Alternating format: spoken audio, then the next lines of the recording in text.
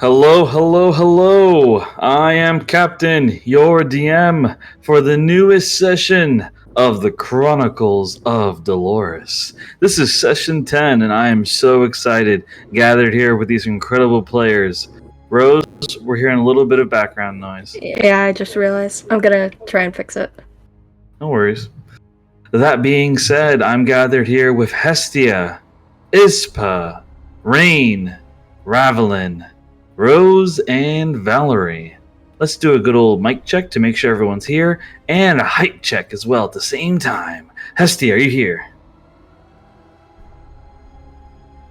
Hello, I am here. Bet. Ispa, are you here? Yep. Bet. Rain, are you here? Yeah. Yeah. Ravelin, you're here. I'm here and I'm nervous. Yeah. Rose, are you here? Sorry, I was fixing sensitivity. Yes, I'm here. Alright, Valerie, are you here? I've been here the whole time. Incredible. Alright. Do I turn it up alright. to fix sensitivity, or do I turn it down? I can't. You move it to remember. you move it to the right. You also want to make sure noise suppression is on. That'll probably help. Ah, okay. Thank you. Okay. Let's officially get this show on the road. You guys hear me clearly? Yeah. Awesome. Yep. Awesome. Okay. So we are on session 10, and we are going to start this story the same way that we always do, with another vision of the past. Vision 11 of the Chronicles of Dolores. And for my players, if you weren't taking notes before, I recommend it now, because this vision is not going to be like other visions. It is going to be quite unique, and you'll definitely want to pay attention. I'm going to begin in a moment.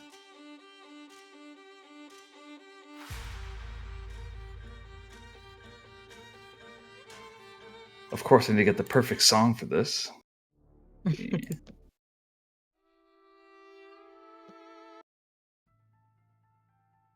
Actually, I like that song.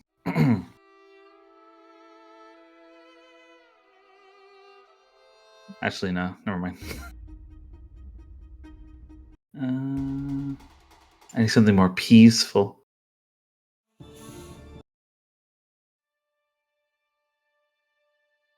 Okay, there we go. It's the year 39 of Dolores. Zareth has been freed by Castor, and as you're having the vision, suddenly the vision is interrupted. Adult Dolores appears before all of you. You all see each other in a black abyss room like before, and you're all surrounded by others that are marked by Dolores, as you all look upon Dolores standing in front of you with her hands on her hips. Oh, wait a second. Now, don't get me wrong. Knowing this whole story is important, but there are some of you that are in a situation that could really use this information right now. Adult Dolores says as she looks at you guys, the players. Now, don't get used to this. I hate jumping between parts of a story, but this is an important thing for those that need this info right now. The people that are actually trying to do something about it right now. Love you, by the way, even though you lost me, but that's okay, I forgive you. And for those that still think they're just dreams, fuck you. Sincerely, Dolores. As she says this with a smile. And then suddenly, the vision returns, but it's an entirely new environment, a different part of the story.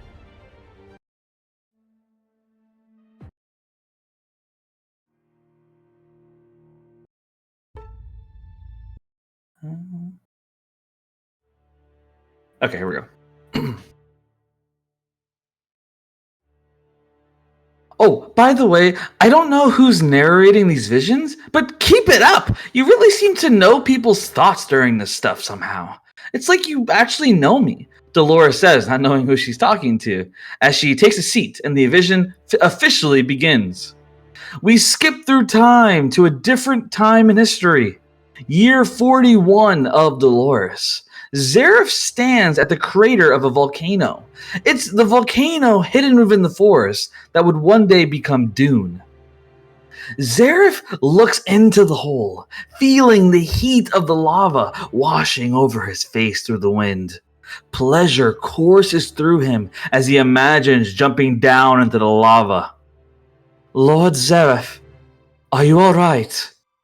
Persephone says as she approaches Zareth from behind, her steps gentle and her clothes breezing with the wind slightly.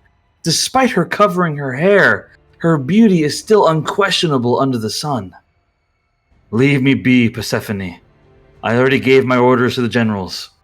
Did they not relay them to you and the others? Zareth says with annoyance. She was ruining his moment of imagining death, the release he wants. They did. They told us to scatter, that the war was over. Persephone looks down with anger. But I don't understand. Robert Daxam and Dolores cower in their castle. You've wiped out over half of their army alone. We could win this easily. So why? Tears come out of her eyes as she says this. Persephone, Zareth says with pity. No! You saved me! They were going to kill me, Lord Zareth. Robert and his twisted family, they were going to kill me simply for being born. But you saved me.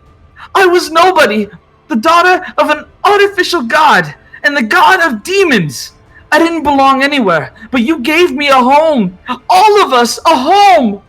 Persephone yells with desperation.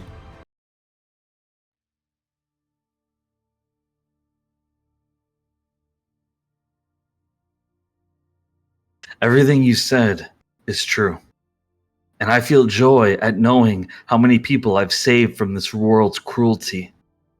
Yet I still find myself pondering what'll happen if I fall down this volcano. Zareth sighs. You all deserve a leader that wants to live. I'm worth nothing compared to the rest of you. Zareth suddenly stops feeling the urge to talk. He steps off the ledge to fall into the volcano. His eyes close for the blissful thought that it'll end here, that he will never hurt anyone ever again. This thought is interrupted when Zareth's hand is caught in midair. He is now dangling. Persephone holds his hand with all her might, preventing him from dying. What do I have to do to convince you that you don't want to die? She says with fear, this curse on me. Anyone I love will die, and anyone I hate, I will kill. It's pointless. Don't you see that? I'll never get what I want. Zareth says with defeat. What is it that you want? Persephone says as her arm begins to get tired. I want what everyone in this world wants. I want love, but I can't have it. So let death be my final attempt to find it, Zareth says. What if I told you that I could give you a love that could never die by your curse? A guarantee that you'll never be alone, Persephone says with a glint in her eyes. I have no romantic attraction to you, Persephone. I've told you this before, Zareth sighs. Despite his hatred for Dolores, he never once felt any desire for anyone else in this world.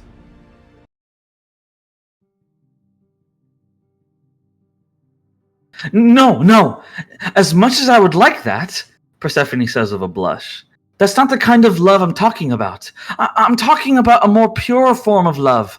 The love of your own child. Zareth's eyes widen as he suddenly makes himself float up, not needing her help anymore. He lands on top of the ledge again and faces her with a newfound curiosity. How? Zareth asks. Persephone relaxes her arm as she sighs with relief. She would do anything in this world to ensure that Zareth lives. She would never forget those silver eyes of his, the ones that looked into hers within the darkness of her jail cell. Persephone's mother was a slave of the Daxam Empire that was experimented on and infused with celestial magic. These experiments would one day result in the creation of the Aasimar race today. Her mother had an affair with the god of demons. She was born with the curse of being immortal and beautiful, yet no one would ever desire her or be attracted to her. Before long, her origins were discovered, and she became a prisoner of the Daxam family. Zareth was the one who saved her, to free her. He was the first person to ever treat her like a person, and not a mistake. She loved him with all her heart. It didn't matter if he didn't feel the same. Demons cannot be killed by curses. Their naturally negative energy cancels it. Lend me your magical power, and I can create a demon child for you, the first of its kind, your son, Persephone said with determination. Demons themselves were the product of negative energy, but she knew this was different. Zareth's desire for love and her love for him would make this child be different. It wouldn't be a demon of evil, but a demon of love. My son? Zareth asked with shock. Yes, I want to give you a son. You need one, my lord, Persephone says as she approaches Zareth and wraps her arms around him, hugging him, her embrace warm and soft. Should I do this? Zareth says as he rests his hand on Persephone's head. He had never created anyone before. He never even considered it possible, as he was so focused on leading the broken and the rejected against the Daxam Empire. But he knew he had to try. If he had to go one more day without love in his life, then he would jump down into the lava, hoping it would be his demise. I don't age either, my lord. I will take care of the child when you are leading our people to a better tomorrow, Persephone says as she hugs him tighter and suddenly brings her face close to his. Feel my lips, my lord. Focus on the love you want, and I will draw out your child from within me, she says, and suddenly kisses Zareth on the lips with passion. Zareth doesn't enjoy the kiss. He simply closes his eyes and focuses on the love he desires, a love that cannot be destroyed, one in which he knows he will never be alone again. Persephone closed her eyes, and negative energy blended with her love for Zareth and his desire for love. Unknown to them, two forms emerged from Persephone's body, a form of light and a form of darkness. Not one child, but two children were born. One with a shadow aura surrounding him and a smirk on his face. The other child with tears in his eyes and a glowing aura around him. How? Zareth says with confusion. I don't know, but they're both ours, and they both love you, Persephone says with a smile. They do? Zareth asks, still confused by all this. The two children nodded. Yeah, thank you for making us, Dad, one child says. We love you, Father. Mother, what are our names? The other child asks. Names, Zareth clears his throat and plays into the role of a father. Your name is Avalon, Zareth says as he points to the boy with celestial aura. Both boys look to be maybe 5 to 6 years old. Well, if you get to name one, I'll name one too. Your name is Zyra, Persephone says as she points at Zyra. The two boys smile, happy to exist and have their parents right in front of them. Yet they felt a strange feeling of being uncomfortable next to each other as siblings, as though they were naturally opposites. They were twins, yet so different from each other. The children of Zareth, an angel and a demon. Let's go get the others back before they leave. Or correction, let's go get the others back before they leave, Zareth says as he begins to walk. Where are we going, Dad? Avalon asks with innocence. I'm going to earn you your home. I reckon the Daxam family castle would be a great place for you kids to play. Zareth says with a smirk. Persephone was right. These children, it made him want to see the sun rise tomorrow. Sounds fun, Dad. We'll stop anyone in our way. They're all bugs to us, Zyra says with a small smile. Avalon, the angel, Zyra, the demon, and Zareth, the cursed wizard. Did the world ever stand a chance? That is the end of Vision 11. So what'd you guys think? Is it twin? I have an uncle. What the fuck? Well, Didn't Dolores say this was gonna be helpful? How the fuck is this shit helpful? we just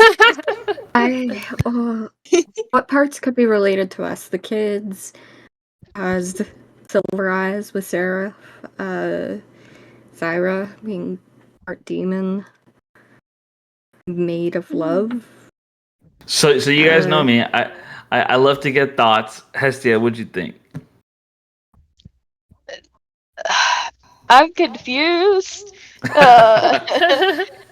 So I probably want to put this out here.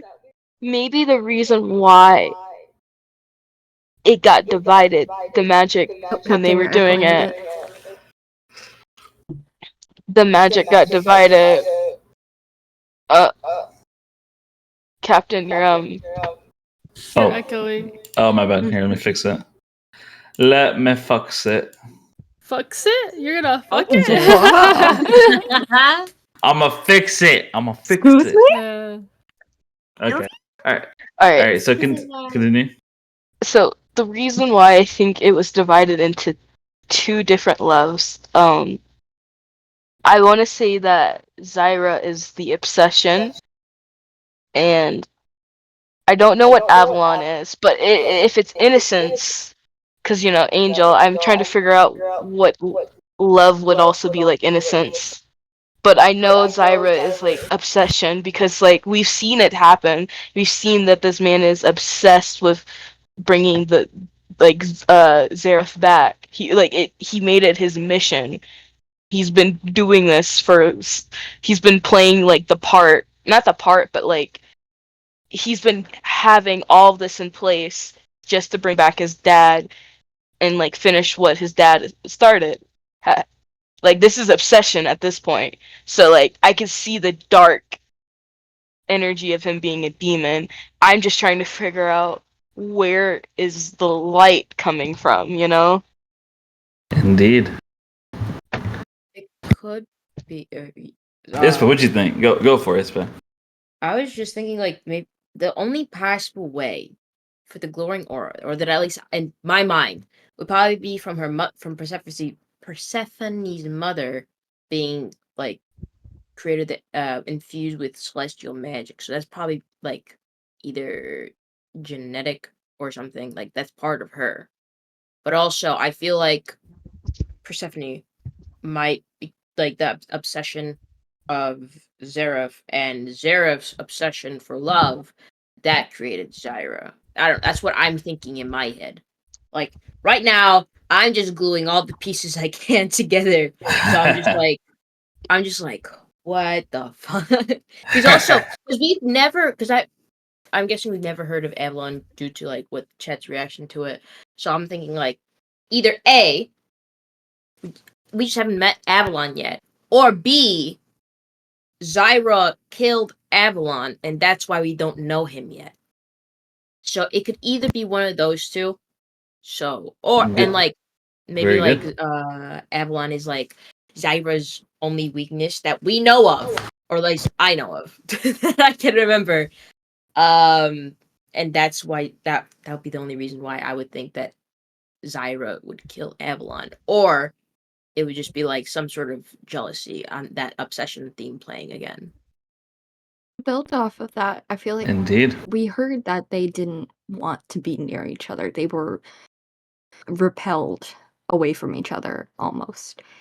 And maybe Avalon just was like, I can't be around you. I just gotta get as far away as possible.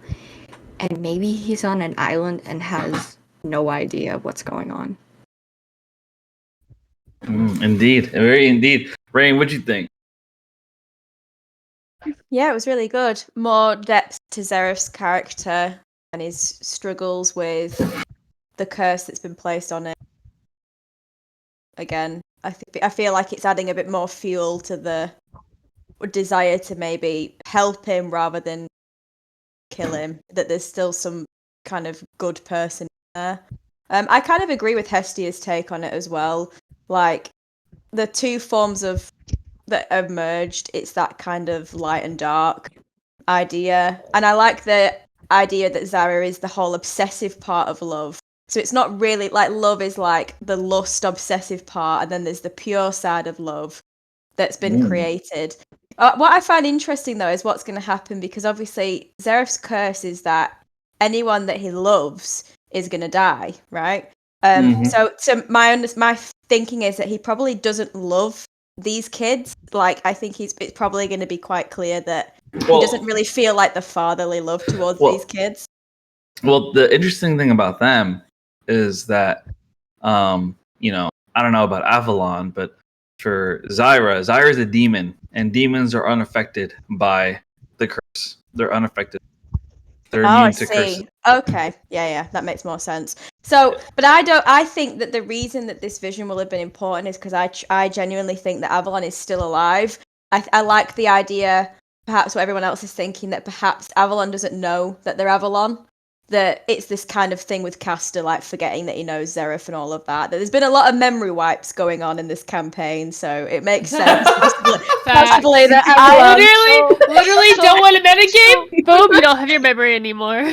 So I also have a feeling You want to too. be in love, but you killed someone? I No. I also have a feeling too, is the reason why Avalon hasn't been mentioned yet is that Zyra purposely, I'd say he got rid of him at the very end. Maybe he was against bringing his father back, and I think I believe Avalon was against Zyra bringing him back. And that's why Zyra got rid of him. That's why we don't know. It's probably at the very end of the vision. Yeah, I mean, we know that Zyra has been trying to. Well, they've been trying to resurrect Zeref a number of times. And then I think the last time we knew about was during the war, like the war against Zod, right? So that was a failed attempt at resurrecting Zeref then. So there's a really good possibility that this has actually been going on for a number of years, trying to resurrect Zeref.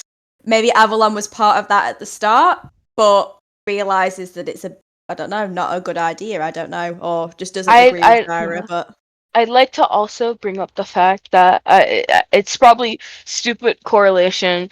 Captain will probably like fucking glee and smile, but do we know who Cleo's parents are? So you don't know. So when it comes to Cleo, Cleo was created by so he doesn't have he was created directly by Pandora. By Pandora. Oh, by who? Damn. Pandora. Okay. I like what I found interesting as well was about how it was revealed how the Asmar race is created. So this idea that I think you said Persephone's mum was a slave who then got infused with some kind of celestial magic, and that's how the Asmar race was made. So yes, it's possible to, if you infuse people, so it's kind of like what we found out with creating the dragons as well, that we can infuse certain people with all of this energy and create new races, which is very interesting. The Daxam Empire is very scary because I'll tell you right now that there's stuff you guys don't even know about. They've done all kinds of shady things to try to create more power. It's like experiment. Yeah, experiment. We only know experiment. So when we were So evil, debating got it. before going to the Daxam Empire, I'm gonna throw my hat in and say, let's not go there next because that sounds not good. We have no Why don't we choice get in to the matter. No. We do have a choice. We can go anywhere else. If we I don't think we do go, have the choice, and the choice is no. if we don't go to the Daxam Empire, it will most likely fall because of Perfect. Zyra. You know what? And- You know what? I don't Sarah, care. It can Zyra. fall. Like, It'll be fine. We'll let it fall. I don't care about Renalia anyway. it's such a use. What? Okay, Renalia. I'm glad Renalia fall first. Right. Well, So we're willing to drop the biggest. We're giving our enemy the biggest come up of the century. it'd be fine. We'll go We to are some not other place. gonna be We'll go to the fine. Grojon jungle. It'll be fine. Do you know how powerful, from what captains told us, how powerful the Daxam Empire is? Yeah, I do. And then we're gonna walk And if through we the do front go gates to the and be like, help us. wait, it gets funnier. We do know that the Grojon jungle is right next to them. My family is also right next to them. Grojon is dying. If the Daxam Empire falls and he goes to the Grojon jungle, he's going to get fucking wiped. What the fuck are we doing at this point? I also have a ton of people on Thornhaven who don't have food who would be good It's for true. our cause. And Man, fuck them! I'm kidding. and I imagine that Ravelin could be useful for that because Yeah, Very true. Very true. Like We Murray got Water options. bad We right got now. options, people. We don't need to go to the Daxam Empire. In fact, let the Daxam Empire fall and we'll sort it out later. What the actual fuck are we listening to? Like, Hestia. we have. You are whipped by your boyfriend. Listen, it's all good. No. It is not even that.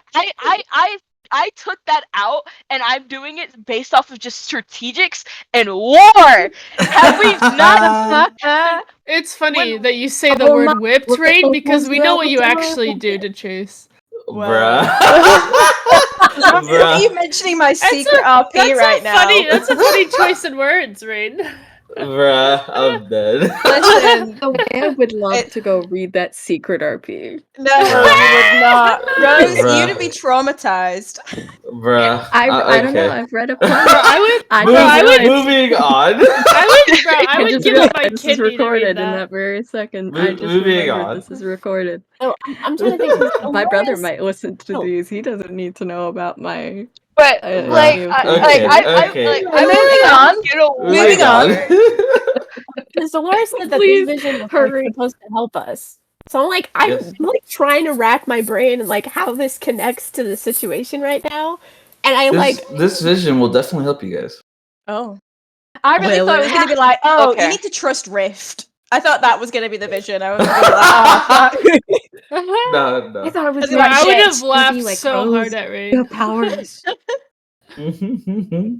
All right, guys. Maybe you gotta be like worry about the babies and such. Oh, fuck. Twins. You know what? We just need to stay alive, Rose. That's all we need to worry about right now. Yeah, you Just just staying alive. Ravelin and Valerie, what did you guys? That was good. yeah. I'm still like I said, I'm still trying to rack my brain on like how this connects to Markel right now. And So- our whole situation. Heads up, Ravelin. I don't know if your mouthpiece is like a little bit far away. Just if you could try to bring it a little closer. Okay, is this better? Yeah, it's a huge difference. Yeah. Okay. So- but yeah, Continue. yeah. I'm stressing. Awesome. Rose, what do you think? I think we're not gonna know how this connects to us until we get started. All right. Let the battle begin. Oh, no. All right. Everybody roll initiative. All right. I choose life. All right. One moment while I get comfortable. Okay. Let's begin.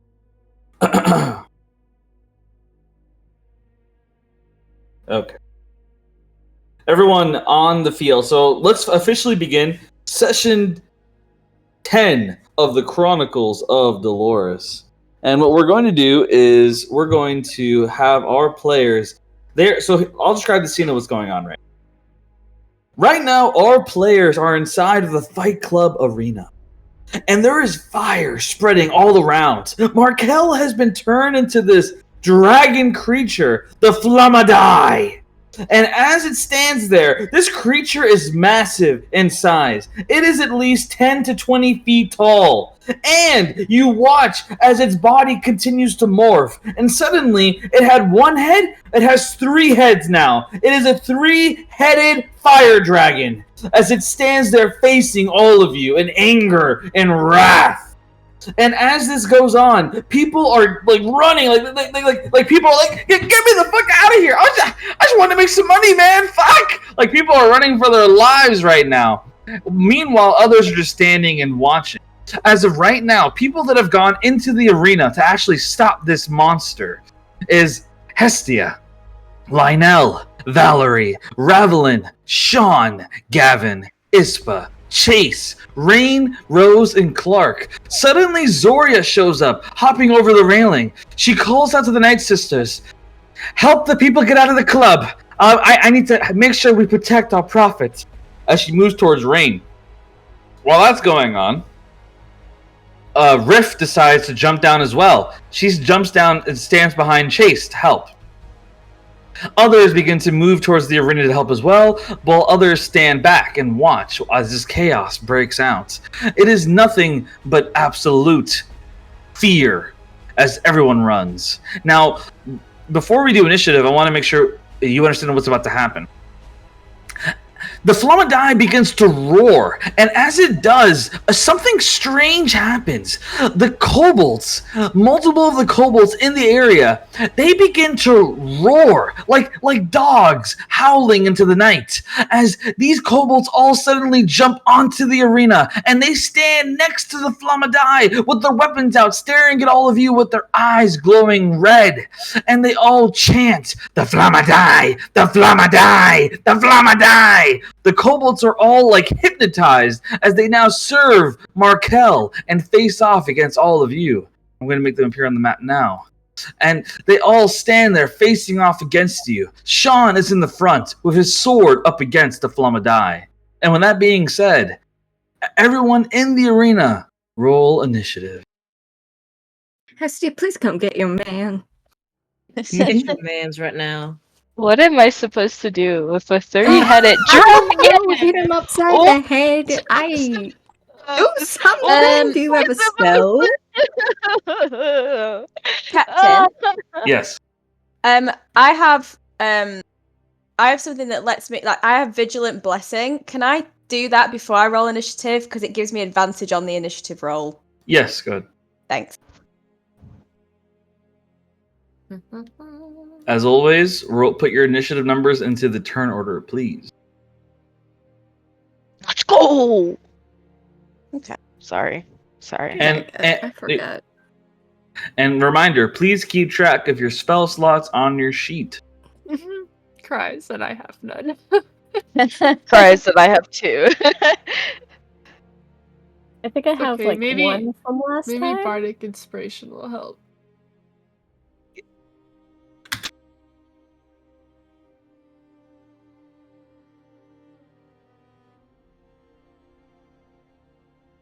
How about we just go with, I don't want to. I don't want to. Hey, we've got some pretty good initiative rolls here. Let's Oh go, yeah, guys. we did. Nice!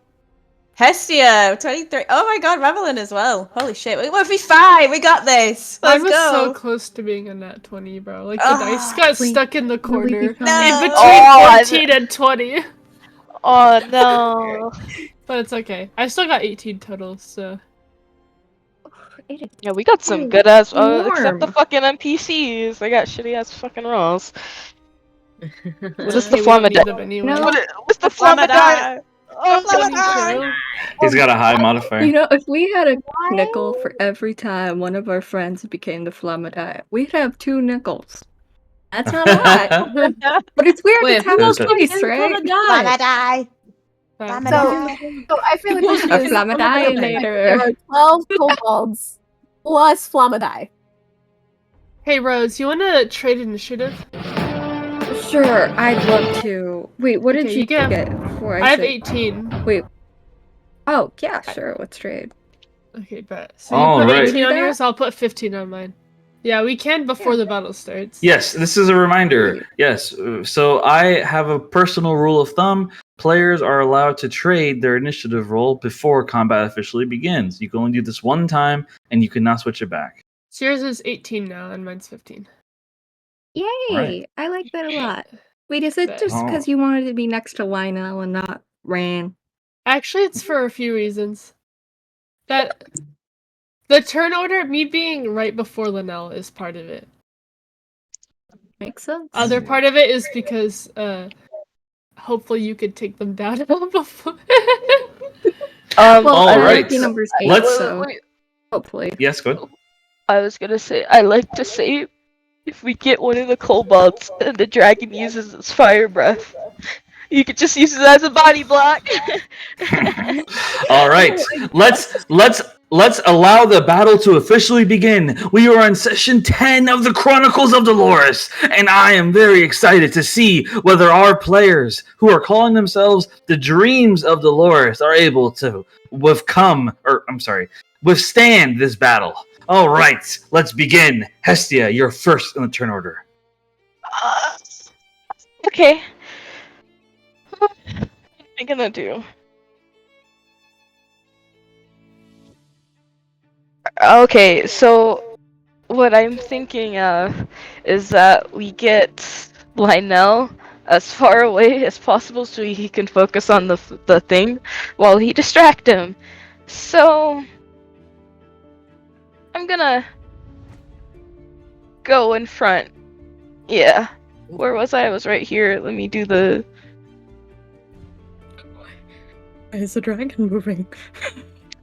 40 feet. I'm gonna get in front of Sean because I have a feeling something bad is gonna happen.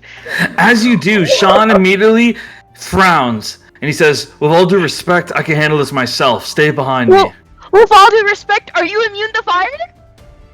No, but I can handle a bit of burns. Exactly. My point exactly. Who do you think you are? As he kind of stares you down. Someone who's not going to let you kill him. Yeah, with all due respect, I don't think he's too concerned whether we hurt him or not. I think he's just worried about us being his dinner. Well, that's the point. Well, we're gonna try not to be his dinner so he doesn't taste what... Is he elf looking? Or human looking? What elves taste like? Now do we? Oh, all right. Rose, we hear your background, by the way. Oh, Oliver. Yeah. Hestia, so what are you doing? Sean kind of just he just nods, is like, fine. I'm holding my action. Okay. So Hestia stands in front of Sean as she faces off against this beast. It just stands there staring at her, its eyes diverting all around the room. It stares at Hestia for a moment. However, Zoria puts her hand up, and a black aura shrooms around the hand, and the Flammadi's eyes stare right at Zoria. It stares at her, and as it does, it says a single phrase. Darkness dies under my flames. And it just looks straight at Zoria, and I'm going to see what movie. Oh, that motherfucker remembers. Rain, get the... Oh, he remembers what happened. He uses blast breath, in which he fires a 120-foot long, 5-foot wide beam of flame straight at Zoria, in which she needs to make a dex save. The flames will shoot anybody else in the way. I am going to say, let me measure to see how this line is shot. I'll be generous. It only goes for Zoria. Oh, and people behind. So while this is going on, Castius enters into the fight club looking for Valerie. Valerie, well, what the fuck is that? As suddenly the creature fires, and Zoria, Castius, and Rel are all in the line of fire as this flame Ranged fires attack, straight right? through. It's a What? ranged attack, right? Yes. Can I kick it? No, you can't. It's deflect missiles. You can only do that. You can only do that if it was targeting you. It's not targeting you. I know. I'm rolling dex save. They fail. And so with the failed dex save, you watch as this beam of fire shoots straight through, hitting Zoria, Castius, and Rel. I'm going to roll damage.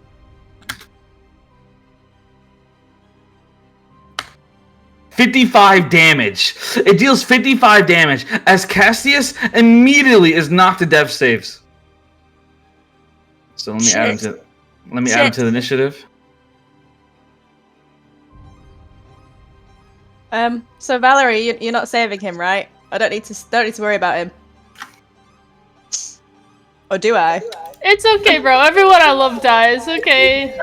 I just read your I comment. can try and save it. I can try. Rose, I thought this was your curse. Why is it happening to me? Rel, Professor Rel is also on death saves. Sorry. Wow. Damn. Whoops. Valerie, I'm sorry.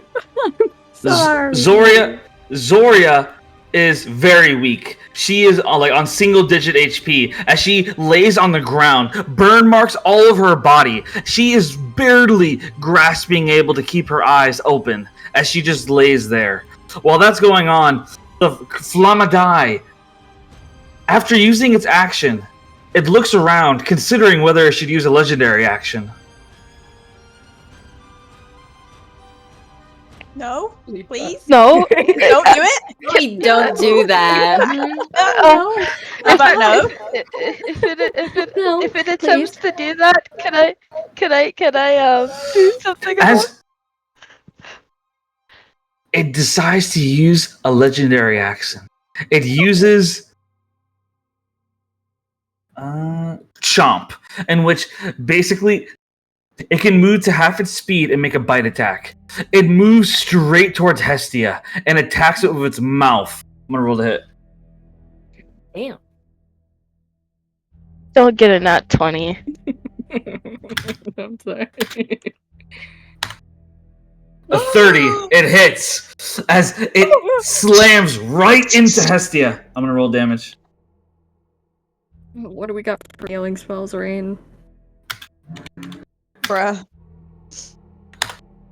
24 damage as it just chomps. Like, you watch as it slams into Hestia. Its mouth just it grabs her and lifts her up and bites hard on her legs and then throws her back on the ground as it roars in anger. Sean curses under his breath. I fucking told you to stay behind me. If you hurt anyone else, beast, I'll make you into a fucking coat. As Sean stands there facing the beast as Hestia is on the ground bleeding. Yeah, Hestia would be like, no you won't! Listen to me! That is someone I care about, so I am begging you! Don't kill him! Sean, Like, she's groaning in pain, yeah, she's... roll persuasion. And also update your token with your HP. Yeah, I am. I was doing the You're damage. You're all good.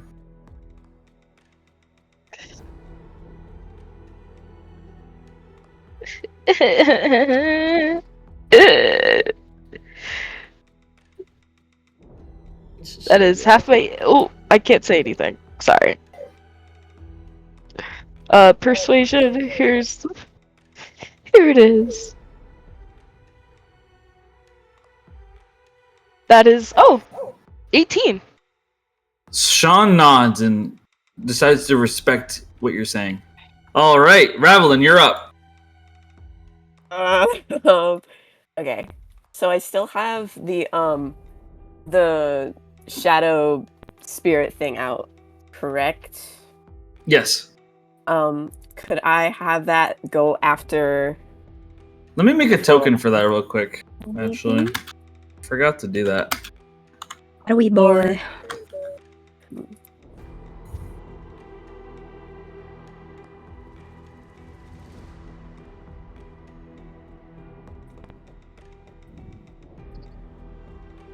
Okay.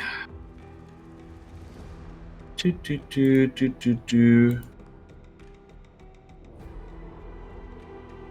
Well, actually, I'm making a token for it, but it would have disappeared by now, actually. Okay. If that's the case, can I do the Thorn Whip cantrip? Yes, go for it. Okay. Just as sorry. It's okay. Okay. 9.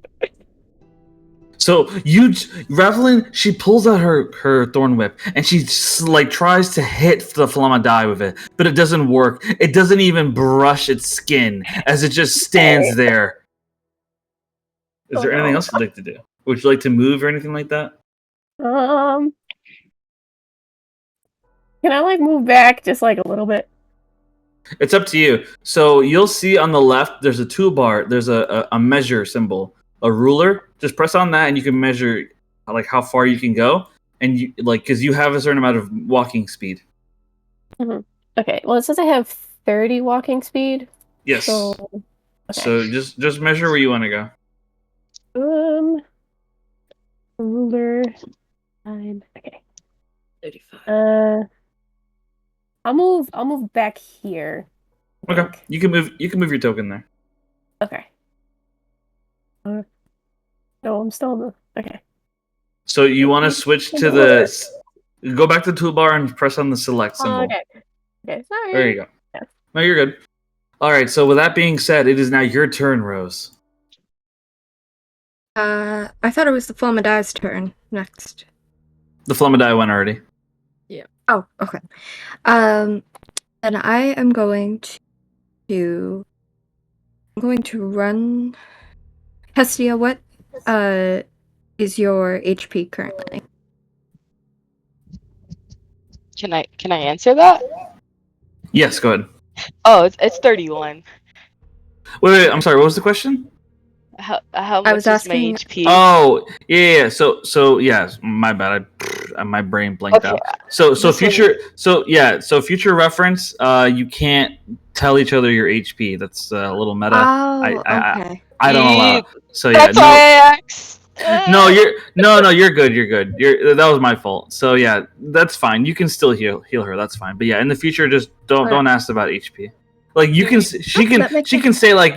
she can say like oh, I'm really low. I'm hurt. Just no numbers. Yeah. Okay, I was gonna say makes it's sense. pretty bad. I was gonna say that, but I was like, that's when she actually was like, I don't know No, if you're he good. allows it. No, you're good. So I am going to run towards the. Oh, what? Oh, I had the wrong thing on. I apologize. I'm going to run towards the kobolds, and I'm going to use my great sword to attack this one. The one to my top. So remember, right. you can double. You can like click and hold down. It'll ping for you. So left click and hold down. Yeah, I have my tablet out currently. Oh, So, well, yeah. Can you do that on tablet, Valerie? I think you can you? Oh wait, do what again? Is it for the Ping. ruler? Yeah. No, ping. To ping, I think you have to hold it down, like with Yeah, your just finger hold it. on it. Yeah, just hold your finger down on it. Yeah, But- there you go. Sometimes it's a little weird with pings. Okay, but, that's but fine. you can hold it down. Okay, roll to hit. Go for it.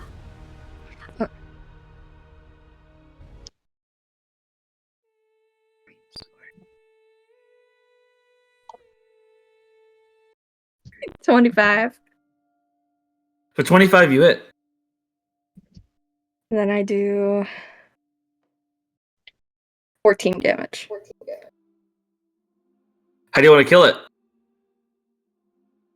I want to slash it right across the chest. So you slash the kobold right across his chest as it just drops dead to the ground. Ah! and it like blood is everywhere as it falls to the ground. Behind you, Clark is on one knee, and he is very weak right now. Like he is barely able to stand on his I own. forgot about his health. Rain! Don't look at me. You're the one with the healing spells. We got shit to do, girl. I'll see what I can do. I would heal your There we husband. go. This song is perfect. All right. So after Rose does this, Rain, it's your turn. Fire is spreading. Debris are falling. People are running in panic. People are getting burned to death. Zoria stands behind you, barely alive. Castius is on death saves. Rel on death saves. Clark is to the side of you, and he's barely able to breathe. Meanwhile, you have Hestia, who's taken a bad hit, and they stand against kobolds and the Flamme. Nothing but chaos around you. What do you do, Rain? Wow, no pressure. Okay. Right. So first thing I'm going to do is use my bonus action to Misty Step. All right. So, Rain suddenly teleports. Go ahead. I'm going to be going, let me see, about here, right next to Hestia. So Hestia, about there. so Rain goes 25 feet to the left of Hestia. She appears next to her. You stand next to Hestia, who you see is covered in blood a little bit. The Flamme roars in your face. I'm going to turn to Hestia and be like, you good? It could be better! Do you need me right now, or can I kick some ass? Kick some ass. Let's go. Okay. I'm going to cast Moonbeam. So, I'll just show you where I want it. So, 5-foot radius. So, let's try about there. So, Nice. 1, 2, 3, 4. And they need to make a con save. All right, I'll roll. I'll let you choose. Do you want them to do 4 individual con saves or 1 con save? Can we do 4 individual? Because I'd like to get at least some of them. No worries. That's annoying, but I think that would be better. No, you're fine. Okay. I personally do the 1 because I'm a gambler at heart. All right, so 2 of them fail, 2 of them pass. Okay, so the ones that fail take 2d10. So let me roll for that. Give me 1 second. Moonbeam. I'm just doing it at 2nd level for now. I cast it from my phone is the question. I don't know how to cast on the phone. Back. Has anything come through on the dice channel for that? No. Okay. Oh, right. Oh, I did it as a 3d10. Oh well. Okay. 20 damage for each of those. So all 4 of them immediately die on the spot. Bruh. Hang on. No, I'm sorry, not 4.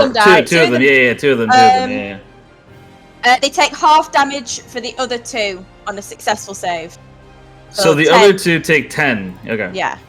So yeah, you just see this big beam of moonbeam energy just kind of crash down, sort of smite them down, but the light sort of stays there in that radius. So there's still the moonbeam in that space that I cast it in.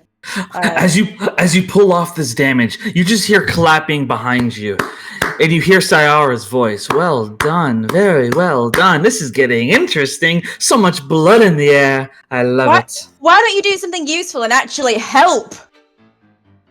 Oh, I am helping. I'm helping by watching.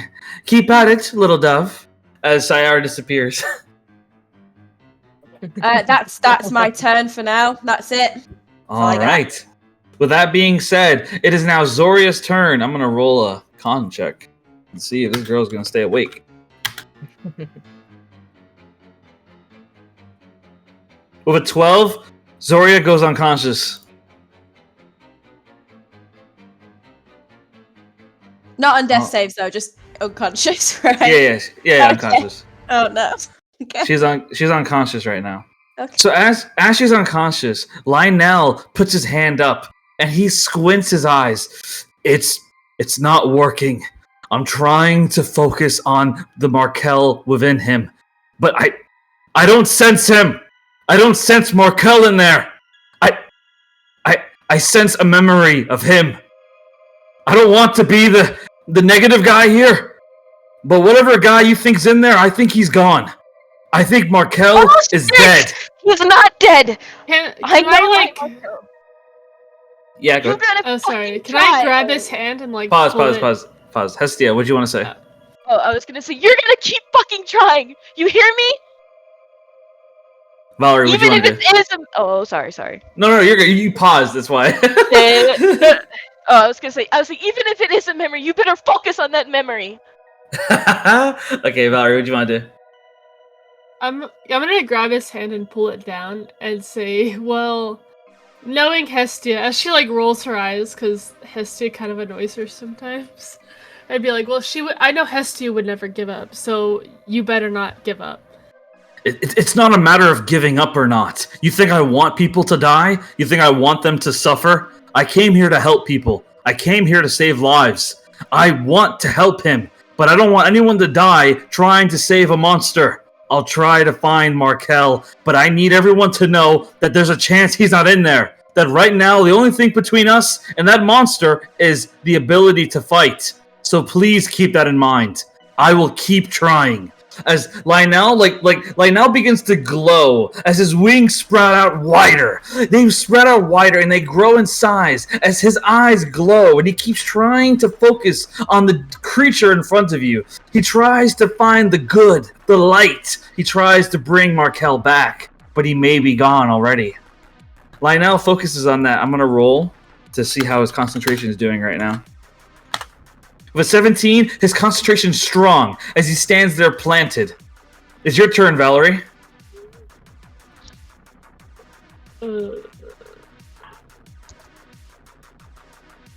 Okay,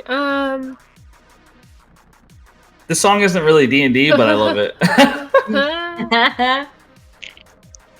Can I like pull Linnell back like to over here?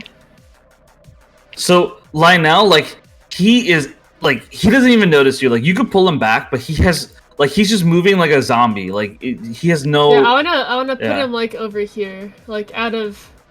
Yeah, there we go.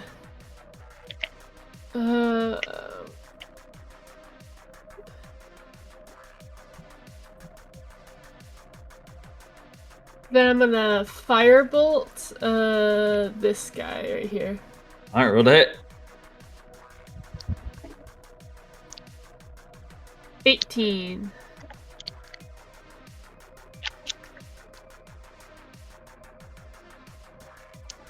You hit. 9 damage. So with 9 damage, the creature takes a firebolt straight to its leg. It falls to its knee, screeching in pain. Flamme die! Flamme die! Flamme die! That's all they keep saying over and over. Flamme die! And then I want to bonus action use Bardic Inspiration Okay. and give it to Hestia. So Hestia, you now have Bardic Inspiration. Yeah, 1d8, 1d8, 1d8. All right. 1d6. That's the end of Valerie's. That's the end of Valerie's turn, as it is now Ispa's turn. What do you want to do, Ispa? Okay. Okay. Does talking does not count as an action, or does it? No, it doesn't. Okay, thank God. Okay, so And also, just I've said it before, but for new players, I tend to have an anime mindset when it comes to combat. So I know it's technically 6 seconds around, but you can have a little bit of a chat. Nothing too long, but I'm not strict on that. Anyway, continue. Okay. I was just gonna let me see. I'm gonna use 10 feet of my movement to go towards Gavin, because Gavin's like, that skin, the skin, the skin. So I'm gonna use 10 feet of movement to go up to him and grab his arm. And just be like, Ispa's gonna be like, hold on, give it. That dragon is someone a part of our team. You gotta hold on. This ain't no hunting This isn't a hunting game, okay? This is a dragon. Gavin smirks as he looks at you. Oh, princess. You really are quite precious when you try to speak to me that way. I have dealt with plenty of beasts like that. I can handle it easily. Okay, that's great, but I don't really want to see you burn to a crisp right now, so let's not go full aggro on this dragon, okay? Gavin looks at you with a bit of a smirk, and he pulls out a sword you haven't seen before. A sword with an emblem on it. An emblem of a dragon. And he looks you in the eyes. I wasn't only hired for my good looks, or my experience, or my refusal to be in war. I was hired because I'm not just a tiefling hunter. I'm also half dragon. I can handle this beast easily myself. I'm fireproof, Princess Ispa.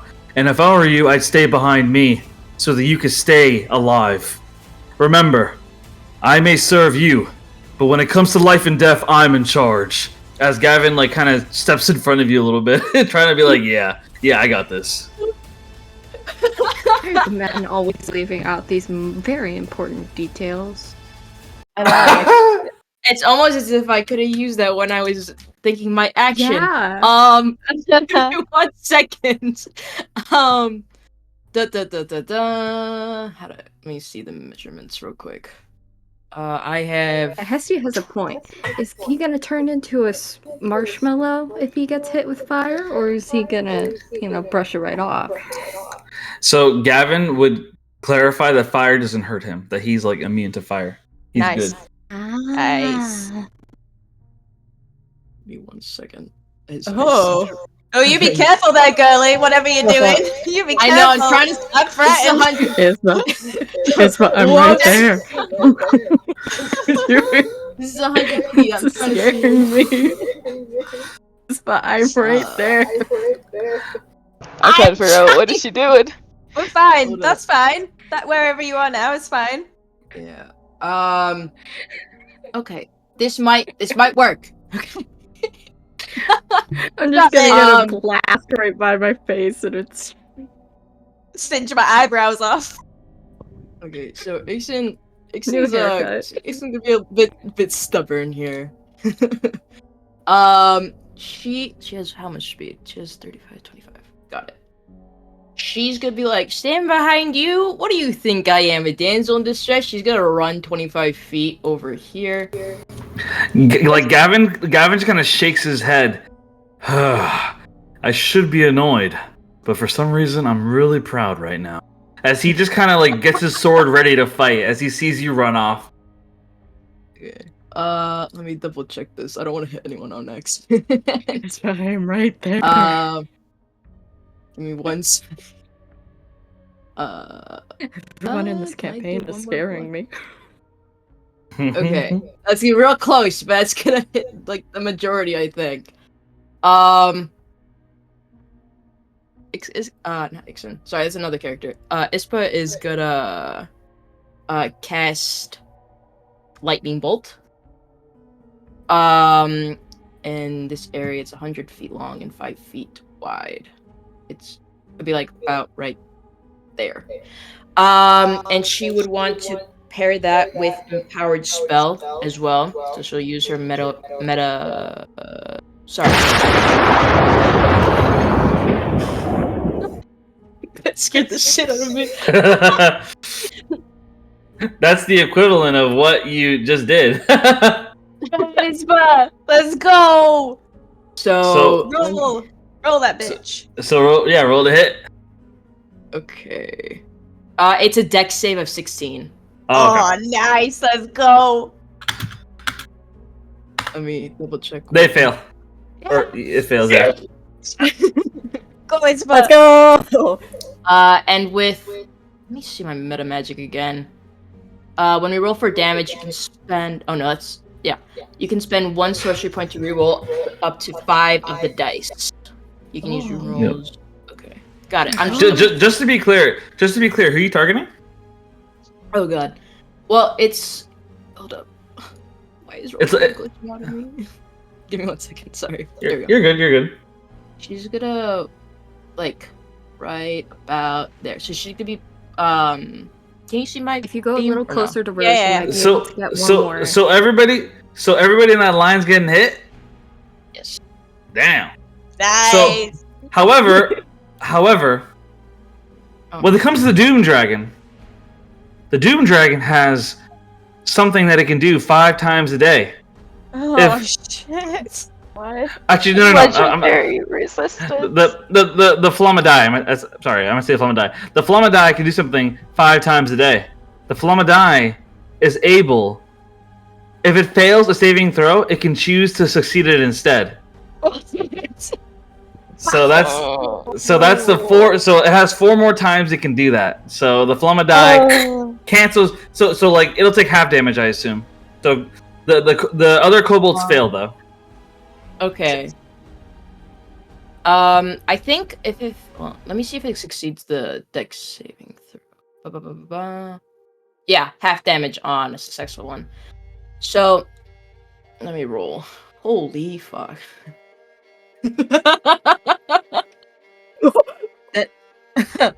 But with empowered, I'm confused on empowered spell. Do I roll 5 times of that? Let me see. Or let me just double Are check. you trying to I do the haven't used empowered meta meta magic? Yeah, empowered spell. I see here. Yeah. So basically, you use 1 sorcery point, and basically, the way it works is that basically amongst the dice, you can. Yeah. Okay. So basically, the way it works is that you can re-roll. So you can roll 5 times. However, okay. So here's the easy way to explain it.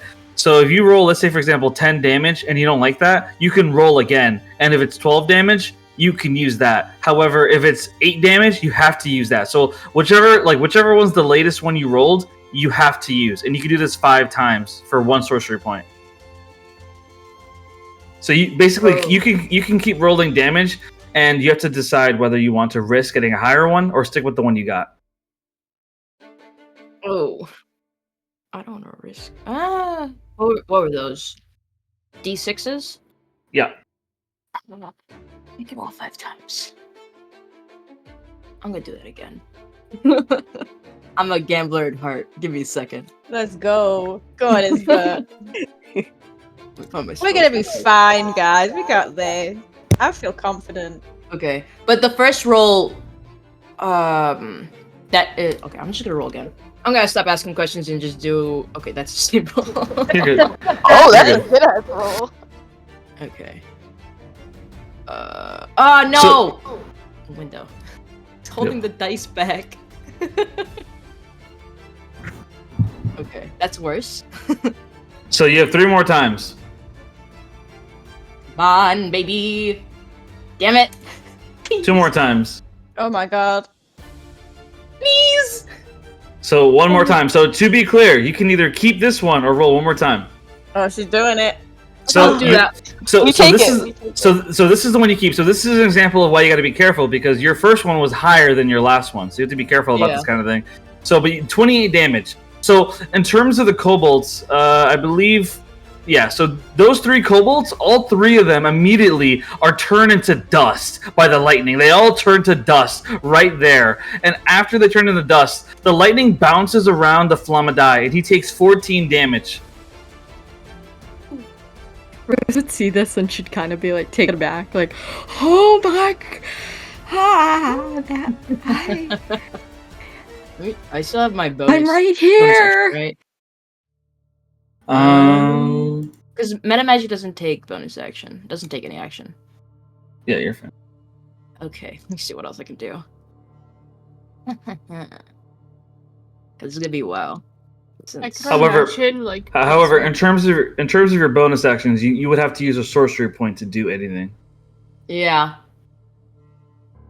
Yeah, I'm debating whether not to use quicken spell or not.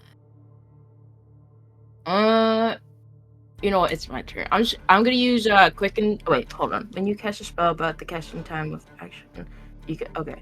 Oh, so I can cast a spell as a bonus action if I use Quicken Spell. Got it. Yes. Okay. But it would cost you I'll 2 do that. sorcery points. I'll do that. I have 2 left. So I'll use Quicken Spell. Let me mark Lightning Bolt off. Can't do that again. I'm gonna use Magic Missile at the. Alright. Let me see. Just to inform you, you only have 2 sorcery points left. I'll use it. Let me see. I'm gonna get rid of these. Let me see what Magic Missile. If I upcast that just adds more darts, correct? Correct. So if you were to do 3rd level, basically it creates more darts. Yes. I'll do Magic Missile level 2. Let me take that off real quick. And that'll create 4 darts. Yes. So let me see. I want do this again. Hold up, give me 1 second. I'm gonna try to hit these 4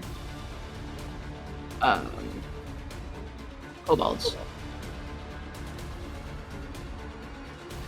And then do I have to roll for damage or is it just automatic? Oh no, duration is continuous. Okay. Is that fine to hit those 4 kobolds Yep. yours too? Okay. So are you targeting the kobolds?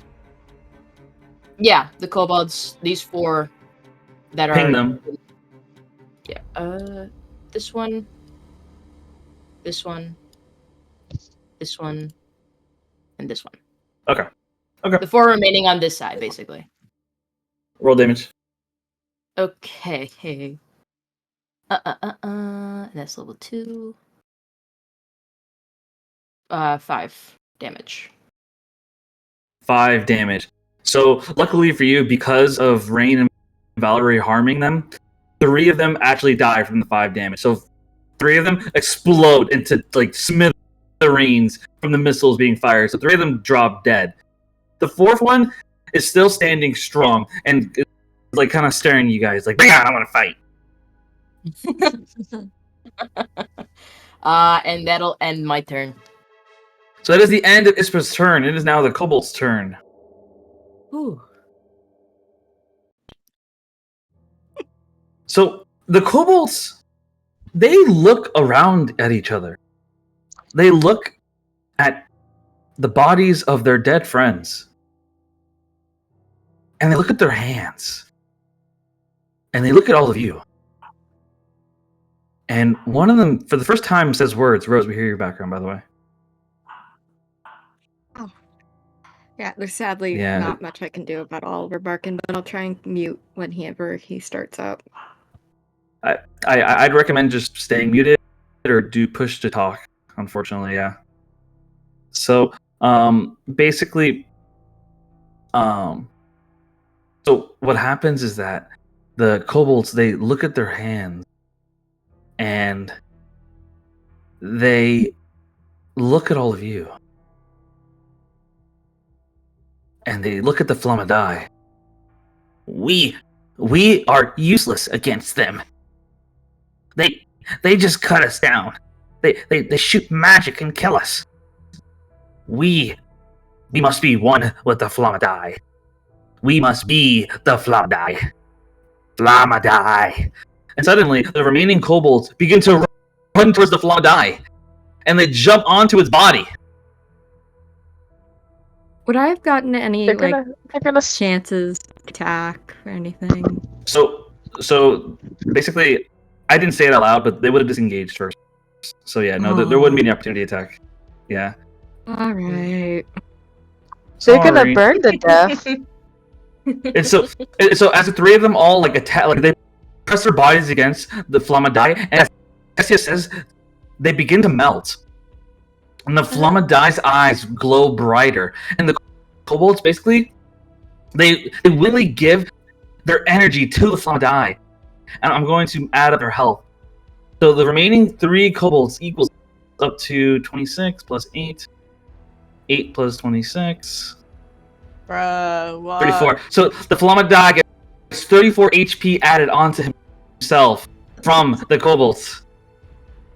Why? Stop. Okay. You know, we could all Wait, just wait, wait, wait, turn wait, wait, wait, around. wait! I have an idea. I have Yes. an idea. I have an Yes. idea. Yes. If they can do it, because obviously they're melting to death. Like they gave him his essence. Yes. Could I hypothetically do that? What? Surely Hestia. not Hestia. Why? It was Yeah. made, no, think about it. Think about it. Think about it. It was We made need from you- my blood. It's definitely a possibility, but you may die, or you don't know what would happen. Girl. I have to get it. I have to get. What's it called again? Markel. It could work, or you could die. It's a risk. I would roll to be honest with you, I would roll a probability dice, and I won't tell you what the odds will be. Oh shit, Hestia! I have the seed. Don't do it. No, I can't. Wait, I what You if have the what if seed we gave and Hestia the you lose seed him. and We then also have the center red it? wizard blade. No, it's oh. Oh wait, does that need attunement or not? No. I say give Hestia the seed and have her jump in. Okay, well Oh, when I get the moment. Okay, no, I'm thinking like worst case scenario. If like we're all on death saves and stuff, I feel like that is a possibility. But just because it's totally based on like probability, I wouldn't. We're still in the first round of combat here. We're gonna see. We're gonna Exactly. find out. We might be okay. Yeah. Anything drastic. Okay. If it's the last ditch effort, I will do it. If it's the last ditch Yeah. effort. Wow. Okay. Like if So- you're Brave worst girl. case scenario, we're all dying, then it's a possible. TPK. It was nice knowing you guys. Okay. So, with this happening, Sean looks at the environment. He looks at Hestia and Rain, and for a moment, he's going to step forward to attack. But then, he looks around again, and he shakes his head. It seems like you have an attachment to that creature, and I don't know if I can hold back against it. So I'm going to help others instead. But if you need my help, tell me. Because I'm telling you right now that if I move in on that thing, I'm not holding back. I will not die just to be nice of some pet. I'm going to help that guy over there as Sean begins moving towards Clark. He kind of bends a knee and he places a hand on Clark's neck. Clark is looking pale. Sean casts Cure Wounds on him. Let me roll to see how much it does.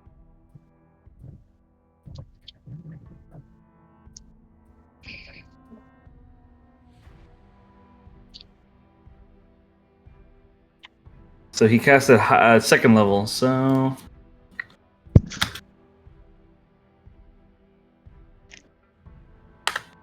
$14 HP. So Clark gets 14 HP back as he slowly stands back up, and he looks a lot better compared to before.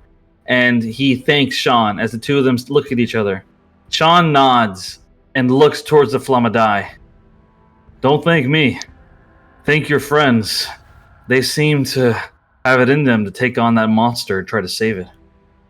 As this goes on, it is now Riff's turn. Riff begins taking a step forward as Chase begins running, but Riff grabs him by his shoulder. What do you think you're doing? I'm going to help my fiancée. What do you think I'm doing? You need to stay here. You need to stay alive. You'll just get in the way. Chase kind of closes his fists in anger. I don't know who you think you are, but you are clearly someone who likes to underestimate those above them. I may not be anyone to you, but I am someone to thousands of people, and I don't have to enslave them to make them care about me. As Chase kind of flicks her wrist off of his hand, and he continues to take steps forward. Look, I'll stop the Flamme. I'll save your fiancé if you promise to stay right there, to not get any closer. Chase shakes his head. Why? I can stop the beast. I can put him to sleep. But I do not want you putting yourself in danger. I don't want my sister or half-sister or whatever she is. I don't want her to lose the man who's the father to her child. I can sense it in her. I smell it. I smelled it the same way I smelled it with Rose. I am not going to let that happen. So stay here, or I won't help. Chase kind of looks down. Fine, but I'm helping that woman over there, as he points at Zoria. Fine, fine. As Riff begins taking steps forward, she stands behind Hestia and Rain. How are you two holding up so far? What the fuck do you want? Get the fuck out of here. You see Hestia turn her head. If you aren't planning on helping, I will deck you to next week. Relax, dears. I can stop that creature. All I need Define stop. I'm going to save your little boy toy, Hestia. Relax. As Riff continues to take steps forwards, all I need you to do is catch me when it's over. I'm going to enter the creature. I'm going to pull Markel out as Riff walks up to the Take Flamme me with you. It's more of a one-trip kind of thing, girl. Sorry. Hey, It's Hestia, more let of- her go in there. If she burns to death, it'll be great to watch. So she stops and looks at Rain, and she has a bit of a look on her face. You know, you and I will never see eye to eye, and I admit that if I had my way, you'd be in a fucking cage begging me for forgiveness. But that being said, we both had a shitty fucking father, and we both want to win. You may act like the goody two-shoe, you may act like the good girl, but I see through you. You want power the same way I do. You're just trying to act better about it. Now, if you don't mind, I'm going to save my home, and when I'm done, then maybe we can have a real chat. As Riff walks up to the Flamadai, the creature roars in her face, but she doesn't care as she walks up and places her hand on its leg, or hand, whatever. And as she places it on there, a firing eminence shines all around. And I'm gonna roll to see if this works. If it does work. I kind of don't want it to work. Suddenly, Riff screams in pain as her entire body gets lit up with fire. Her skin burns off. Riff suddenly falls to the ground, not breathing. I was going to ask to grab her Let's go. before it happened. No, Hestia, no. Let this bitch die. Hestia, roll dexterity check. Bro, no, bro. I was dexterity check, you said? Yep. What? She's got the slaves, man. Inspiration! No, just let her die. You can use it. If you want to. I wouldn't recommend it. I'm going to ask you one time. Are you sure you want to do this?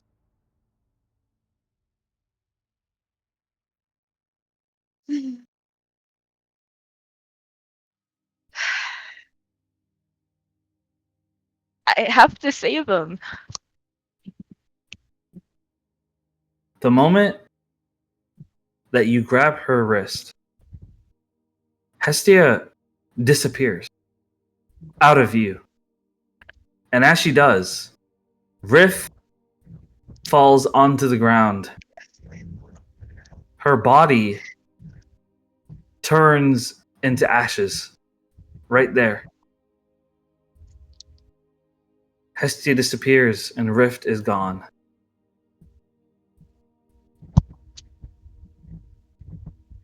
It is now Gavin's turn. Holy. Gavin takes out his sword. It's a good thing I brought this. I never thought I'd have to use it again. I hope you're ready, you monster. This is my dragon whale sword. As it begins to glow, and he spins it in the air and charges straight towards the Flamme. He swings it right at its face. With 12, he misses completely. The creature's able to dodge it as he misses completely. It is now Chase's turn. Chase walks over to Zoria, and she places her hand, he places his hand on her to try to see if he can heal her. But his healing magic is no good, as he tries to find a way to wake her up. However, as he tries to wake her up, suddenly, a portal opens right next to her body. A black portal. And as this happens, suddenly Hestia finds herself to be standing in a place of pure fire. Fire surrounds you. You feel it on your skin. You feel it in the air. Nothing but fire. And as you do, you just hear a voice, a laugh. You shouldn't have come. Your love is already burned away, and I have only brought you here to add to my collection. And as this voice is heard through Hestia's ears, and Rift's ashes fly into the wind, suddenly the entire arena begins to crack. Multiple cracks form as you all fall. You fall 10 feet down to a new level as rocks and debris fly all around. People are losing their minds. They're screaming. They're panicking. People are trying to figure out what's going on. As they do, Argorius, along with the Dragon Force, jump down to help you. They try to jump down, but as they do, the arena collapses. Let me make sure I get all the Dragon Force in there real quick. Kiongo, Eliza, and Gastian all jump down as well. Drake weirdly jumps down as well. And as they all jump down into a new arena, suddenly, you watch as the portal gets bigger, and you see someone step out of it with their arms crossed, a smirk on their face. It seems like the woman finally went down, and I was able to come inside. Hello, old friends. You all see Zyra walk through the portal, looking at all of you. Zoria was the only thing keeping him from getting in here. She was in charge of the barrier, but from her being knocked unconscious, Zyra took his opportunity, and as he walked through, 5 others followed behind him. You've all seen them before. 5 members of the Dark Order. I'm posting them in keynotes. But the 5 members of the Dark Order suddenly appear as Zyra stands in front, the members of his special team meant to invade Devanya. And they stand there with a smirk. Nothing but destruction, fire, death surrounds the air as you fall into this new arena. An arena that's covered in layers of lava from the crimson heat of the Flamme. And with that being said, we're going to take a 10-minute break. Bro! Oh, I thought you were about to end it, and I was gonna I don't know why. I I don't would've believe the fought Flamme you. die. I don't believe the Flamme die. I don't believe it. Hestia. Oh god. I hope you guys. Hestia, I blame you. Why? Hold on. It still would have happened regardless. No, you should have let her die. She's dead anyway. What are you talking about? I don't know, man. Maybe if you did nothing, Yeah, you but would now have been able you're to dead. use You're, like, your action somewhere. to stop this from happening. Okay, we move. I blame Raymond Hestia. What did I do? It's always your fault. I'm I here hope trying you to guys kill know. bitches save the day. I Okay. hope you guys know. I pull the Odysseus. I'm scared. If you guys haven't seen the new one, because there's like a little I've seen musical clips. with Thunder Oh my gosh, I with love. Thunder Oh, Saga. the Thunder Yeah. Saga! Yes. I pulled that one from Thunderbringer because like Hestia, like she Oh, loves Markel way too much. I also I have have a question. I have to save him even if it kills me. So did I hear Rift calling out Reyna's pregnant? No, you have been too far away. Well, then wouldn't Hestia have been too far away to hear Linnell talk about giving up on the Markel? That's a good Girl, point. you gotta give it up Okay, with well- magic. Well, but to be fair, Lionel was yelling that intentionally, so Okay, but would I still hear it? no. Riff is known for her discretion. She wouldn't be yelling that out loud. Can I roll perception? Sure. Roll perception, but the DC is going to be high. I tell you right now. Watch, she rolls a nat 20. Where Oh, is that's a Zara? 10. Never mind. Not high enough. Yo, why you want to know so bad? So I Let me have my secret. Yeah, I just want to that'll know. help. You and I can enjoy our pregnancies together. I'm not saying shit. Nobody's gonna know that this bitch is pregnant. I mean, we'll find out in a few months when you start showing, but okay. Maybe. We'll see. Maybe I'll hide it. We'll just Wear see lots of her layers. Maggie clothes. Maggie clothes. Maggie clothes. I just I put on weight. You know, I it's was okay. fresh I'll Dark kill man. Chase and Rain, and I'll never know. Why can't I'm we putting just you be guys on a friends, new map Valerie? now. Putting you guys a new map now. Oh fuck. Oh wow. Y'all are at Okay. each other's throats like 90% of the time. It's funny. Character development, man. I love it. Me and Valerie enemies for life. I am alone on an island. How Islands wide in are the those stream. things? That is what we are. What I No was one in trying to do after was pull her out of the way. You know, it's all good. Yeah, no, you weren't fast enough. Huh? I wasn't? What's the DC?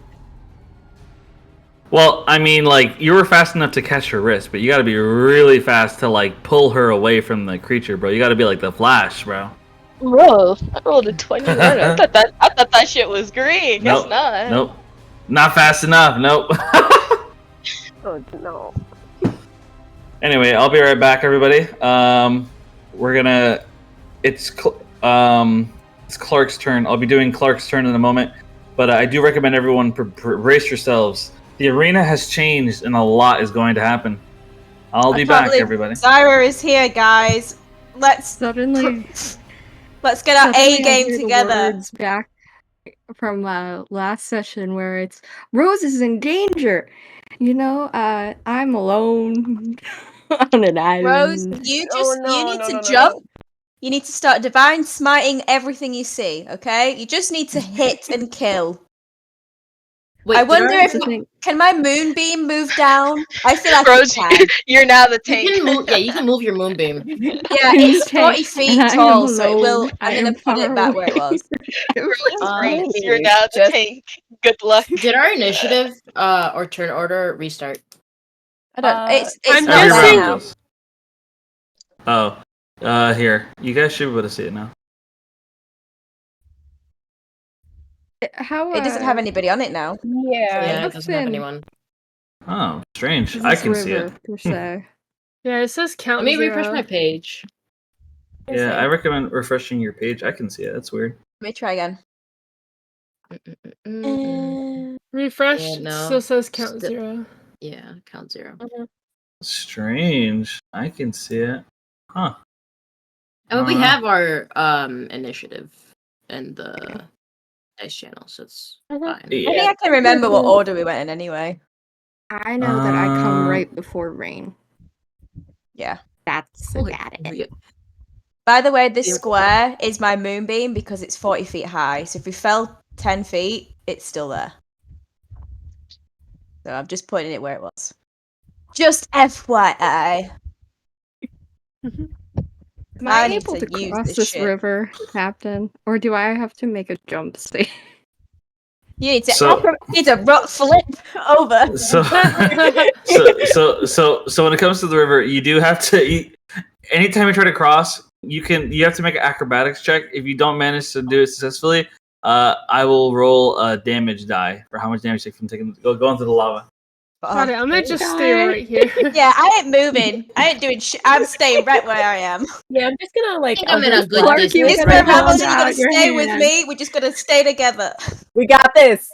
We can do We it. got this. Honestly, I'm in perfect view of everything, so I'm fine so far. As soon Exactly. as long as Zyra doesn't be a bitch. Sorry. Oh, for my dad. look how close Chase is to Zyra. Fuck's sake, my stupid fiance is dead. But fuck. Also, No. wait, is Mama Moonbeam a too. square or a cylinder? Oh, it's a cylinder. I'm just drawing it like. Oh no, yeah, it's a cylinder. I think. Maybe I can just take Chase out right I now can and change you won't the be able to shape. see it. Oh, okay. Hey, maybe no, maybe I was like, Gaston will jump in and save us. Gaston, you know, Yeah, Mr. Gaston. Rose guy.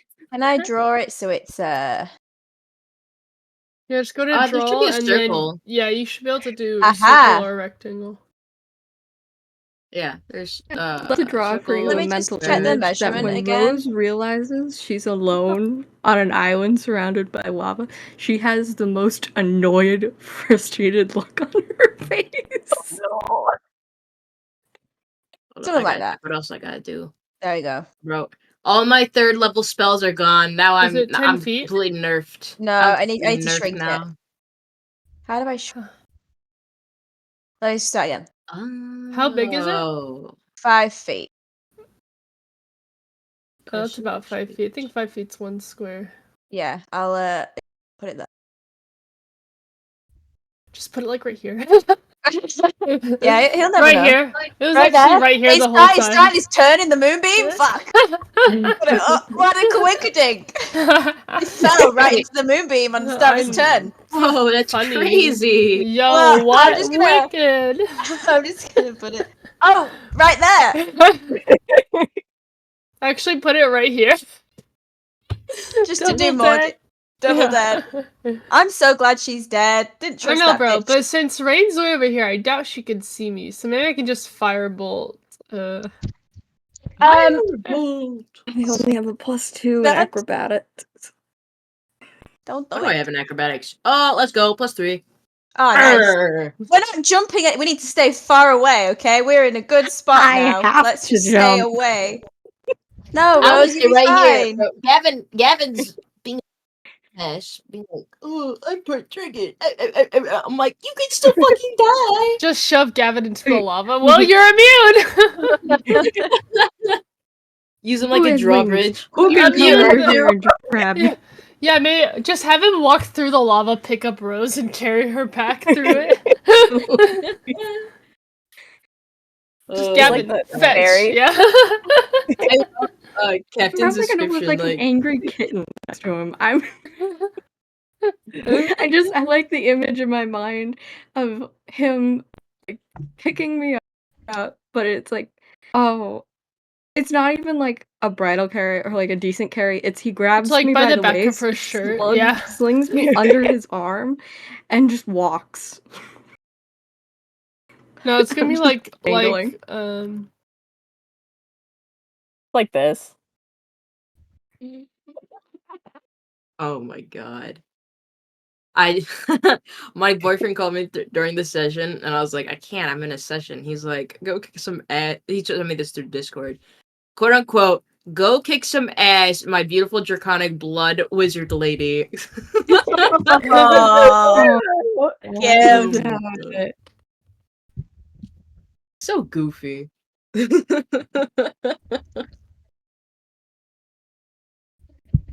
Oh god. No. I loved Gav's description of Gavin charging towards the dragon. He's like, and he misses completely. Oh my god, there's another fire elemental. it's that guy again. No, the one that heals every round. no, it isn't.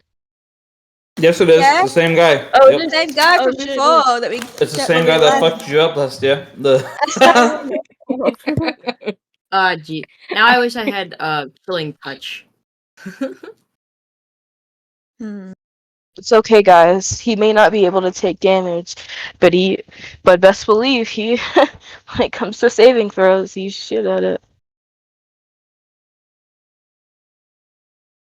Oh, I didn't tell you guys his fucking weakness. Well, we did, but What do I didn't. Well, it's fine. We got like the whole ass Dragon Force. We have Drake. It sounds weird. We got Drake. We got Drake. We got Wait, Drake. so We if got Rift is Gaston. If Rift is dead, does Graham automatically become the Shadow Priest? I don't know. No, there has to be a An a election, voting, but right? only one person's An running. election. You know, I'm gonna run next to Rain. Let's go. Or next to That's the last Graham, thing and I'll we be like, need. I love I'll be you like both dearly, Rain. but that is the last thing we need currently. I'll run against Graham, and I'll be like, Rain, who you gonna support, huh?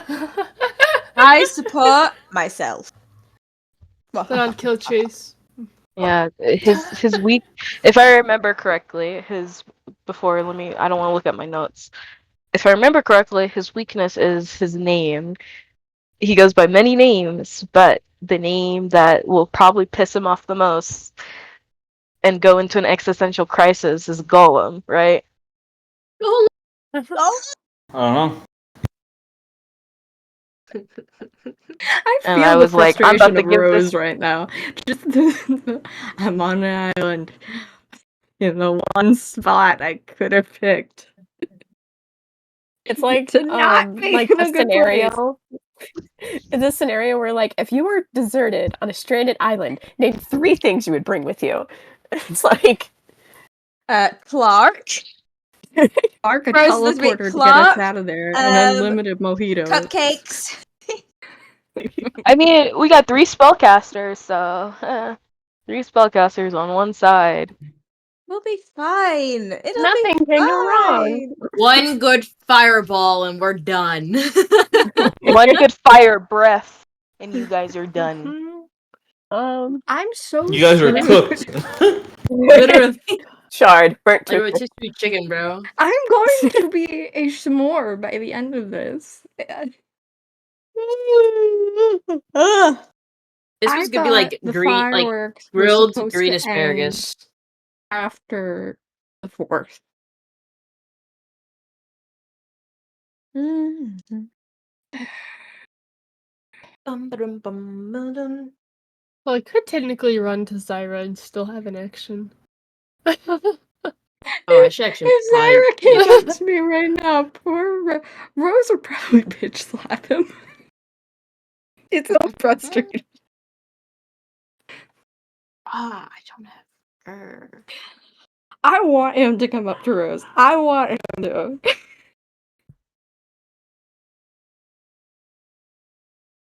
Okay, guys. We're gonna start in 1 moment. You know, Zyra and his friends should, like, focus on, like, not us, you know? Like, Just not us. Leave us alone. like, Anyone oh, but look, us would be there's nice. a rock over there. You should go beat it up. I cast distraction. Zyra can focus on filling out all the paperworks for family therapy for him, Rose, and Sylvan. They all need it at this point. All I'm gonna You can be say a is, good dad guys, for once. Fill out the I paperwork. think I have a plan. It's the plan Where because you're are you right disappeared now? into the unknown currently. I can only see the Dark Order members on the turn order. She said, I think I have a plan. What's the You're plan? gonna turn Markel on our team. No. You're gonna grow I know, wings we and carry me away? That's bullshit. You should, like, use Markel to, like, fight Zyra and his friends and stuff. Wait, would he target them over us since he's like focused on dark energy? I'm Yeah. scared. Possible. Exactly. Because that's why he targeted Yeah. the other girl, because the Yep. Dark Order. Or Sure. like dark energy. Mhm. Or would he Exactly. target Rain because Ciara? Leave me alone. I don't know, man. I think he should just target Chase, bro. Ugh. I have a Chase has plan. to leave. He has to escape. He's gotta go. He has to leave. Hestia, what's your plan? I have a plan. Hmm. Hunter's mark, whatever is inside Markel, and eye of foresight to give myself advantage. Okay. Sorry about that. I was really hungry. All right, everybody. Mm.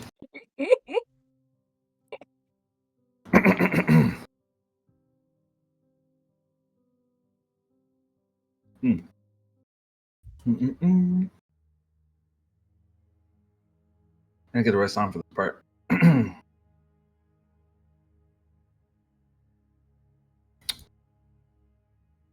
So what I'll do is I will add you guys to turn order, and you can re-put your numbers in. But I'm not going to add everyone else because that would take too long, and I can see them. So.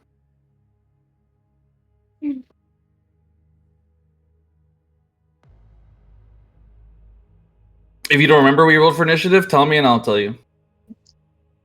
I Rose, remember. you're I 18. remember. And Yeah, you're we switched. 13. 15. Never mind. Ignore me. It was 15. 15 and 18. Yeah, Rain was 15 18, and Hestia 18. 26, 23, Rain is 17, Ravelin 22, Val Valerie 18, and and Rose 15. yeah, Val and Rose switched. So Rose is 18. Val is now 15. Rain is 18 because she rolled initiative twice because of her ability thing. Mm, Vigilant blessing. Yeah, so it's 18. wigging Right. out. Please stop wigging out. All right, let's get this show on the road, everybody. Okay, so sorry about that. Let's officially get back into session. So, our group finds themselves to be in a new kind of battle environment, deeper below the Fight Club, in which chaos continues to ensue. Our players are surrounded by different little layers of lava in their way, as the Flamme stands tall and proud. Hestia has disappeared into the wind, taken by the Flamme, while Rift was turned into ashes, and her ashes blown into the wind. We don't know if she's dead or what, but she's definitely gone. As Gavin stands there facing off against the beast, Sean stands next to Clark after healing him, while Rose stands on her own. Valerie stands next to Lionel, protecting him, while Drake, a man who is rumored as the dragon god, but isn't actually a god, enters into the arena. The Dragon Force enters into the arena as well, with Argorius in the front. Argorius yells, "Dragon Force! Focus on the threats at hand. We need to protect the dreams, and we need to make sure this damage stays constrained to here. No one else dies today that doesn't have it coming." The Dragon Force nods, "Yes, sir!" as they all stand behind Argorius, moving in. Chillon stands there and is like, I just wanted to get some. I came here because I wanted to get some shadow coins back. Rain and Chase kind of owe me some, so yeah, that's why I'm here. While that's going on, Eliza, Kiongo, and Gastian all entered into the arena as well. Zyra stands there with 5 members of his Dark Order, people that the players have gone against before, back in Renalia during the fall of Renalia. Each of them with their own capabilities, their own powers. They have experience with them and knowing how dangerous they are. Zoria remains unconscious, the only woman that was able to keep them from teleporting here. And Chase stands there in shock, staring at Zyra and the others.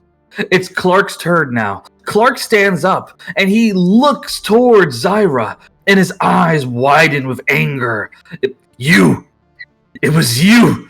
Clark begins walking towards Zyra. Sean grabs him by his arm. Hey, what are you doing? Get your hands off me! That's him. What are you doing? Clark doesn't even respond to Rose as he keeps marching towards Zyra. That's him. That's the man that made me into a slave. He's the one who made me betray my oath. He's the one who made me forget my love. As Clark keeps moving towards Zyra in pure anger, Clark's armor begins to glow, and Clark casts mage armor onto himself. The armor encapsulates around his body as he keeps walking through the lava. The lava doesn't even affect him as he keeps walking through it. He yells towards Zyra, "You, me, right now!" As Clark keeps walking towards Zyra, he pulls out his long sword as it glows, and he pulls out his shield as well. He keeps walking towards Zyra in pure anger. And he attacks. I'm gonna roll to hit. With 24, he hits.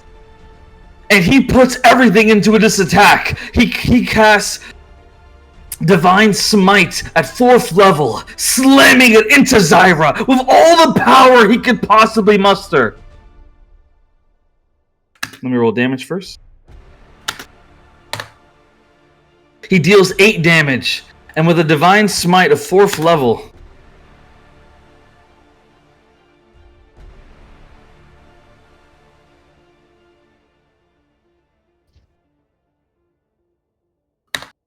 he deals 59 damage. You watch as a bolt of lightning shoots from the air and slams into Zyra. You see black smoke rise around. You can barely see anything at all anymore as Clark stands there yelling in anger, blaming Zyra for the fact that he almost killed the ones he cared for, that he betrayed his own country, he betrayed his own oath. He stares into Zyra's face as the smoke encapsulates around them.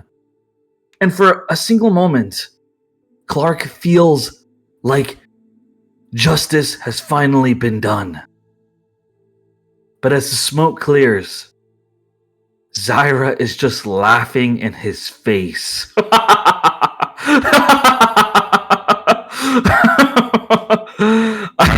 This is really embarrassing, but who are you again? Zyra smiles at Clark as anger fills his face. And Zyra uses his reaction. Black mirror. He snaps his fingers and suddenly a mirror appears. It's colored in black as suddenly a bolt of lightning shoots from it. The same one that Clark shot just a moment ago. It fires straight through Clark's chest. There's a hole where his heart is supposed to be. As Clark drops to the ground. Dead. He's dead.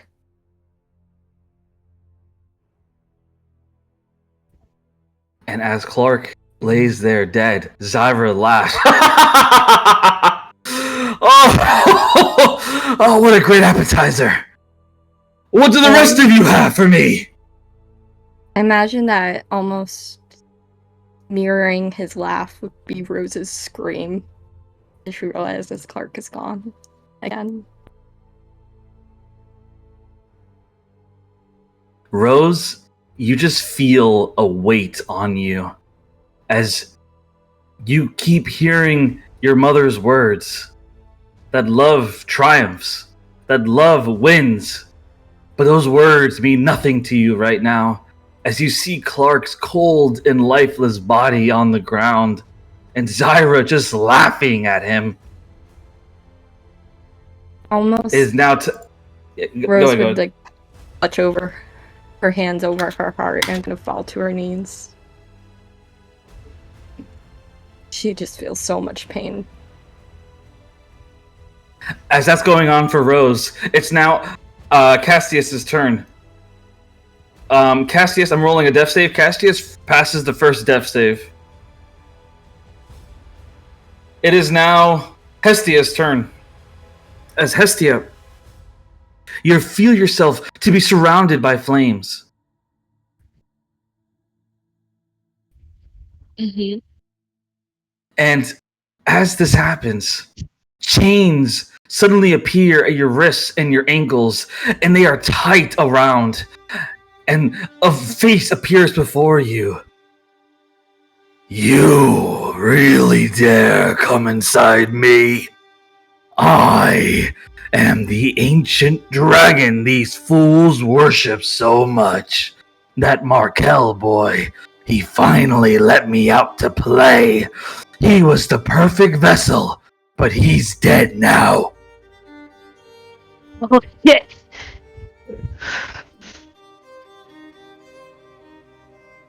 I refuse to believe that bastard's dead.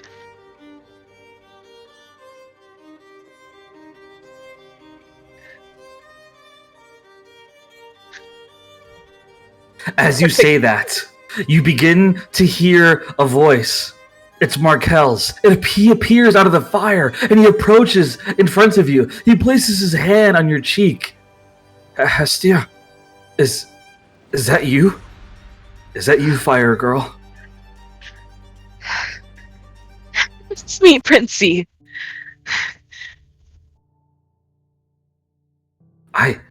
I've missed you so much. You and I know we fought the last time we were alone together, but it's so hot here. It's so hot, and yet my heart still burns warmer for you. You can take the heat. If you can deal with me, you can take it. You're right. I could handle your heat, but I couldn't handle his. And that's why... No! Hestia. That's why I died 2 minutes ago. I'm You're already lying. dead. No! As he says this, he just disappears into a whiff of smoke. You make it too easy to play with you. You make it far too easy. When I get out of this strains, you see her like she's starting to like glow a bit. I am going to fuck you up in the name of fucking Markel Daxam. As you say that, the creature looks you in the eyes. Tell me, the woman who held me before you, Rift, is she worth keeping alive? Or should I keep her dead? I could care two shits about her. All I care about is Markel. And I know for damn sure he isn't dead. I see. Well then let's see how long you can play this game of delusion. As the chains disappear from your wrists and your ankles, and suddenly, your fake mother appears before you. Crow appears before you. Dr. Wendell appears before you. All three of them facing at you. All three of them with swords in their hands. If you can kill all three of them, then maybe I'll let you see Markel. If he's alive, since you're so sure.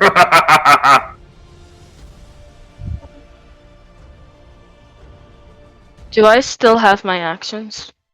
You have your actions as you are in this strange place, and you face As a these bonus three people. action, Yes, good. Hunter's mark on him. So And you eye cast... of Yeah, no, go for it. Go for it. and eye of perception. I'd like to Mm. use that. All right, roll it.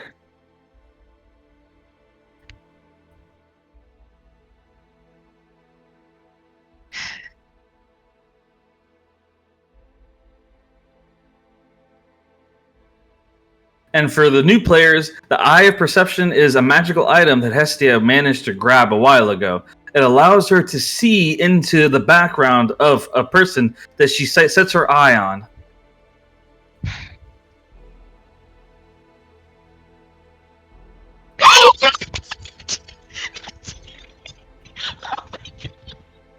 A nat 20! With a nat 20! Wow. You see everything. You see everything. You look into this dragon's face, and as you do, all the images of Crow, of Dr. Wendell, of your fake mother, they all disappear in front of you. And he yells in anger, What is this? What is that? What is that eye? As he screams in pain, and the fires disappear. And you see something completely different. You see a small little dragon. A small little dragon that was thrown into a volcano. A small little dragon that only wanted to be understood. And as you see this, the dragon begins to cry. Stop looking into my past! Stop it! And as this happens, tears roll down his eyes, and his face disappears. And you see Markel on the ground. You see him covered in burn marks, but he's still alive. He's unconscious, but alive. And as this is going on, you all watch as the fire dragon, the Flamme, die. 2 of its heads fall off its body. It takes massive damage as it's destroying itself from the inside. 2 of its heads fall off as it shakes there in pain. No! No, I say! No! And it screams in anger. And we'll come back to you, Hestia, because we'll get to you trying to get to Markel. But that's the end of your turn, basically. And the creature takes massive damage as the 2 heads fall off. And a full passion of anger. It takes out its anger by shooting a reactionary attack. I'm sorry, guys. No, you're good. It charges its mouth. It charges its mouth. And it sets its eyes at the battlefield, not even caring about what it senses anymore. It just fires randomly, and it fires its attack straight at Valerie. Ooh. And Ravelin. Uh-oh. It shoots a 120-foot range fire blast. Both of you roll a dex save. Does Linnell roll too? Oh, to put a number on how much damage Hestia just did, her eye perception nat 20 made the dragon have an extensional crisis. So basically, the dragon has taken 200 damage. Wow. 23. Go on, Revelin. You got this, Valerie. What about Linnell? So Ravelin gets a nat 20, so she takes no damage at all. She dodges it perfectly. Valerie, what'd you roll? Is it a dex save or a dex check? Dex save. What about Linnell? Can't worry about that right now. Well, I do, because I want to jump in the way if it's gonna hit him. So it'll shoot through you and hit him no matter what. Can I push him out of the way instead? You can do that, but you will take the full damage if you do that.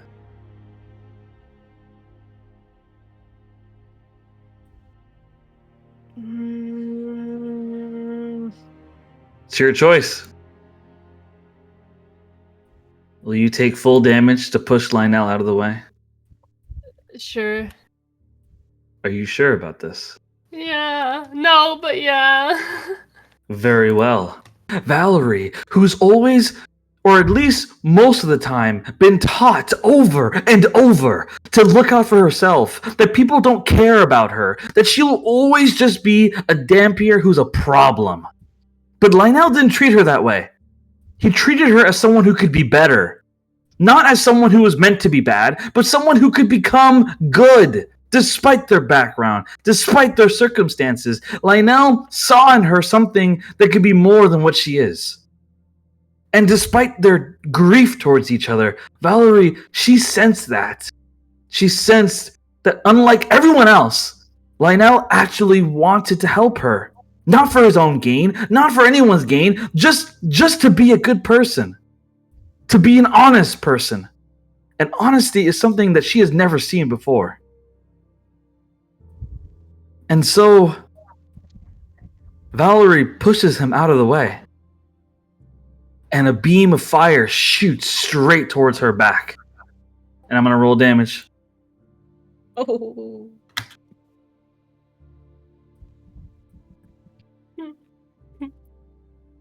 I'm scared. Ispa hold me?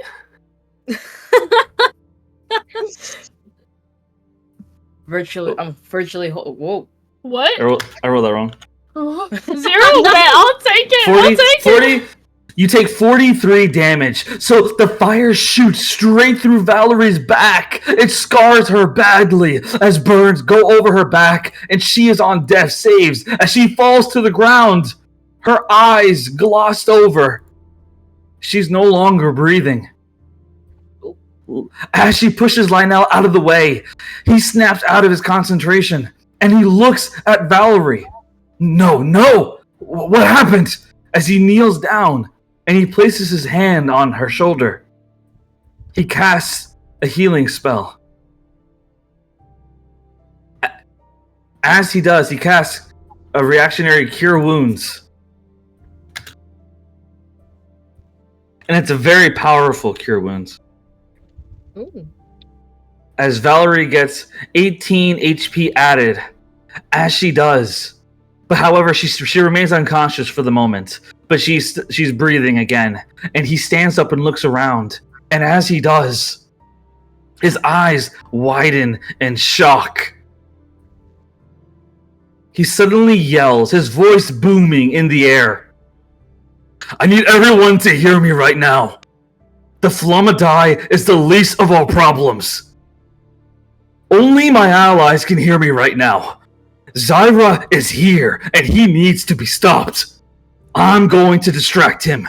While I do, you need to get Zoria back on her feet. She's the one who controls the barrier. She can make them go back. But we need to do it now. The dragon can wait. We need to stop Zyra. He will kill everyone here if he gets the chance. And no matter what happens, keep Valerie out of it. As Lionel steps forward,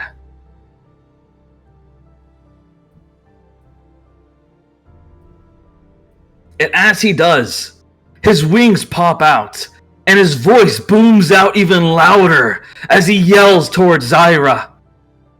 It's been a long time, Zyra! Are you gonna stand there like a coward, or are you gonna fight me? Zyra hears the voice and looks over, and his face goes from laughing with cockiness, laughing with glee at Clark's death, and turns into a frown of anger as he yells towards Lionel. Is that you, brother? Is that you, Avalon? Zyra casts a reactionary spell, Misty Step, and he teleports right in front of Lionel, facing him now, his hands glowing with blackness. As he stares down Lionel.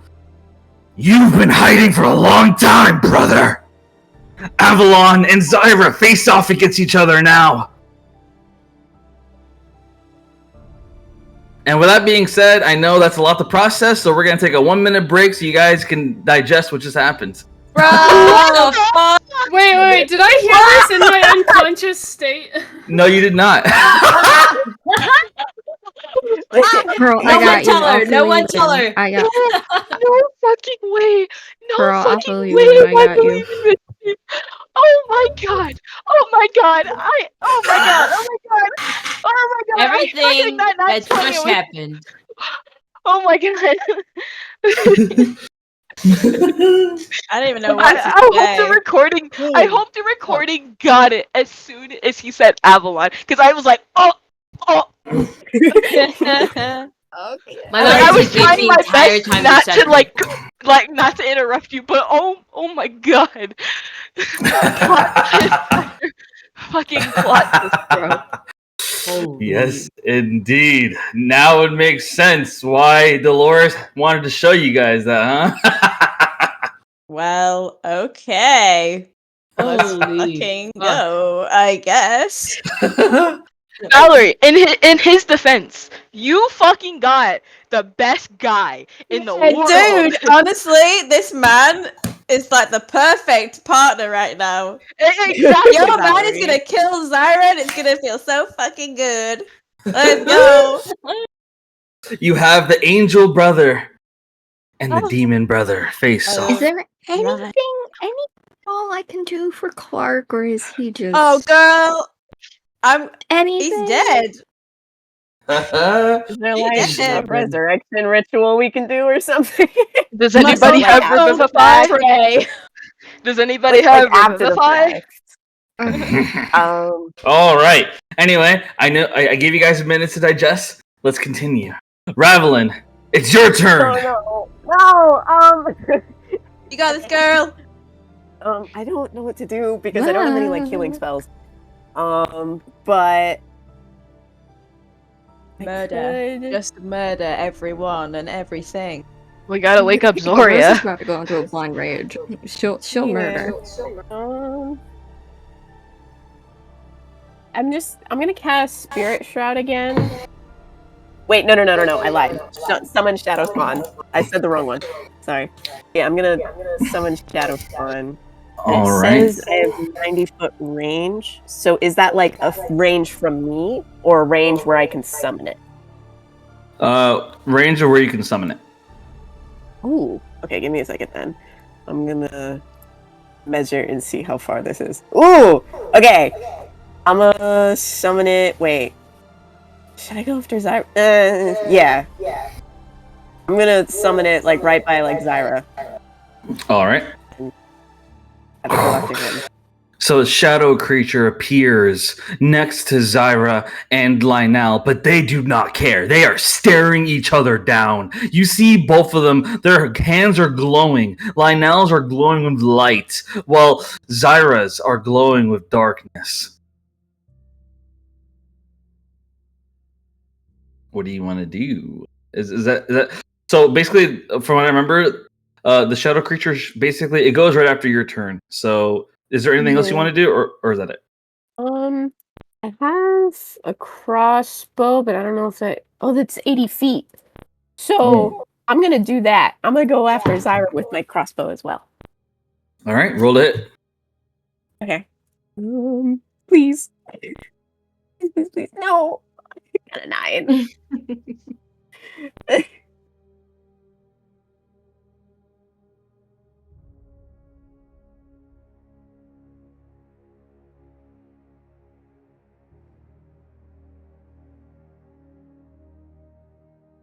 So the 9, you miss. Like the arrow it lands in the lava. All right, so now it's the shadow's turn. What do you want the shadow to do? I think I'm stuck between the. I'm gonna just do a multi-attack towards Zyra. Okay. So let me see. So it can do 2 attacks. So with 2 attacks, basically, do you want it to do? I see here. Chilling Rend. Okay. So basically, okay, I got it. I'll roll for you. So let's see if he hits the first time. 13, he misses. 17, he misses. Zyra dodges both. No. He dodges both the attacks and just continues to stare down Avalon.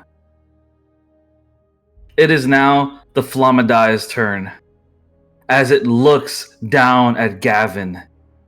On the inside, it's having an internal struggle. However, on the outside, it remains focused in its tasks. Let me see. So the dragon decides to do a multi-attack in which he looks down at Gavin in anger. He's the closest to him, so unfortunately, he takes the brunt of his wrath as this creature decides to use bite 3 times as he slams into him.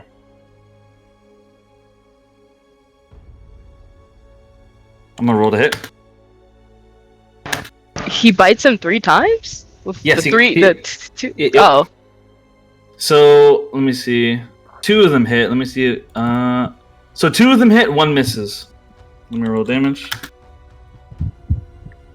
Num num num num num num. Yummy. Oh. 27 Bruh.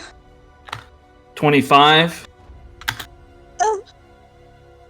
So that's a total of 52 damage. So Gavin takes 52 damage as the creature bites him twice. After he does, he manages to throw Gavin into the lava. I'm gonna roll a con save for Gavin. Oh my god. He's We're losing our immune. men! We're losing our men! With a 12, Gavin is immune to the fire, luckily for him. However, his head slams into the ground, and he goes unconscious. And as of right now, he lays on the ground unconscious, and the creature managed to break his leg and badly injure his right arm as he lays in the lava, barely able to breathe. His ribs cracked in. The creature fucked him up bad as he lays down there. And after that, it's your turn, Rain. Right. Okay. So, bonus action. Hang on. I'm going to move. So, Zoria is unconscious, right? Right now. But Yes. if I healed her, would she regain consciousness or just be healthier? So what I would do is if you heal her right now, then I'll roll a con check. And I'm going to say the DC will be a 12. If she gets a 12 or higher on con check, she'll wake up. If she doesn't, Right. she won't wake up. So, Rain's going to run right to the edge of the lava here. And as a bonus action, she's going to cast Mass Healing Word from this location. So 6 creatures of my choice can regain hit points of 1d4. So Zoria. Let's do Valerie as well. 1, 2. Gavin. Is it 6 feet? Does anybody else need healing? I've got everybody else got some. I can I think do of not. one person who Clark's may. dead. Clark. He's not good enough. Clark. Even I don't think I can heal him. Yeah, Clark's dead. He's dead. Okay. Oh, damn. I Like was gonna say, do you Tori have dead Revivify? or like I I don't mean, know. I Some kind of mean, dead. I'm not gonna say there's no way of bringing someone back to life in this world, but like in terms of like healing spells, he's dead. Oh. How do Okay, I do this through? How do I do this Oh. through this Who instead? has taken damage? Okay, so it's 1d4 plus 3 that I'm doing for these people. I don't have to do it up to 6 I don't have to do 6, but I'm just... Okay. Can you I mean, select can't- some people more than once? Yeah. No. No, it's up to 6 creatures of my Yeah. choice. So I'm gonna say, so I'm gonna roll it through roll 20 rather than doing it on here. Ooh, with a nat 1, Zoria is out. She is out. What? Wait a minute, what? I don't understand. Oh shit. I rolled a con save for her, or con Wait, check. can I, She is can I out. Roll a nat also 1. do a con check to see if I wake up? It's not your turn yet. Well, actually, if you got healed, yes. And that's just a regular Okay. con roll? Yes, con check. Okay. Oh, that's a 4. Yeah, so you remain unconscious. Okay, right. I'll try Gavin Chase. as well. Hestia, we hear your fan, by the way. Oh, fuck. Right, so let me just get this in my head. So Zoria was healed for 6. Yep. So on my thing it's 1d4 plus 3, and I rolled the first one was 3 plus 3 to 6. So she's got 6 health added Yep. on, but she's not woken up. Let me just do Valerie. I want to just add 3 there. One. Can she do it multiple times when it's her well, not her turn, but if it's like her next turn, can she do it again to try to wake her up? So If Valerie, she has a spell slot, maybe. Valerie, you're healed for 7 hit points. And then I'll do Gavin as well. Also another 7. So he has. I don't know if you want to do a con save if he's unconscious, but they're the 3 that I've picked. I don't think anybody else needs it. Fingers crossed. Oh, Gavin wakes up. yay! Okay, at least one person got it. Not the person I wanted to get up, but it's fine. Okay, so that was my bonus action, so I've done that. So my next action is to move my moonbeam 60 feet, which there, right on top of Zyra. So that is my action, is to move my moonbeam 60 feet. And that ends my turn for now. He rolled a 12, so he fails. Nice. Okay, so let me roll damage for Zyra. Come on, character sheet. Let's go. So it's currently at 3rd level, so let's do that. Oh, it's not very good. Oh, damn, that's really fucking annoying. It's 4 damage. Never mind. Fuck. It's such a good plan in my head, but it didn't pay up. Oh well, damage is damage. It takes 4 damage. Enjoy, big bad. So he doesn't even react to you doing that. He's just staring at Avalon. That's all I got right now. All right. Drive. It's Zoria's turn. I'm gonna roll contract. A nat 20. So if a nat 20, Zoria, she wakes up. Yes. And as she does, she stands. And she kind of like scratches her head. Well, what is going on?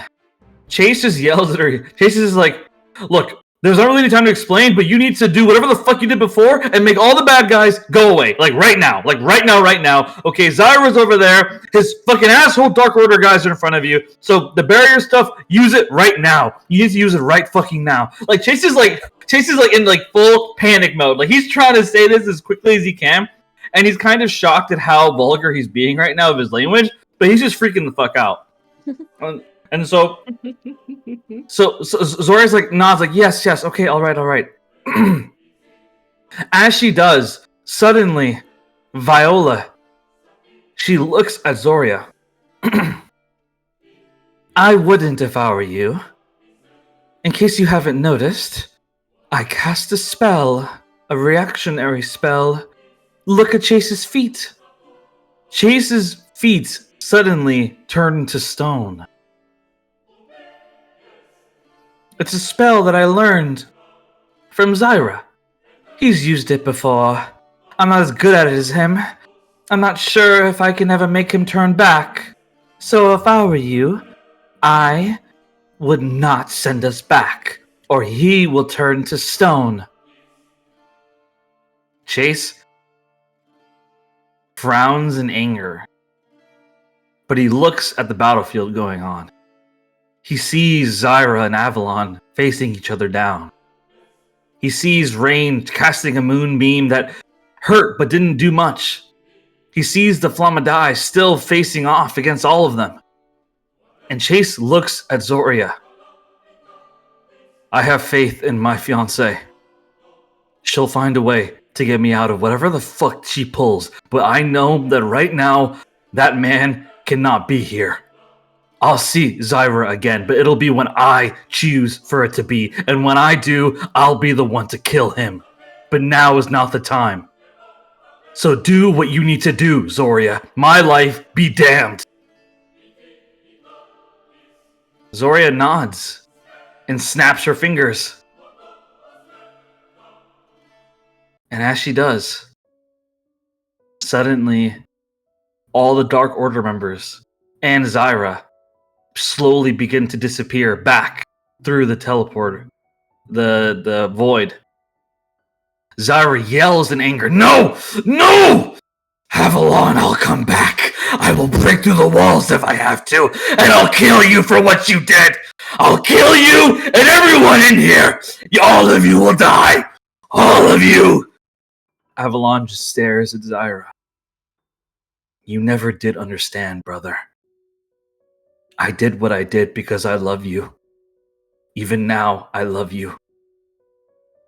And the fact that I love you is the reason why I will be the one to end your suffering.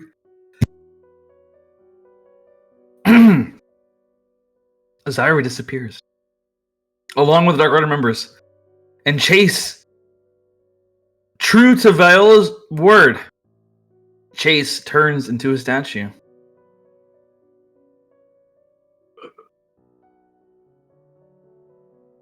And it is your turn now, Raid.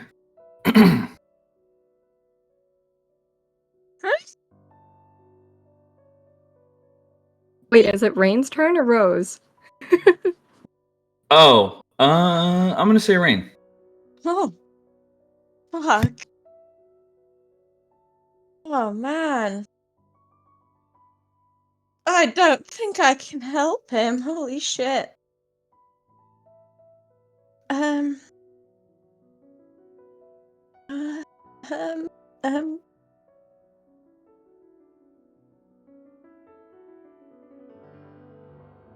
So, is the only thing trying to kill us now the Flamme die? Yep.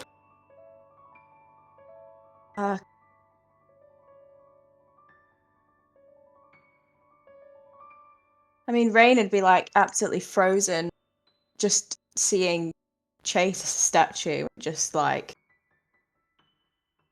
lost for words. Anything. I think she's just gonna hope for the best. Try and think. Right. 30 feet. I am just going to kind of cry out and move the moonbeam again onto Flamadai. So, but I forgot. Rain already went.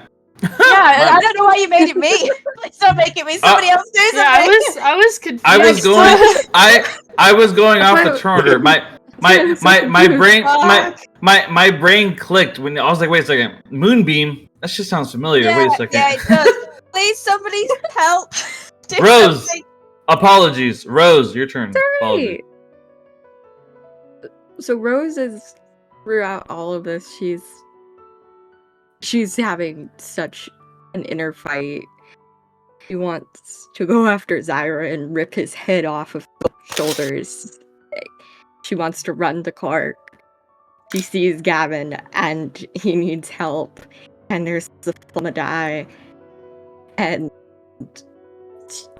somehow within herself, even though she's torn to pieces, she wills herself to get herself over to Gavin. And she's going to cast... I think I need to do a check before I do that. So, do I need to do an athletics check? Acrobatics yes. to get over? Which one should I do? Athletics or acrobatics? Acrobatics. Okay. Gee, a 7. So a 7, basically you don't mean to do it, but as you try to hop over, you're about to fall into the lava, and luckily for you, the wind kind of shifts a little bit, and you land on Gavin's back, pushing him deeper into the lava. But then you get to the other side.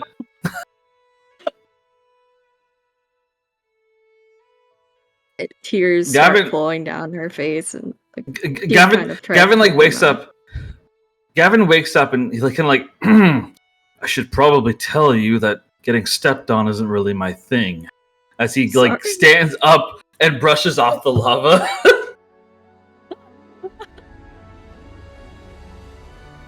She's clutching her sword in her hand so tight that her knuckles are white at that point. All she can think to say is, I'm sorry. And she would cast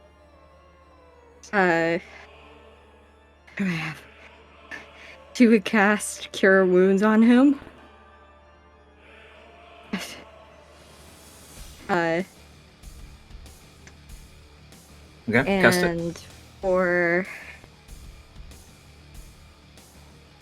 what is it? weird thing for, I think it was an 8.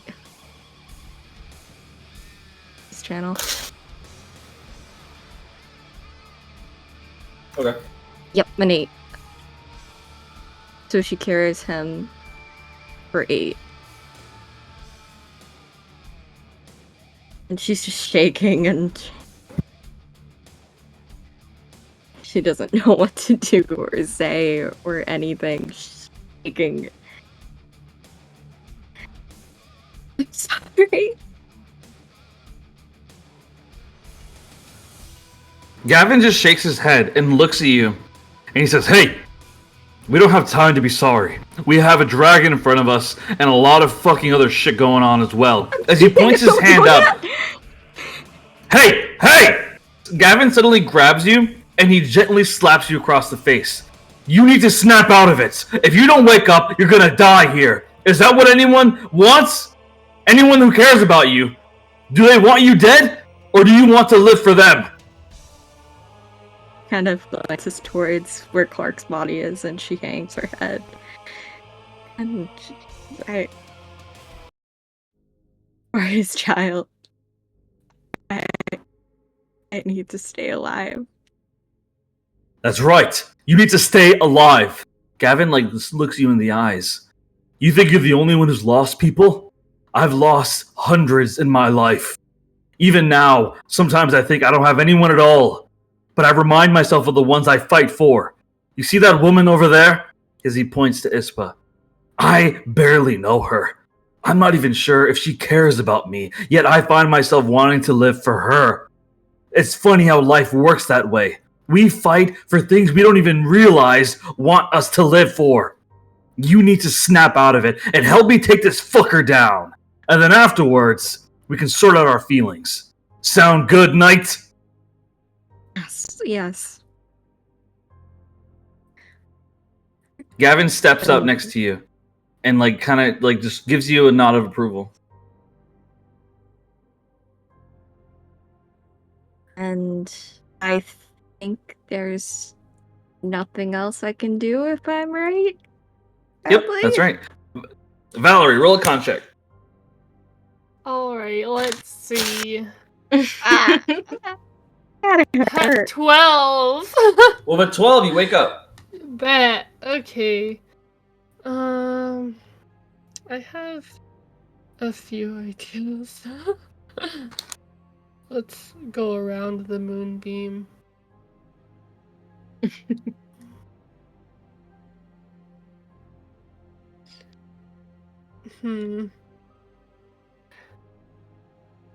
Oh, well.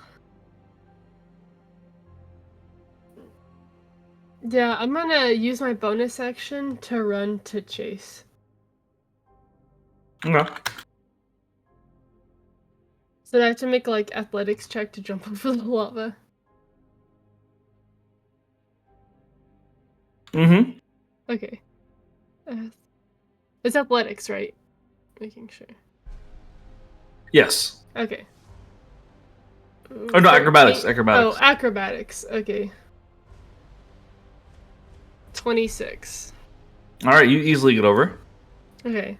Can I touch his stone form and Yes. do an arcana check to see if there's a way to reverse it or a weakness, or even to possibly either slow it down or even take some of it myself so it doesn't completely turn him to stone? So he's already fully stone. Roll Arcana. 18. All you know is that he has been turned to stone, and that you don't sense any kind of magic on him.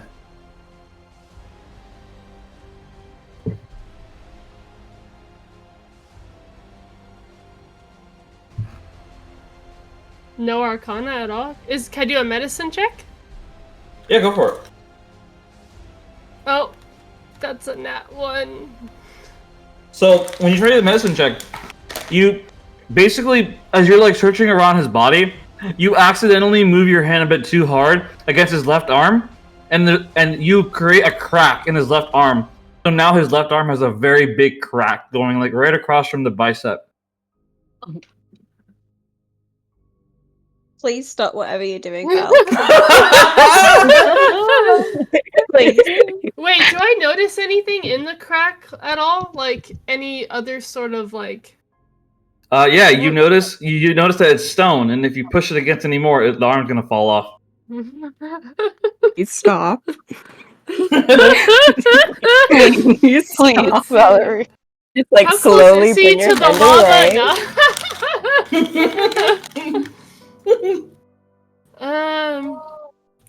You know what? I'm gonna just cantrip use mending to fix the crack so Ray doesn't notice. So you try to cast mending on the stone, and when you do, suddenly you feel a small tip of your hair turn to stone. Does his crack fix though, or no? No, it doesn't. Oh.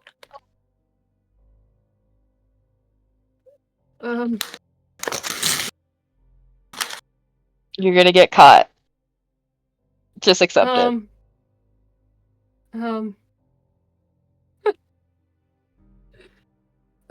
don't have any bonus. That's all I could really do. I'm just gonna call out to like Rain and everybody. I'd be like, "Don't use magic on stone. It does not work."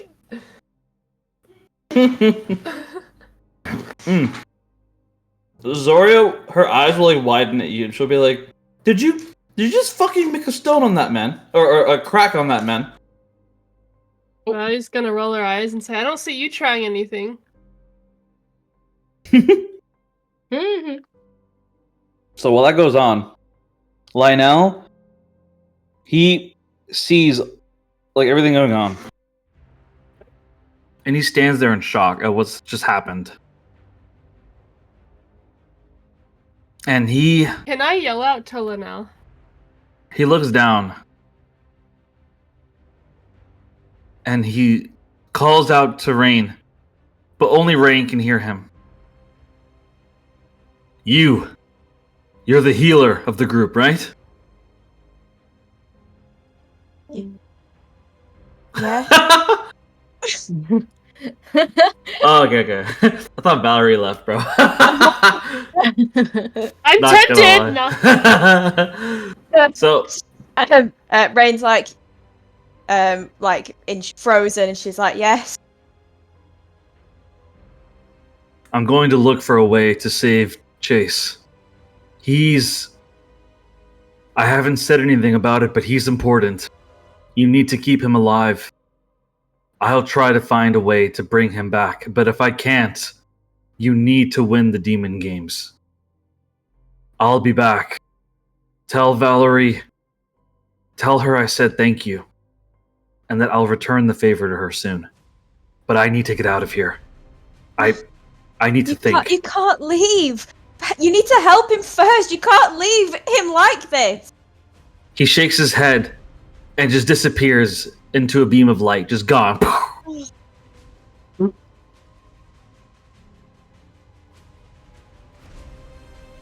And so yeah, that's Lionel's turn. Oh. Okay, so while that's going on, Ispa, your turn. Okay.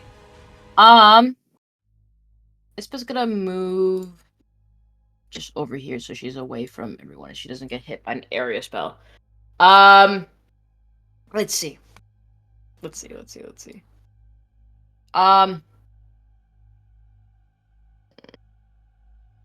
Could I like? No, never mind. I'm just gonna. Let me. No. I'm just gonna cast magic missile again. This time. Yeah, second level, magic missile. All targets towards the Flamme. I forgot to say his name. The Flamme die! The Flamme die! The Flamme die! I was like, it ain't the Flamme die, and I was like, the Flamme da, and I was like, no, that doesn't make sense. So yeah, she's gonna point all 4 darts towards the Flamme die. And yeah. I'm gonna roll for damage. Alright. Alright, go for it. Okay. Oh, let's go. So that's 5 damage, so like 20. So 20. So you deal 20 damage. Mm-hmm. The creature bellows in pain as you make the missile slam into him, and he just growls. Roar! And as he does, his eyes look at Ispa. You're the next one I kill. And Gavin just yells and says, No! Focus on me, you freak! But the creature just stares at Ispa like she's her new meal. Oh no. Oh god, hold on. Let me see my meta magic real quick. Oh, I don't want to use my last 2 points on that though. Oh no. It's up to you. I'm scared. Why isn't Argorius or anybody else doing anything? I'm away from everyone else, so I'm not. If he attacks me only with like a cone, I should be fine. Oh boy, oh boy, oh boy. I forgot that, Argorius. Let me do that right now, actually. Yeah, you know what? I'm gonna use the very last 2 points of my meta magic to cast Blur upon myself. Oh wait, hold on, let me check what Blur does real quick. Blur, shifting, moving, any disadvantage. I mean, it's actually That's smart. it's a blind sight, can see through illusions, it's true sight. Okay. This relies on sight. Yeah, disadvantage. I'll take that disadvantage. I'll use my last 2 meta magic to cast Blur upon myself. Okay. Very nice. So you cast Blur. I believe that makes it to where he has disadvantage, I think? Yeah, Yes. any attack is Oh, yeah. disadvantage Cool. on me. Cool. All right. So Ispa casts Blur. As Ispa casts Blur, Sean, he sees that Clark just died. And he just stares at this in shock as he turns back to the creature. And as he does, he immediately runs straight towards the creature with his sword out. Let me see what he would use.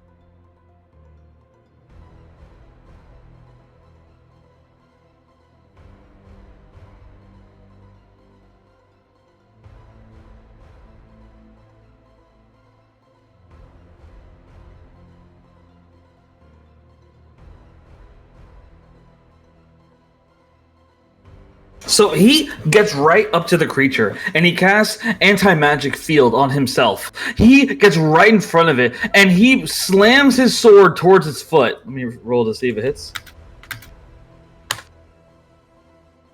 And with a 23, he slams it right into the foot of the creature. The Flamme roars in pain. However, the anti-magic field, it actually works. It triggers an aura around the dragon, and it screams in pain, No! No! And as this happens, Hestia, you suddenly feel a weird bubble wrap around you, and it wraps around Markel as well. And you hear a voice. It's Sean. I don't know who you are, and I don't really care, but you definitely owe me a drink after this. Me and Ravelin. As suddenly, Markel and Hestia both disappear from inside the dragon and reappear on the outside. Markel is successfully extracted from the Flamme, and he's still breathing as he lays on the ground next to Hestia. I was gonna do something. Damn it. Oh, what do you want to do? I wanted to try to talk to him. Oh, no, he's knocked the fuck out. No. The Flamme die. Oh, okay. Yeah, sure, go for it. So before you disappear, so basically you would, like, what would you say to Sean? Would you tell him to wait, or what would you do? I'd say take Markel. I could finish this. Sean screams out. Are you insane? You realize I can only cast this once, right? I can do it. Trust me. Sean, like, it just blows out a breath in pain. Look, I have been Mr. Sentimental today, so I'm gonna say it again. Love is not something you want to fuck with. If Markel wakes up and you're not there, I'm gonna imagine he's not gonna be too happy about that. So how about you suck up your ego and just get out? Listen to me. He'll be fine. I know my Markel. I am saying I can stop this. You don't know what I saw. God damn it. Fucking Ravelin. Why did that fucking noble girl have to make me so goddamn soft? Any other day, I would just say fuck you and do what I want anyway. But right now, for some reason, I have to be the fucking nice guy. So you know what? Fuck you. We're gonna compromise. As Sean twists the blade and Markel disappears from the dragon, but then Sean gets absorbed as well. Sean appears next to you, by your side with a sword out, as he curses under his breath. I cannot fucking believe I got sucked into this bullshit. I swear, if I die, I'm not gonna leave you here to die on your own. I already told you. Why? Unless you're God, you can't promise that. So shut the fuck up and do what you're gonna do, goddammit! As Sean, like, just kind of stares around. It is fucking hot in here, so hurry up! As Sean just stares around, and Markel reappears outside, still unconscious and badly injured. Sean is now back to back with Hestia, inside of the Flamme.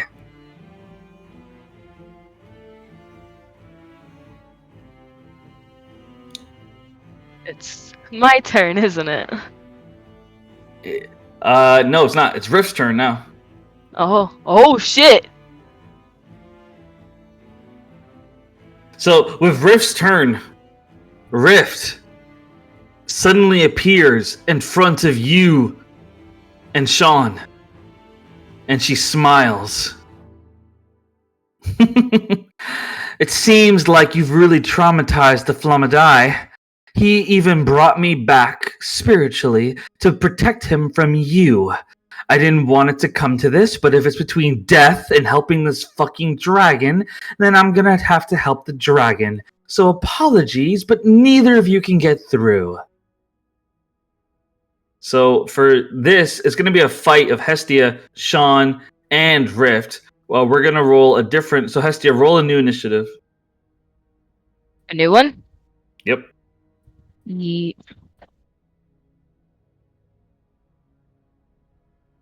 Ooh, 10.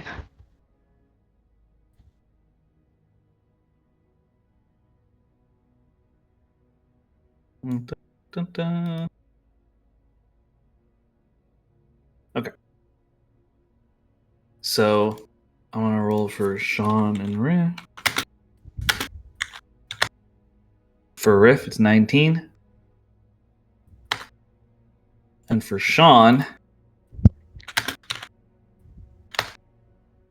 actually, that modifier is wrong. It would be 18 for Sean.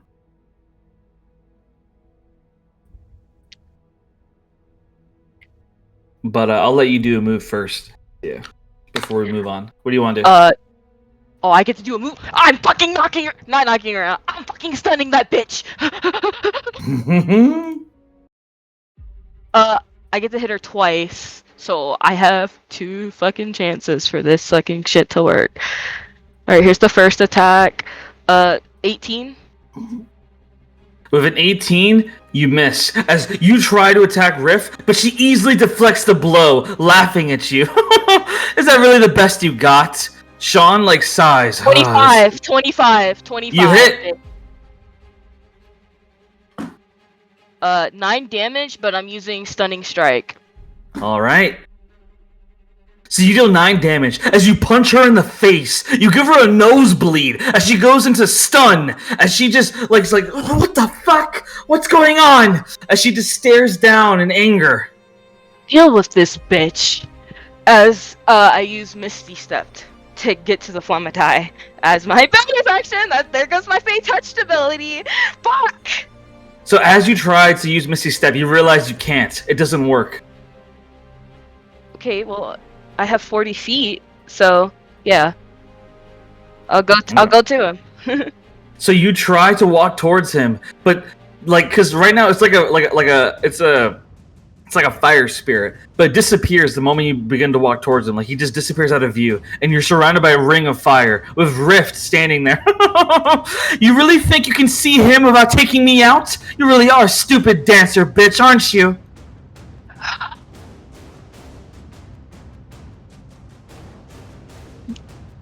I wonder what it felt like being forgotten while your sister got to be loved. You Well, don't know anything. You don't fucking know anything. Don't talk about my sister, and don't talk I about things you do. don't know. Oh, I do. You're jealous. You're jealous that she got to live in the light while you had to live in the darkness. I'd rather be in the darkness than be some dancer girl who has no use but to cling on to a boy who's already dead. Are you sure? You hate her so much because you wanted her life. You wanted to be basked in the sun, to be loved, but you couldn't have that. She just shakes her head, and we're gonna come back to that. But now it's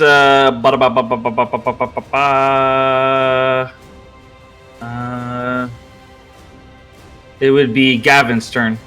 So Gavin is up now, and so Gavin like stands tall, like he stares in shock, and he sees the creature focusing on Ispa, and he yells out to Ispa. He says, "Ispa, run now!" As Gavin just immediately starts running straight towards the Flamme. He considers using his sword, but it didn't work before. The creature managed to dodge it, so he tosses it to the ground. I always told myself the best weapon is your hands. As Gavin just runs up, entering berserker rage. As he just runs up to the beast and climbs up his leg, he goes straight for its face. The only one you're gonna look at is me, you fuck. As he just jumps up and grabs the dragon by its mouth. I'm gonna roll a strength check.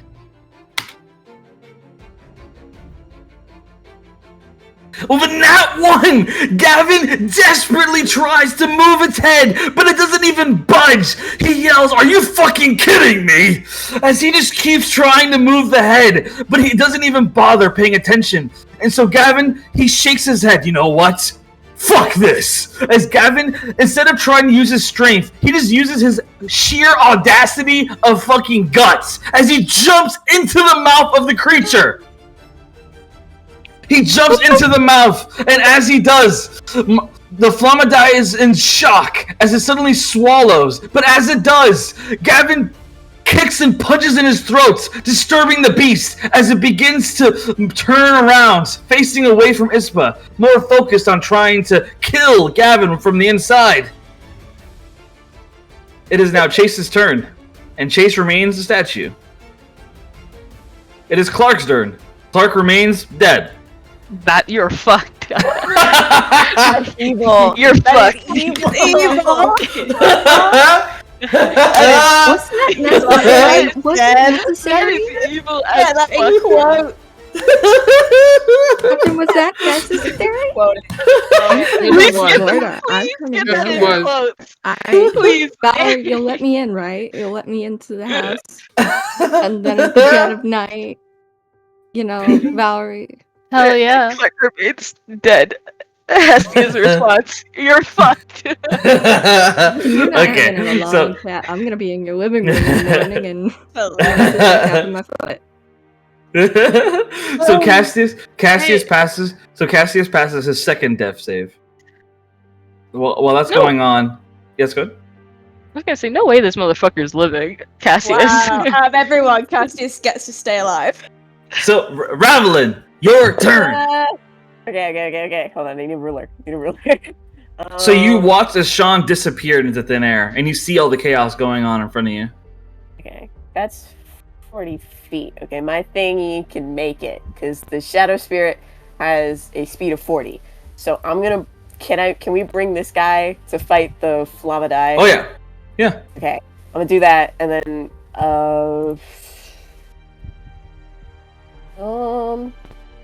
I guess multi-attack again. Yep. Okay. I'll And roll then that. I'm gonna do the same thing with my crossbow and see if I can Okay. Roll to hit. hit it. 13. So if a 13 you don't hit. However, your shadow creature manages to hit. Yes. Okay. I'm gonna roll the damage for that thing.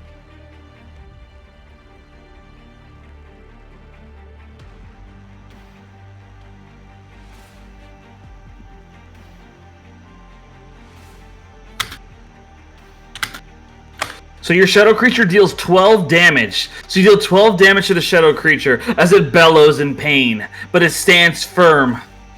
And as that's the end of your turn, it's now the Flamme turn, as it's been bothered by Ravelin. But however, it's dealing with Gavin. Like Gavin's like right now, Gavin's just like punching in the throat, like boom, boom, boom, boom. Like he's doing no damage, but it's annoying the Flamme. It's kind of like. It's like when you have that feeling that you're choking, but you're not actually choking. It's kind of like that right now. As Gavin's just trying to punch in the throat, like, boom, boom, boom, boom, boom, boom. And the Flamme is like, what the fuck? And so the Flamme gets really annoyed. And so he turns his head and looks at Ravelin and Rain and decides to kill 3 birds with 1 stone as it fires a dragon breath attack. It fires in a straight line with Gavin inside. I'm going to roll dex save, both of you. Well, since Gavin's inside and he's technically plugging the hole, I don't think it is. plugging the Oh, bruh. So it's funny you say that because Gavin like notices the dragon's turning its head and he doesn't see who it's targeting, but he assumes he's like, no, you're not gonna shoot us with a fucking fire. Fuck you. As Gavin like he tries to like make his body into like as wide as possible to take the entire fire, to plug in the hole, like Hestia said. And so I'm gonna roll to see if he succeeds. However, if he does this, he will take the full brunt of damage of the fire. He could die. He's immune. Indeed. He is immune to fire. That's a very good point. However, he might go deeper down the throat and, Oh, shit, yeah. Let's see. I'm gonna roll strength. Let's see if you can pull this off. A nat 20! Wow. Let's go! Hero. The one roll he succeeds, bro. So with a nat 20, the Flamme turns his face and aims it right at Ravelin and Rain. But as it does, Gavin does something that has never been done before in the history of Dolores. He lets go and flies towards the fire. As he does, he moves his fist and he punches as hard as he can at whatever vital he can find. And he slams his fist right into I forgot what the thing is called that makes you throw up, but he hits that as hard as possible. Olivia! He punches that as hard as possible. He punches it so hard that it flies off the dragon's neck. It's like, ah! And he suddenly the dragon just vomits. It vomits and takes damage. I'll roll how much damage in a second, but it just vomits. You just see Gavin get blasted out through vomit. Like, whoa! Like Gavin just flies like 50 feet in the air and just slams into the ground, making like a crater. And I'll roll how much fall. So first I'll roll fall damage for Gavin. So for Gavin, he takes 14 of fall damage as he slams onto the ground. But he's in good status though. He's in good status. He's still alive. And for the fire dragon, this is going to fuck him up badly as he takes 50 damage. The fire dragon takes 50 damage from this as it's and it's like you watch as the Flamme is in even more pain before. And as he does, he stands there. He gets 2 more actions as he looks around. What? 2 actions? Lucky bitch. Yeah, so he because he's doing multi-attack. So as this happens, he looks around. And he looks around the area. He shot out Gavin. He sees Ravelin and Rain. But his eyes suddenly lock onto Markel. No, you bitch! No. The Can Rose Flamme like die. shout or do anything to catch his attention? So I'm getting to that. So the Flamme die, he begins to march towards Markel. I need you to be complete. I need you to stop the ringing in my head. As the Flamme die begins to move towards Markel, Ravelin, Rain, and Rose all get opportunity attacks. Oh, okay. Fantastic.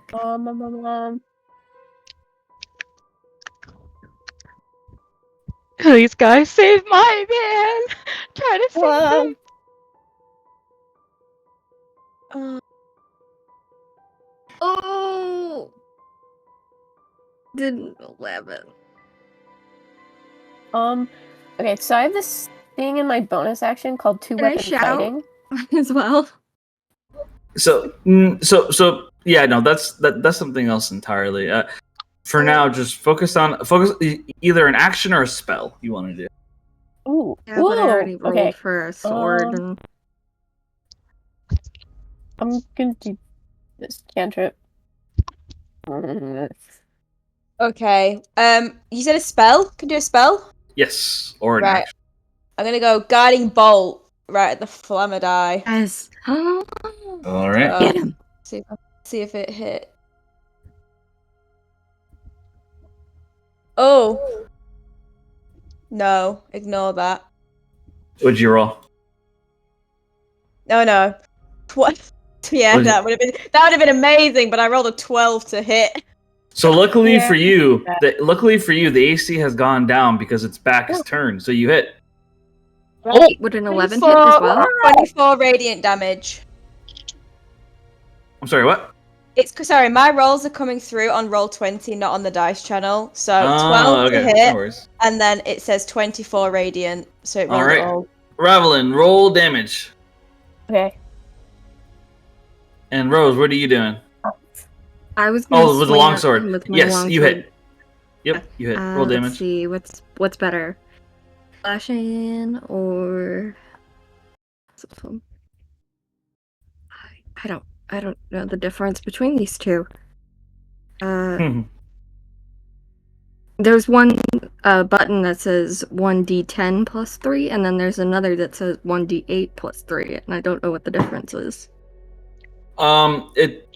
Basically it depends on whether you're one-handed or two-handed. Just do the D10.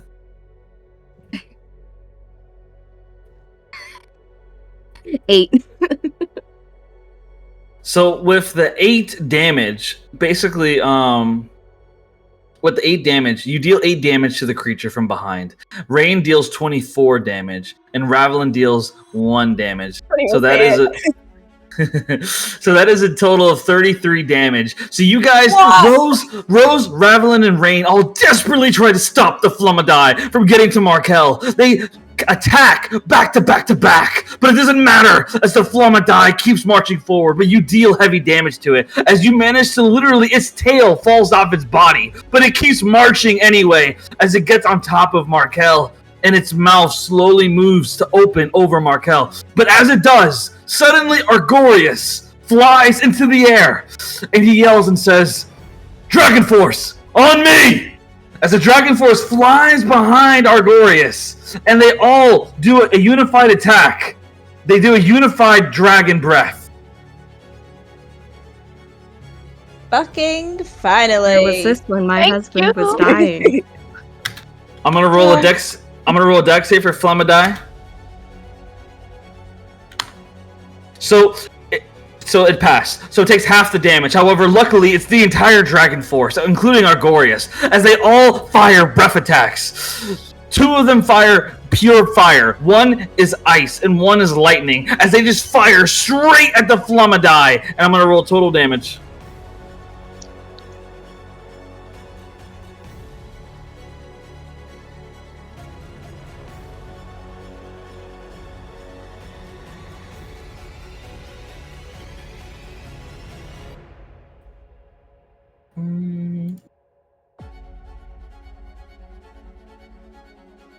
So they deal 61 damage all combined. So with 61 damage, they fire a blast straight into the Flamme die's face, and it gets blown back.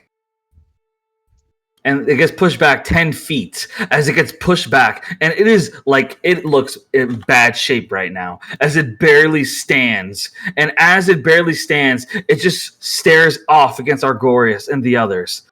Argorius picks up Markel. Do not worry, my friend. I admit I didn't trust you before, but you fought for us. As far as I'm concerned, you're one of us. All of you are one of us. Today, the side of good wins, as Argorius stares down the Flamme, holding Markel on his shoulder to keep him safe. While that goes on, it is now officially...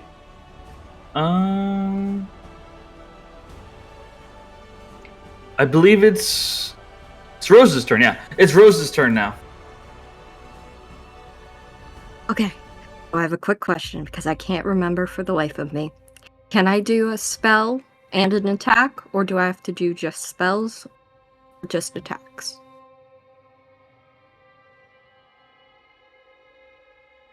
I'm sorry, repeat the question?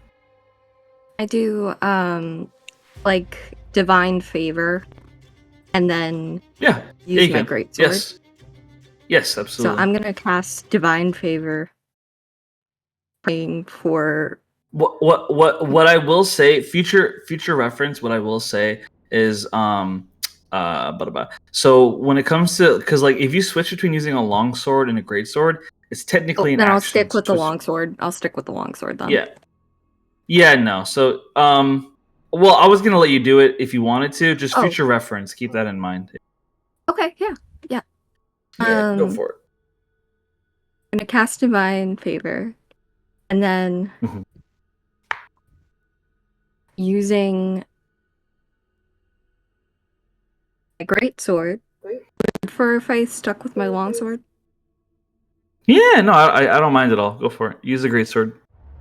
Okay. Just future reference, that's all. If it hits. 13.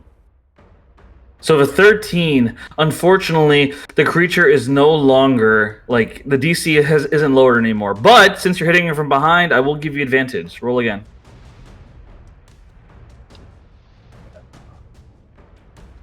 You hit. And so we have 12 plus...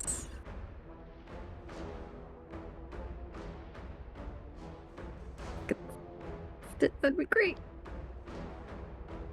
It's 1, so 13 damage. So with 13, here's what happens.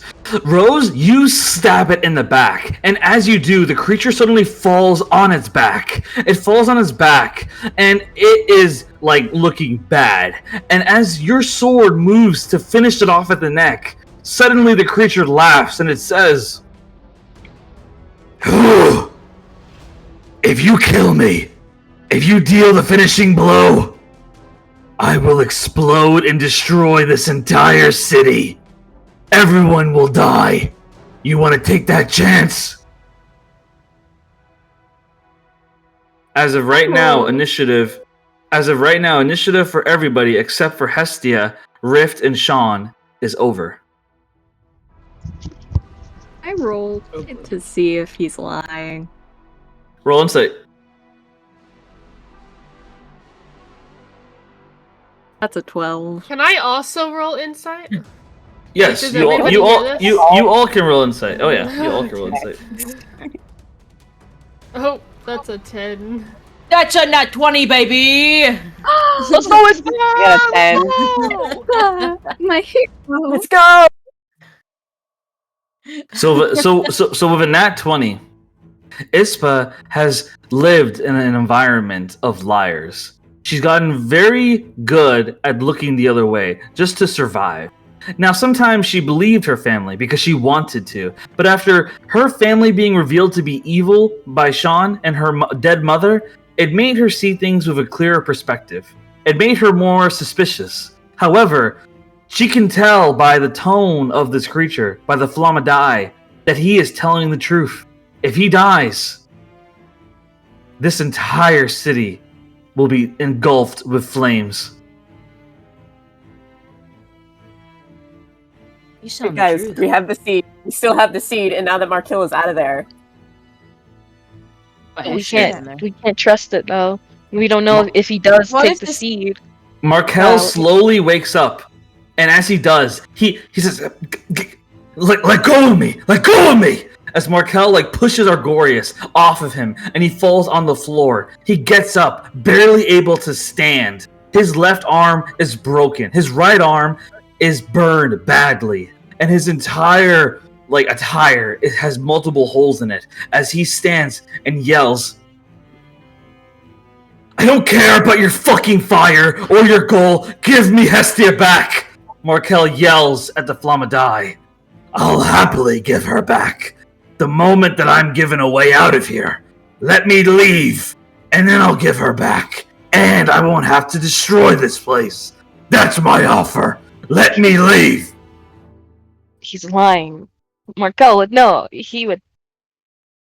Markel would look down, and he would scrunch his fist. Argorius steps forward. "Allow me, Markel. I understand you're a man in love, but I must serve as a defender of Davania, not as a defender of your love. There is no deal. You die today, monster." Argorius takes a step forward towards the beast. What do you guys want to do about this? Someone tell him because he's telling the truth, and we're gonna die. We all just yell out We he's all lying. know Or that he's it's telling not the the truth. truth. He's not lying. It's up to Isabel if she says anything. Oh yeah, no, I yell out. It's like he's telling the truth. Stop what you're fucking doing. roll perception. Roll persuasion. Roll persuasion. He's telling the truth. You dumb cunt. He's telling the truth. Oh my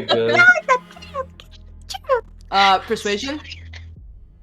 Before she rolls, can I give her bardic inspiration? Just Yes. Yes. Well, I have go a for plus it, yes. 8. I have +8 in persuasion. Damn. Well, every little bit helps. Just in case, it's okay. Just in case. Okay. That's 14. Not with 14. So of a 14, Argorius.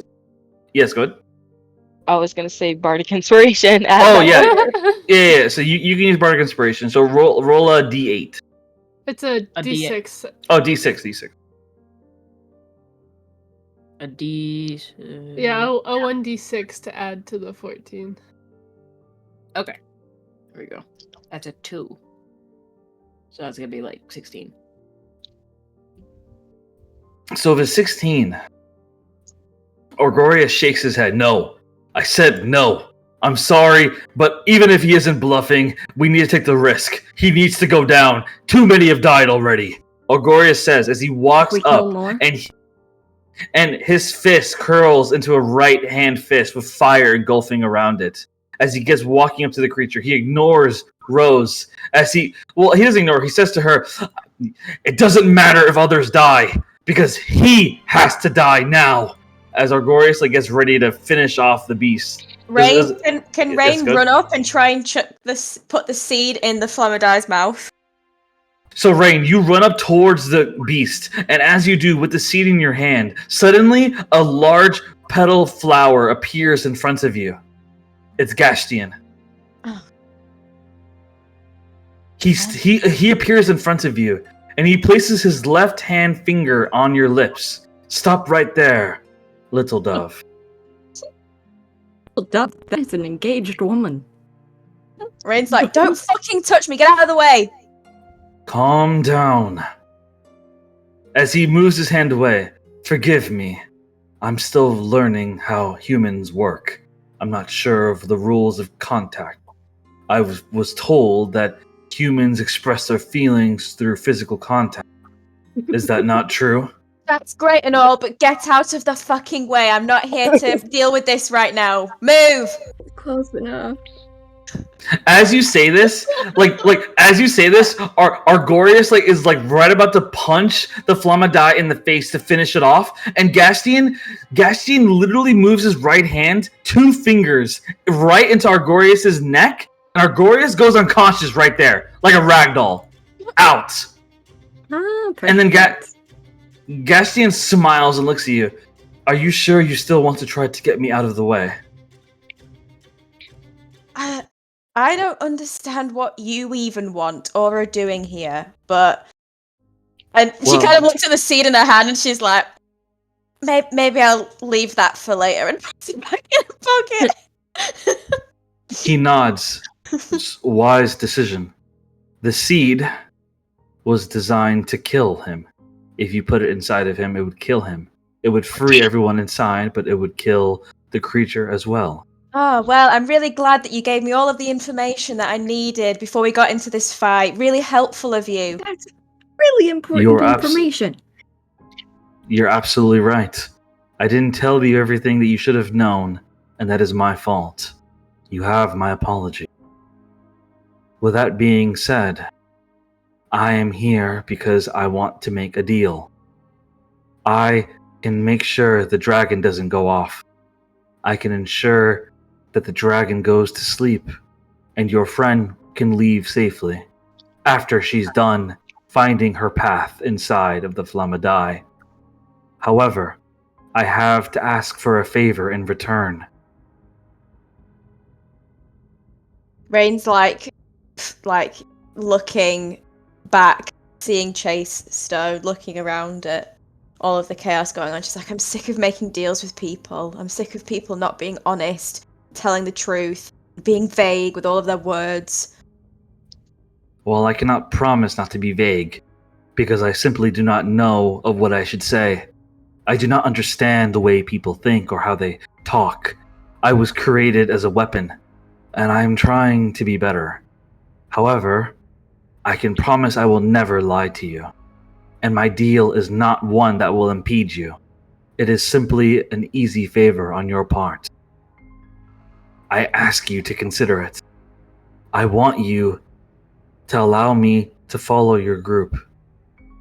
It seems like a certain man is attracted to all of you. A man that I want to meet. I want to meet my father. I want to meet Zyra. I'm sorry, what? He's attracted to us? That's disgusting. That's actually fucking disgusting. I don't think he meant it like that. he meant it as in like he wants to go after you guys. Okay. Rain's looking at Gastian like wide-eyed. Like, what? This fucking family tree, man. Not exactly. Do you know how demons work? I know that you're from Renalia. I imagine there's no lore about us there, is there? I don't even know what is real anymore. I don't even know what to believe.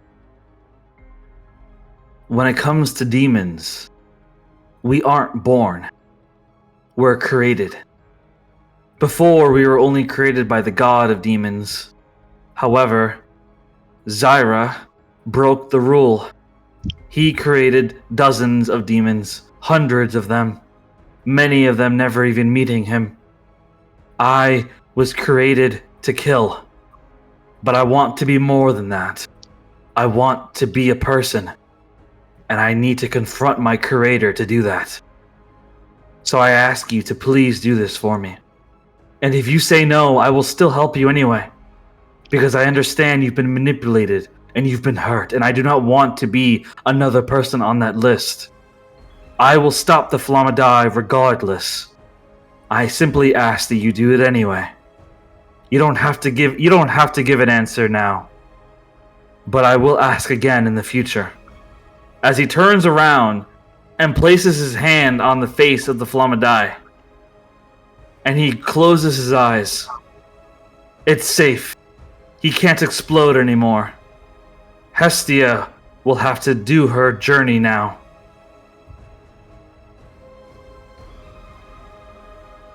Rose would be having a Rain's panic attack. Rain's gonna just start running towards Chase whilst that happens. Is just thinking fuck this and just getting out of there. I'm gonna start running. Gonna start running towards Chase and just getting the fuck out of there. Running towards him and Valerie. I'm gonna like take a step away. I'm just gonna be like, yeah, have fun with it. She's like running. She's leaping over lava. She doesn't give a fuck about any of this anymore. He's running over. So having a panic attack. as Gastian does this, Sean is standing right next to Hestia, and suddenly Sean's entire body goes still. His hand goes to his chest. I can't breathe.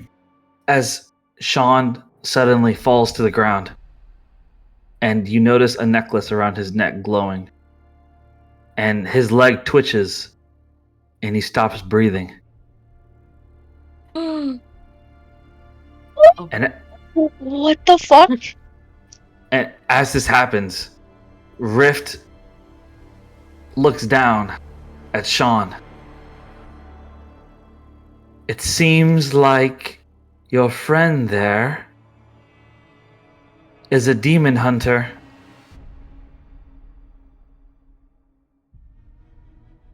What about it? A demon has entrusted this dragon to remain frozen. I imagine the demon's magic affected Sean badly. He's not breathing. He's going to die. But if I let you confront the Flamme and you tell him to bring me back, then I can save him. If you don't, he'll be dead in seconds. As she looks down at Sean.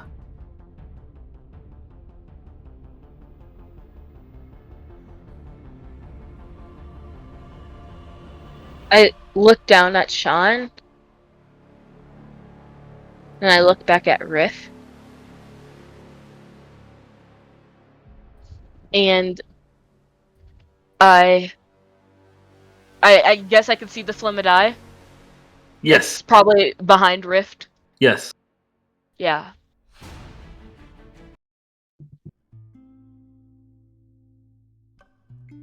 Do I really need to remind you that he risked his life to help you? That he came here with no Punching benefit her of his own? straight in her nose. Yeah, don't worry. I'm gonna spare her. Don't worry, I'm gonna spare her. But I just want to punch her. You do whatever you want. This is all you, man. I don't care. This is all you. I like I said, I'm gonna punch her straight in the nose, just so you know. So she just gasps, and like falls to her knees in pain. Consider this a favor. The next time I see you, I will fucking bury you in the demon games, along with that precious sister of yours. Well, not along, with your precious sister. Yeah, I got you. We're going to enjoy fucking you up. As she walks past her. She nods, and she places her hand on Sean's forehead.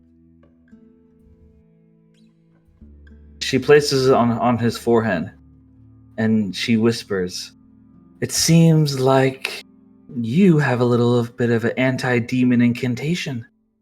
It's about to get you killed. I'll remove it from you. I've had experience with this here in Divania." As she works on that, and you walk up to the Flamme, and Flamme is no longer like a fire spirit anymore. He's taken the form of a man. And he just looks away. I never got his name. His true name.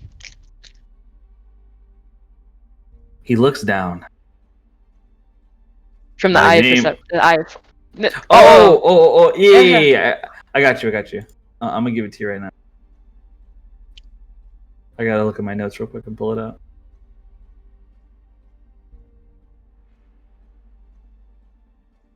You gave me his fear, which was fucking great because now you guys are about to see why Hestia is neutral.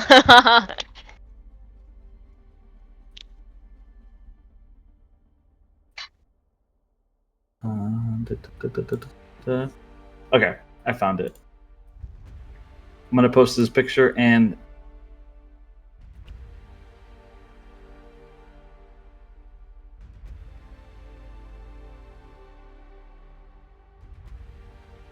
His name is Hizana.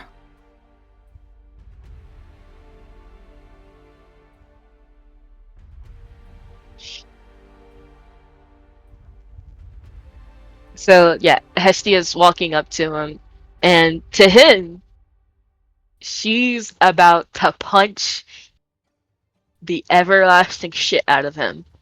And I'm guessing he's gonna flinch. Please tell me he flinches and closes his eyes.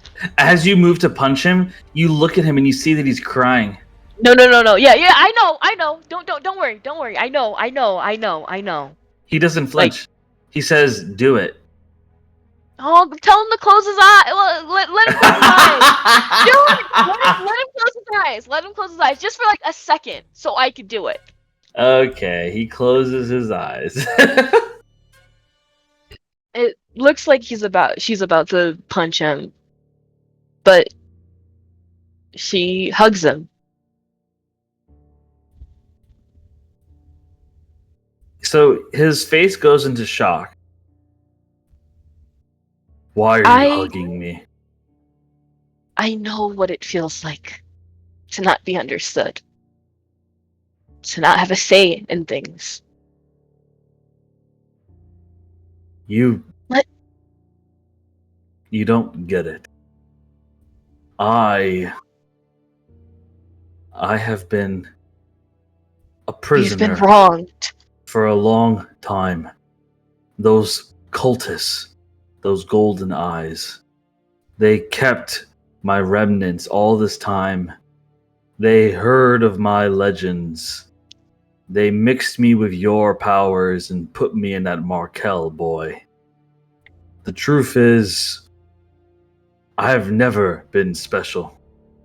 I was just another dragon that got lucky and proved myself in battle. There is no such thing as a Flamme, as they called me. I'm just another dragon that they brought back. I felt rage in me, but not anymore. Now I just want to die. But you don't have to. You were used. Just like me. You have my blood, right? That means you probably have some of my memories. He shakes his head. No, Well? no. He looks her in the eyes. Your words are sweet, and I appreciate them. But I've already decided. I am not going to see another son. However, you have done me a favor. You are the first person to give me that feeling of being understood. And so because of that, I'm giving you a gift. As he opens his palm in front of you, and a fire erupts from it. It's a small little golden flame. This is something that I call the flame of life. You can take it, and it will allow you to bring one person back to life, no longer how long they've been dead. But you can only use it once. And when you do, it'll forever be gone, extinguished. This is yours, Hestia. I hope you choose wisely when to use it. I am going to rest now, but I wish you luck in your endeavors. And for the sake of my kind, when you do get to the Daxib Empire, please, free those that are imprisoned like me. Free those that deserve freedom. Good luck to you, Fire Woman. She smiles and says, Zana, you don't know the change I'm going to do for that empire. But I promise. I do have one favor before you rest. the woman you killed. You have to bring her back. But could you do me this one simple, an itty-bitty little favor? Give her a little something. Unfortunately for you, I already made a bargain with her. She was playing games with you.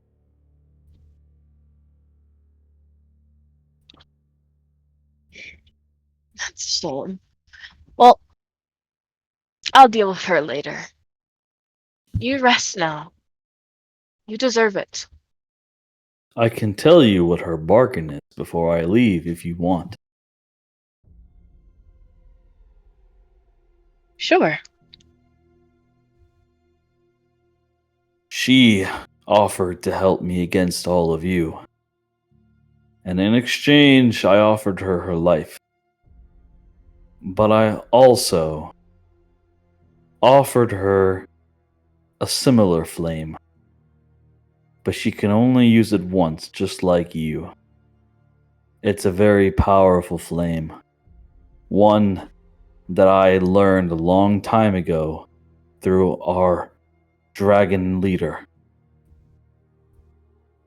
It is the flame of change. It is a flame that our leader used once every century, anytime there was a troublesome dragon within our race. It is the flame of change, and she can change someone's heart to be whatever she wants them to be. She can make them any way she likes, just once, but it lasts for their whole life, and it is irreversible. Beware of this, Hestia, and good luck to you. As he disappears into the air, gone. Just, some casual, terrible information that we really don't like. Good luck! He's gonna use it on Argorius. Oh no. Or Rain. Where am I being at? What if she just uses it on Rain? So the Flamme die disappears, and no, the flame is not physical per se. So the Flamme die disappears, and he's gone. Sean is brought back to life by Rift, and Hestia appears now as well, and everyone is gathered around in this lava battlefield. And as everyone's trying to get it together, the entire area begins to shake even more. The ceiling begins to crumble as spikes are falling on the ground. This entire area is completely unstable. Because, to be clear, there's a building above you guys. So the building is falling apart. And you guys see an exit to get out of here through a doorway. What are you guys doing? Hestia sees Argorius. Yes. Oh god. Where's the exit, by the way? I'll mark it. The exit is I am gonna go over to Argorius and to the other Dragon Force people. It's right here, the red X. Red X is the exit. Oh, okay. I thought you were talking about the red X on Clark. I was like, oh, that's so bad, bro. So yeah, the entire room is shaking. Hestia, what are you doing? She's gonna go immediately to both Markel and Argorius. Argorius flies away as he calls on. He says, "Dragon Force, use your wings. We need to fly up and see how." Sorry. Argorius just kind of ignores you. I don't take orders from you. We need to help the innocents. As the Dragon Force flies, they just fly the fuck off. Oh, that was out of character. Okay, well then he didn't say that. But yeah, no, he flies the fuck off. He's like Dragon Force, move out. As he just they all fly off to help people. I'm gonna go to Clark to carry him out. Damn it! Oh, sweet angel, I love you. But yeah, Hestia's gonna go over. Biggest hug or kiss, I don't care at this point. Hestia's Hello? I don't Hestia's care. gonna go to Markel and hug him. So you get to Markel, and he like he's unconscious as you pick him up, I assume. Wait, he's unconscious? I thought he was awake. Mm-hmm. He passed out. He's in a lot. He's fucked Yeah. up. Okay, quickened healing. I'll waste a fucking shit for him. Okay. How much you heal him? Let me read it so I can make sure how much healing. Spend 2 key points, 1d6 plus 3.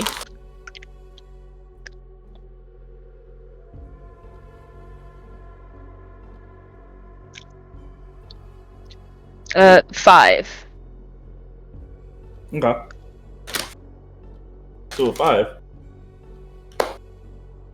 Well, I see 2, but Huh? Oh, 2 plus, it's 1d6 plus 3. I can't do the... Gotcha. So 5. So Markel, he slowly wakes up and he like kind of puts his arm around you. He's barely able to walk. What the fuck did I miss? A lot. What happened to you? I don't remember anything. What did happen to me? All I remember is some syringe getting put into me, and then I became this.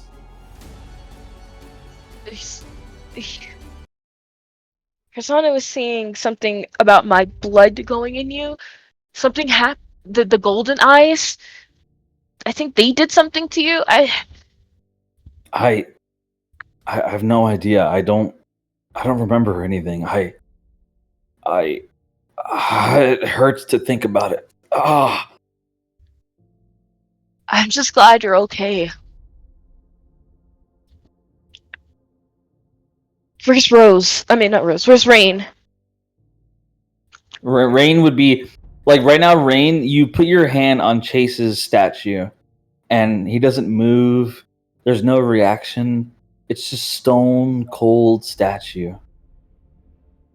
And you notice that, like, without even touching him, the statue is slowly starting to crack.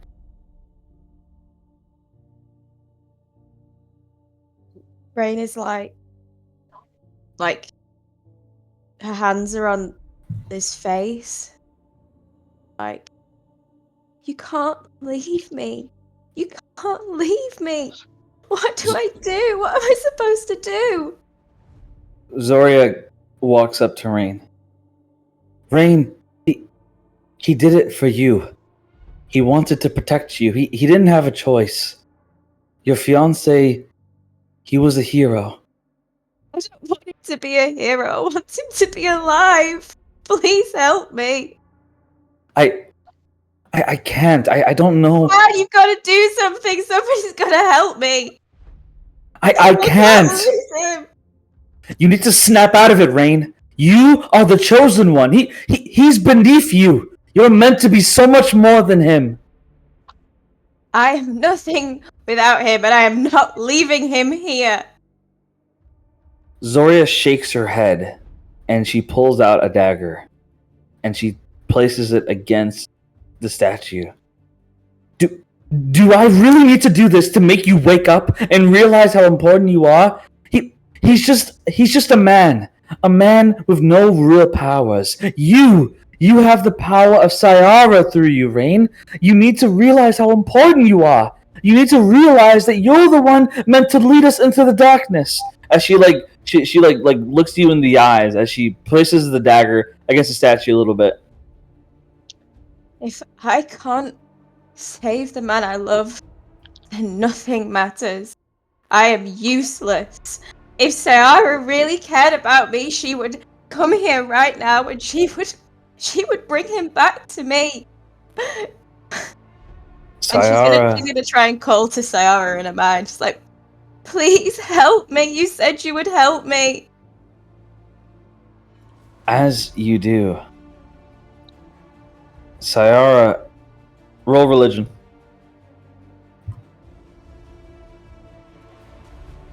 I'm scared. Can I give her a bardic inspiration?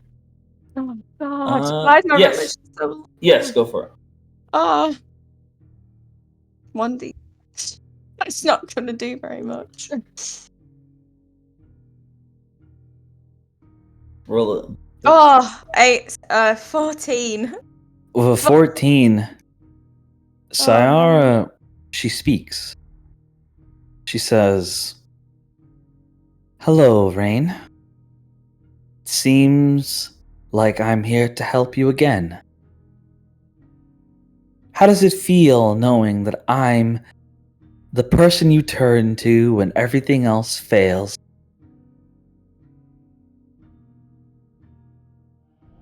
You said you would help me. Indeed, Please, I did. please help me. I don't care about anything else. Please help me bring him back. She hovers her hand, and the cracks on Chase stop forming, and they get mended back to normal. But he remains as a statue. I can fix the statue, but unfortunately, Zyra, or rather his magic, is my weakness. I can't do anything to his magic. You're a fucking god! What is the point of you? If you can't turn somebody back from stone, you are nothing! What is the point of everything I have done, all of these fucking mistakes that I have made? What was the point of anything? Sayara suddenly appears in human form at your face. It's an illusion, of course, but she looks you in the eyes. "Don't speak to me that way! Now I have played nice because of your grief. I have played nice because of your stubbornness. However, I need you to understand something. I hold the power here, Rain. If I wanted, I could snap my fingers and your precious Chase will turn to fucking dust. Now I need you to look at me. And when I say look at me, I mean look at me." As her eyes stare into yours, her eyes are blistering red with wrath. If you're gonna kill me, just do it. Kill you? I would never kill you. You're the closest thing to a life I'll ever have again. No. I will not kill you, Rain. But if I say I can't do something, it is because I cannot, nor any other god. Zyra is immune to the gods. He is a demon. Celestials have no influence over them. Except for the demon of gods, I suppose. But regardless, you question me when I have done nothing but fucking help you. Now listen to me closely, my dear. If you want Chase to live, then you must win the Demon Games. The Demon Games is ran by a woman who calls herself the Demon Queen. She has been here since the beginning of Divania. She is a powerful demon who carries a cure to demon magic. All she can do is give you a vial, and you pour the vial, and the statue will disappear. He'll be as good as new. But you must win the Demon Games to get it. Or steal it from her, I suppose, but I wouldn't recommend it. Regardless, if you speak to me that way again, I will fucking kill him without a second thought. Now I'm going to be away for a while, because you don't deserve my presence for a while. But the next time you call for me, you better hope I've forgiven you. As Sayara disappears out of view. Rain's gonna look at Zoria and be like, how am I supposed to get him out of here? Zoria nods and places her hand. That's something I can do. But are you sure you still want to try to save him? I'd rather be dead.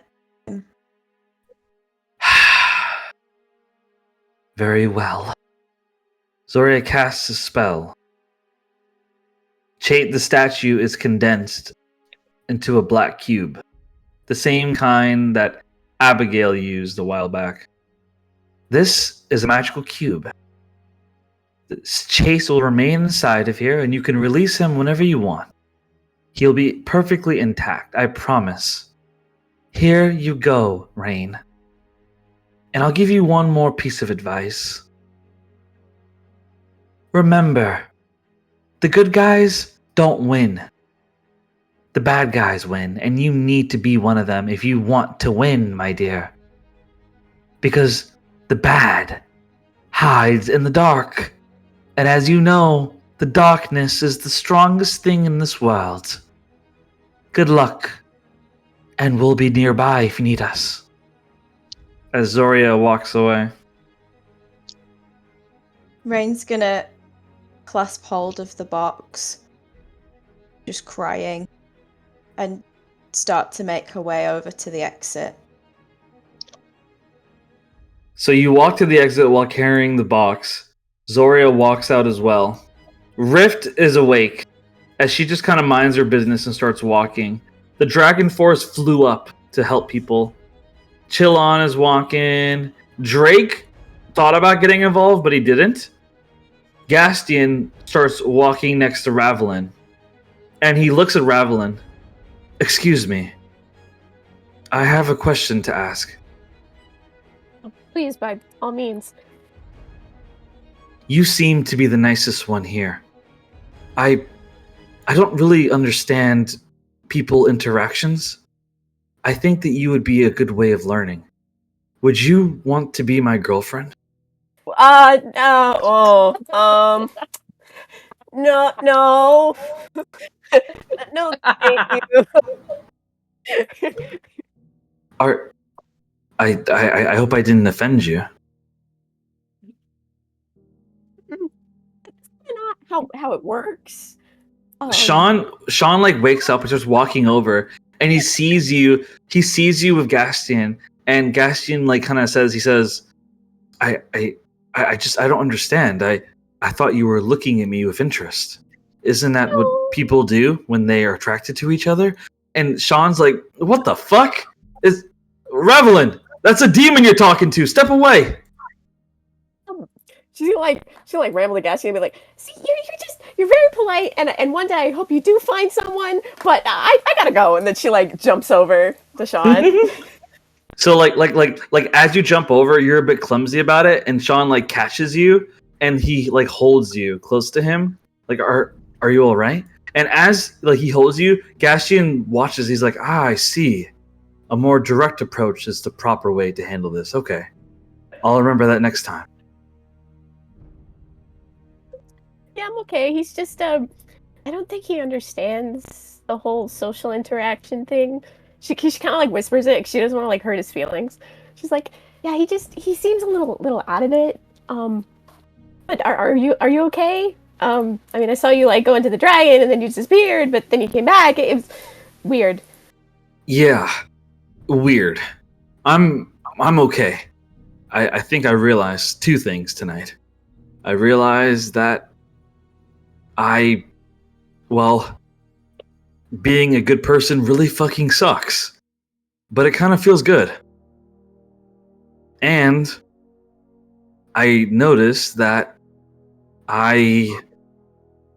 it's probably going to sound really weird and probably a bit, I swear, I didn't have any problem fighting a dragon, but when it comes to this, I suck at it. Okay,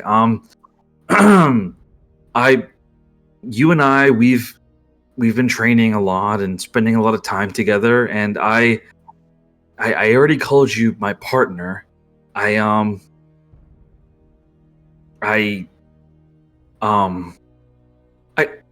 don't really know how to say this, but I don't know if that guy was asking you to be his girlfriend. His face like immediately like blushes. His face immediately blushes and like looks towards Rose and says, "Hey, who asked you?" She like take his hand, just kind of like look at him. She's gonna be like, I mean, if that's what you were trying to do, I mean, I'd like to. He looks back at Ravelin and his eyes wide. Really? Yeah, I mean, I could give a whole list of reasons, but I'd keep it short and simple, I suppose. You are probably the only person in my entire life, looking back, who's ever been honest to me. You've told me how it was, and help me, run away from my dad, which, I mean, it's kind of a plus in my eyes. But I suppose as far as people go, you're not so bad. And then she's just like stammering and like rambling. She doesn't know how to say it. It's like she's never done anything like this before. I might not be that good at this, but I definitely know there shouldn't be this much talking. So how about we both just nod and I tell you that he holds your hand and looks you in the eyes. Normally I would have kissed you, but a lot of people here and someone just died. Probably not the best time for that kind of thing, but I want you to be my partner and not just fighting. I want you to be my girlfriend. And if it's not too much trouble, I would really like to be able to, I'd like to hold your hand whenever I want. If you'd like that as well. She smiles and she nods and she goes, I like that a lot. And she intertwines fingers. He nods and says, well, all right then. I will work on a more specific description of how I feel about you later when I don't feel like I just died and came back to life. And when I don't feel like my fucking face is on fire, because holy shit, I feel like my face is on fire, and I didn't feel that way when I literally had fire shot at me, but I feel that way when I'm talking to you, and it's really hard, and can you stop looking pretty, please? No, I didn't mean that. As he kind of looks away, looking down, I mean just stop being distracting. Okay, let's just walk. I think I need a shower. As he just kind of starts walking. She's getting a little flustered, but she's just gonna smile about it. She's gonna try to laugh it off and just walk along with him. They're still holding hands. So the two of them walk off together, and as they do, so Ravelin and Sean walking together, Riff walking towards the exit, Rain walking with Chase, Chillon, Zoria, Drake walking out. Valerie carries Clark out. I know he has a giant hole in his chest, but can I investigate medicine check? So you can, but the entire room is falling apart. So you risk getting hit if you do that. I'll do it, and then I'll dash with him out. Okay. So you check him over, and he is very dead. I can't stabilize him or do anything? No, he's dead. Yeah, he's dead. Yeah. Well, I don't have spells right now. Okay, I'll just carry his lifeless body out then. So you guys managed to get into the next room, and you guys, unfortunately, after everything that's happened to you, you encounter a new kind of problem. Oh boy. You What? enter into a new room, and as you do, one sec.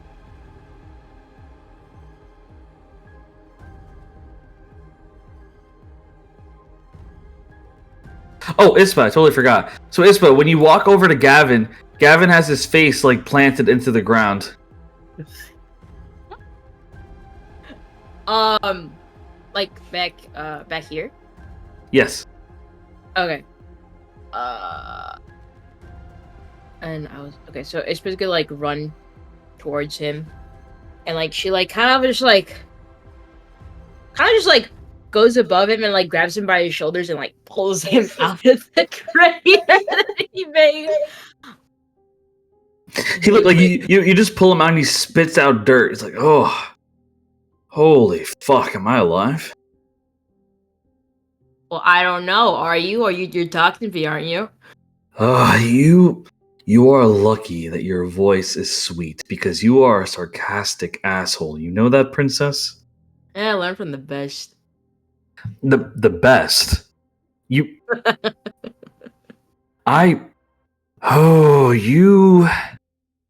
What would my Princess Ispa like? As Gavin kind of stands up and dusts himself off.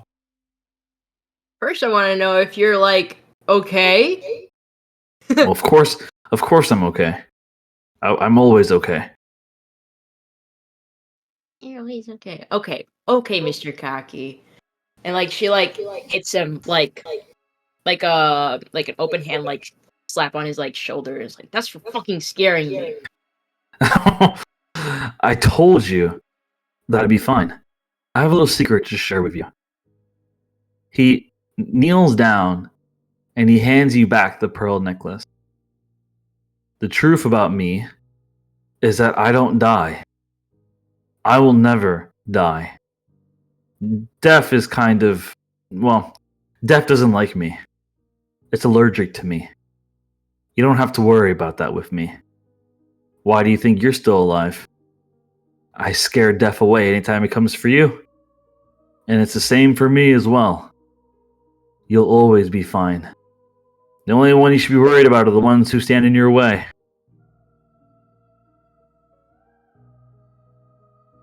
This was like she's like so confused again.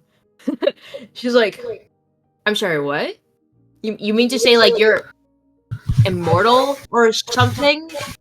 You mean Well- that's something you could have said when we Well- were getting to know each other?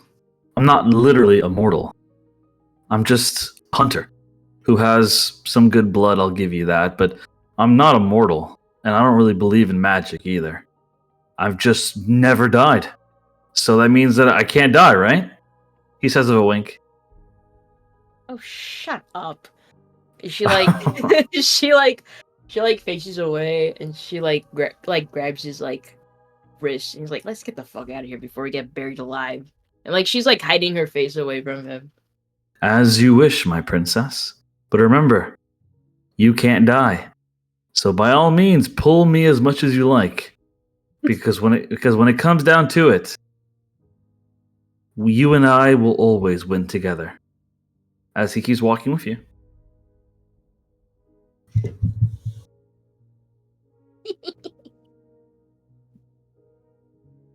So Gavin and Ispo walk together, and I love it. The new players, sweet love stories. The Hestia, Rain, Rose, suffering. Rose is in like grief, a panic attack, and everything. I hate and the you. only little bit of relief she's gotten is A, Valerie has her husband currently. Valerie is carrying her husband's body so she can properly bury the guy. And 2, there's young love going on.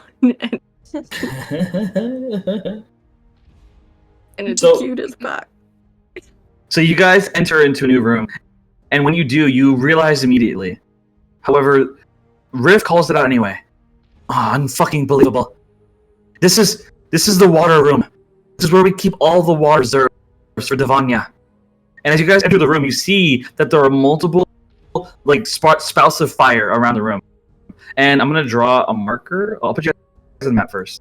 So you see inside the room, you see multiple barrels of water, but you see 2 barrels, both labeled. One is labeled oil, and the other is labeled gasoline. And so you see those 2 barrels of fire slowly getting close to them. And in the room, you see 4 people tied up to barrels with blindfolds and gags. You see Olvin. You see Kyara. You see Mayville. And you see Graham. Can we slowly turn to Rift, all of us? Yes. You hiding something, bitch? What happened? Oh, I slowly turn my head to Rift and I say, you hiding something, bitch? She shakes her head. Absolutely not. I don't know anything about this. This is fucked. We can try to save them, but if we don't stop those barrels from exploding, then all the water will be destroyed. Oh. can Ispa use control flames to guide, like move the the flames away from the barrels. Yes. May I also help her? Oh, Yes. that comes in I so think- clutch. Let's Yes. go. So you two. So since go ahead, Hestia. I was gonna say I don't know the control flames, but like I could try to help since I could move lava one time. I So- could try to do something small like that. So Hestia sets Markel down, and Markel like tries to stand on his own. Like he's like, I'm fine. I can stand on my own. But when he tries to stand on his own, Markel immediately like falls to the ground hard, like badly injured. Bad. Rose would go over and help to support him. He Let's doesn't say a word, As nothing. as Markel gets up, he looks at Rose. Oh, Rose, thank you. Where's Clark? He always loved making a joke about my injuries and how I'm always getting hurt. Well, where is he? Is he back at the tavern? A small cry breaks from her throat. And she doesn't say anything. She just hangs her head as tears just slowly pour down her cheeks. Markel's eyes widen. What's going on? What happened? Stop. Please. I know you don't. I know you don't know what's going on. Hey.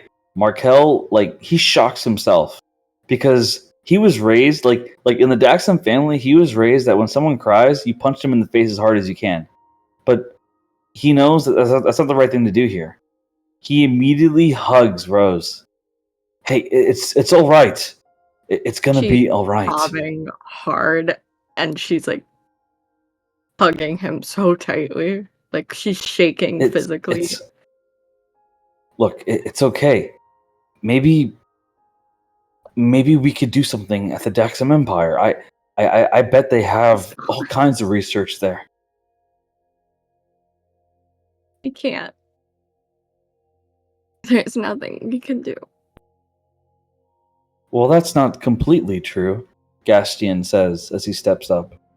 Sorry to eavesdrop, but Riff like chimes in. Shut up, demon! Don't speak to them. Let's focus on the task at hand. Aren't you It's my one, brother. though? Leave him alone. I'll deal with you later. She points at Gastian. I will deal with our family lineage later, but for the minute. So Gastian like looks at you and he says, "You should try to win the demon games. The demon games, I hear the demon queen will give one wish to every single person on the winning team. And if it's possible, then she'll do it. I bet she could bring someone back to life."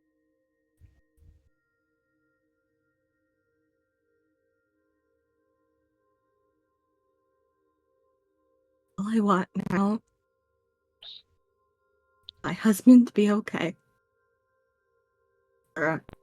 Is an eyes unborn child to have their father. Gastian nods. I can't say that you'll be able to bring him back. But when you guys decide on who you want for your team, I think you should consider me. I want to join your team. And I would happily help you win. I would help you win to bring your husband back.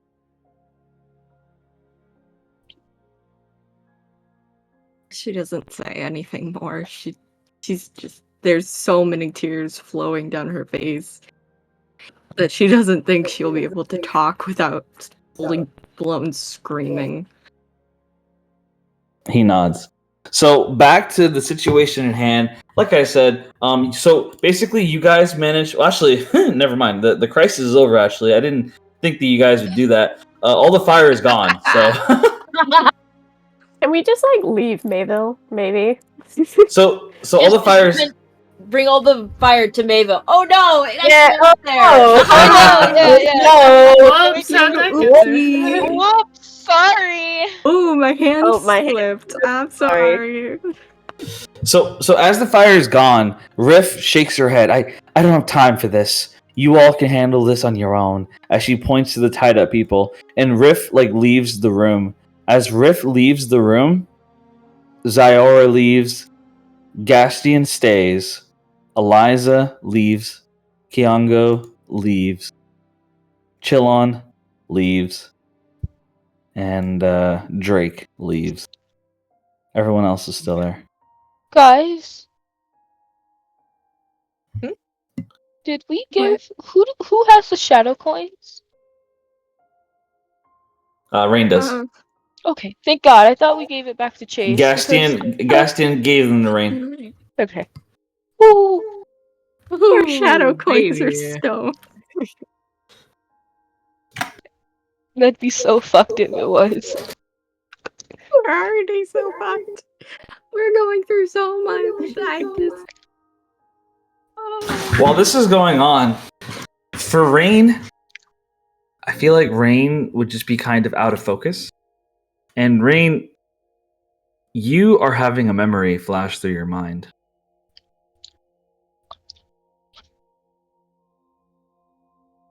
A And memory. it's a sad memory.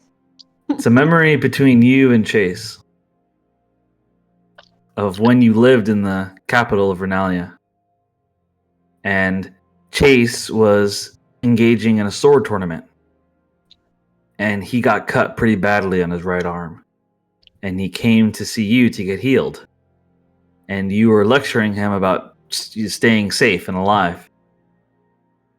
And he smiled at you and he said, "You don't have to worry about me, Rain. I was born to live. I can't die."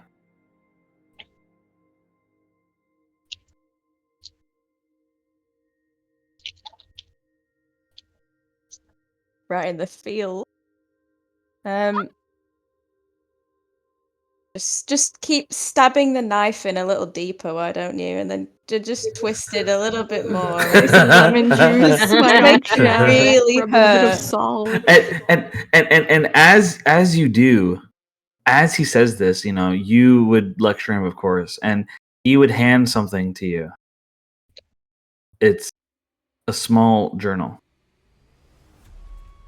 And he says, "I have a deal for you, Rain. Here's the deal.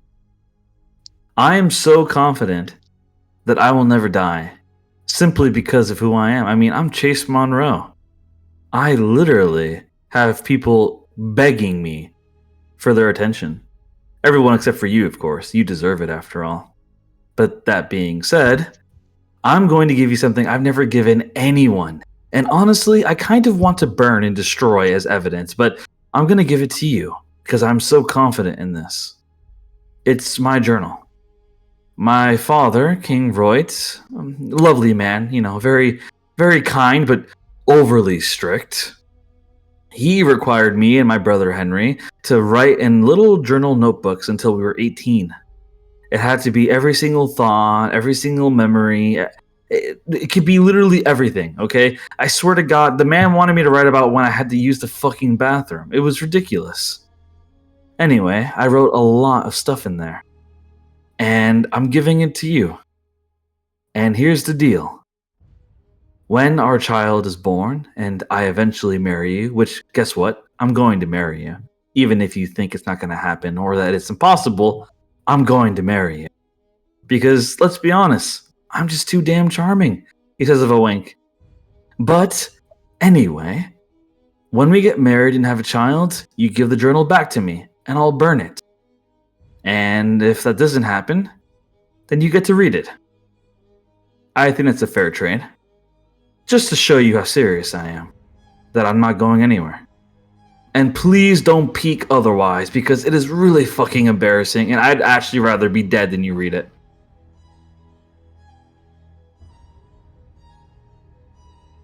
He offers you the journal. Do you take it, Rain?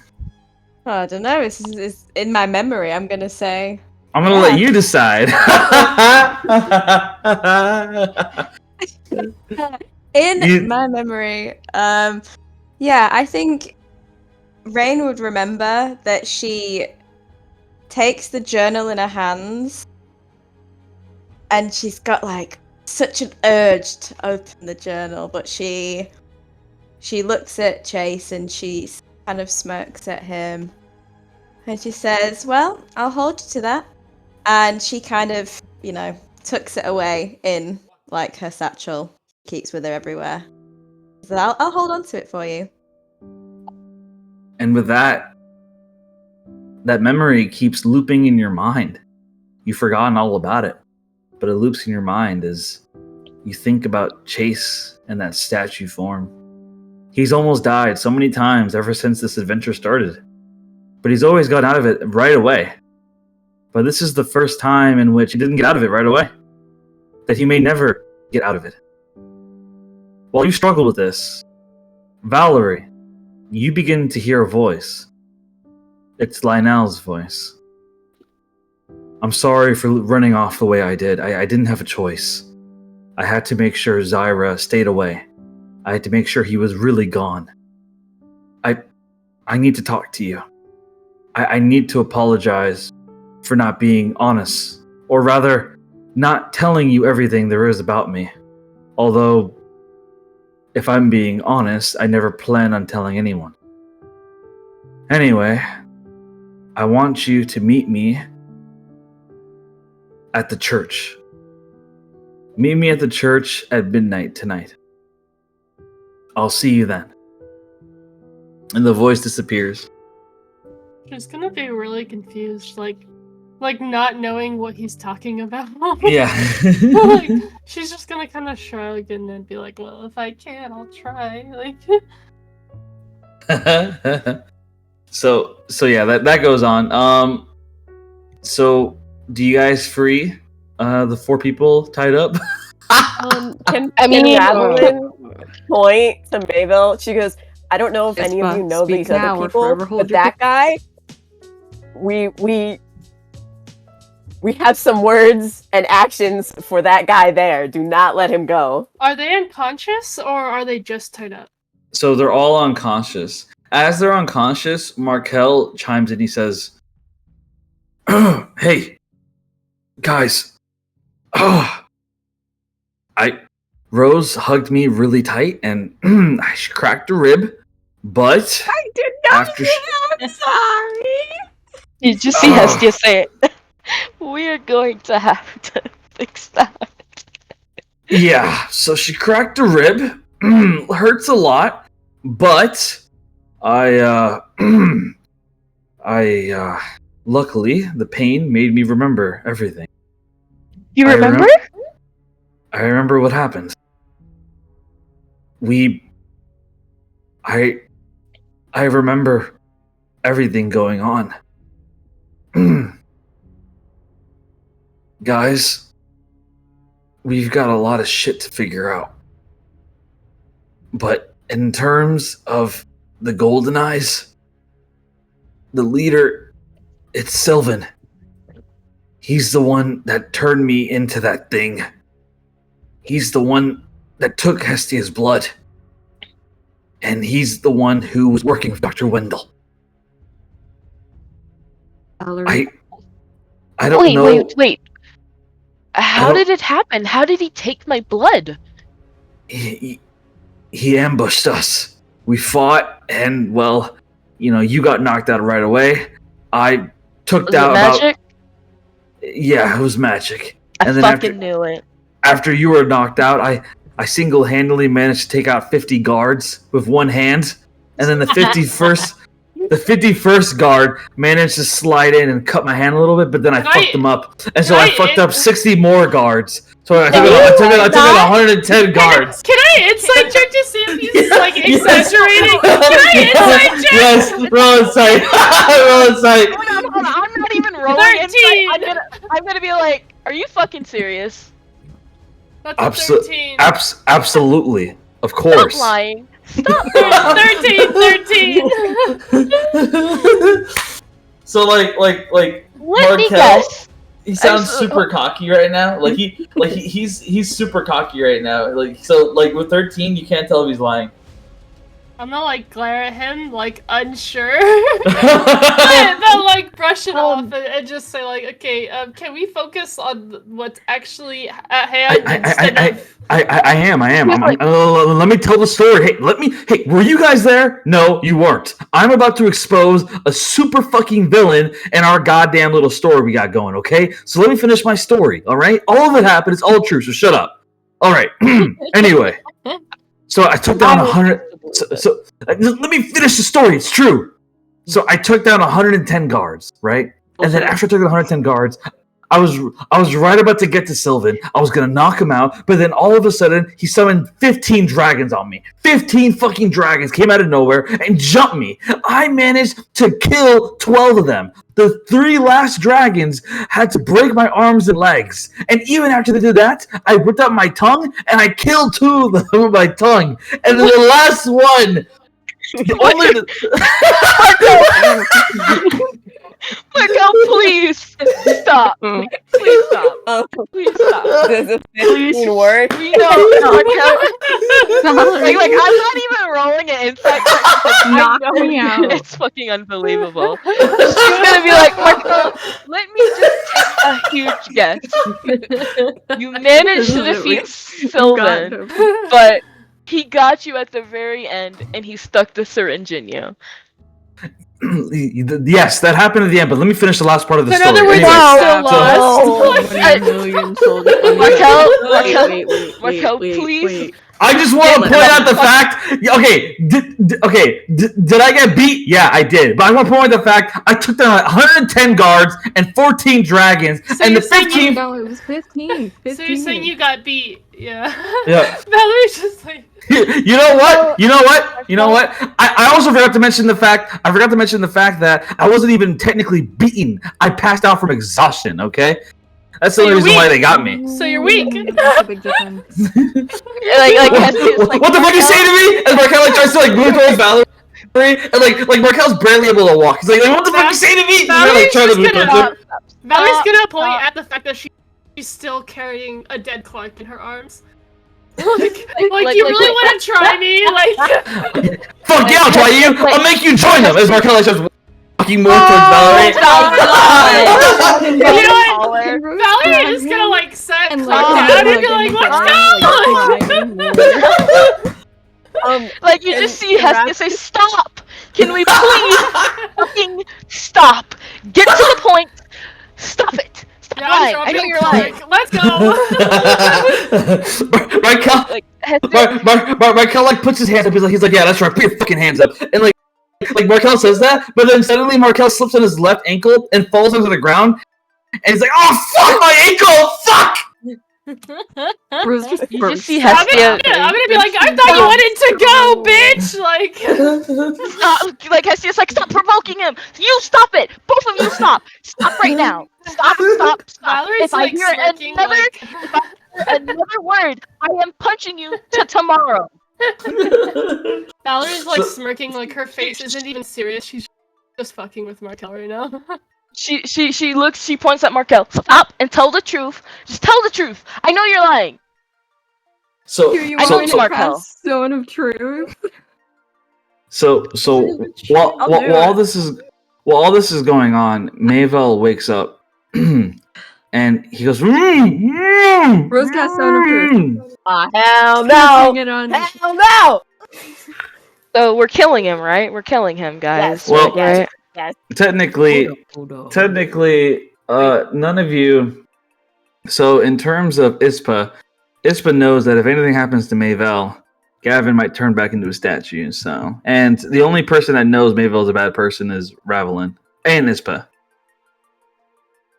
Can Ravelin point at him and get don't even, not right now. As soon as we're done dealing with this guy, and she gestures to Markel on the ground. She's like, as soon as we're done with this, I'm going over there and I'm giving you a piece of my mind and maybe a sword, dagger, whatever I have.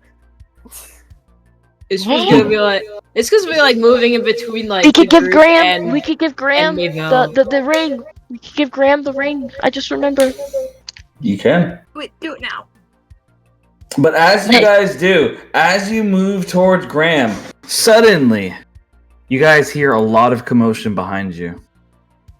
You hear a lot of commotion, and suddenly you see that there are hundreds of people that have entered the room behind you, and all of them are looking at you guys, and they all start chanting, all of them.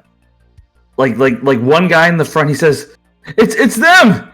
They're the ones that stopped the fire from blowing up the water room! They're the ones that defeated the Flamme. They're the ones that stopped that Zyra guy from getting in! They're fucking heroes!" And like one lady's like, well, what's their name again? What are they called again? And one guy's like, I think it was Barks of Dolores. And one guy's like, no, you cretin! It's the Dreams of Dolores. And then suddenly the crowd starts chanting, the Dreams of Dolores! The Dreams of Dolores! The Dreams of Dolores! And like people are like cheering for you guys. Like everyone's cheering, losing their minds for you guys.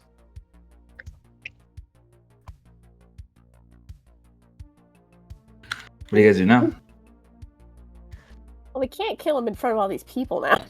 Can I sneak around him, like where no one sees, and knock him back out? Knock who out? Mayvel.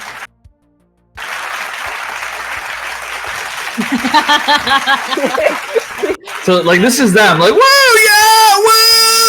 yeah, So like they're all applauding, they're cheering, like they're cheering for you guys right now. So do you guys untie them as they're all staring at you cheering? Can I? Wait. So Ravelin already pointed out that she doesn't like Mayvel, right? Yes, but she hasn't given a reason, and you have a lot of people cheering for you. Can I stealth and sneak like around the barrel and knock him out without the crowd seeing me? So you want to put it on Graham's finger? No, I was wanting to sneak around and not let the crowd watch me knock out Mayvel. Oh, no, there's no way. You're in plain view, and they're all staring at you. I'll just go and put the ring on Graham's finger. So as you walk, do it while you're untying him. So yeah, like as you're walking towards Graham, basically, untie him and try to stealthily so Mayvel doesn't see it. Me put the ring on Graham's finger. So you put the ring on him, and Gastian like walks over. He's like, "Well, I suppose we should free them now." As Gastian like starts untying the other people, and the crowd's like cheering for you guys, saying, "The Dreams of Dolores! The Dreams of Dolores! The Dreams of Dolores!" And you guys are like being cheered right now. Like they are celebrating you guys. They see you as the heroes of Devania. Everyone loves you guys right now, as you guys are being cheered for saving Devania from the dragon. And everyone's cheering for you guys as you put the ring on Graham, and everyone gets up. Kyara, she walks over to Rain. You saved me. Thank you so much. I've forgotten who you are. And Rain walks away. I love it. I love it. Can I like whisper into Graham's ear? Yes. Okay, because Rain told me before that something was going on with him for the ring. So I'm gonna like tell him. I'll be like, make the ring right invisible. now. Make the ring. I'm gonna tell him now. I'm gonna like make the ring invisible. Don't let anyone know you have it. Okay. I forgot to mention earlier. Lionel said midnight, but I'm gonna change that. He says tomorrow morning. Okay. So meet him tomorrow morning. So yeah, so you whisper that in Graham's ear, and then you step back as the crowd like cheers you. They're like, come here, we want to crowd surf you. Come here. Does he do it? Does he make the ring invisible? So like, the ring, like you see, he takes the ring off and puts it in his pocket. Yeah, can I put it back onto? Wait, can I take it from him? Take it from him? So like, so he puts so he puts the ring back on, and when you like kind of point for him to put it back on, and as he does, he just kind of shakes his head. He looks at you and he says, "I need to think for myself," and he just looks away.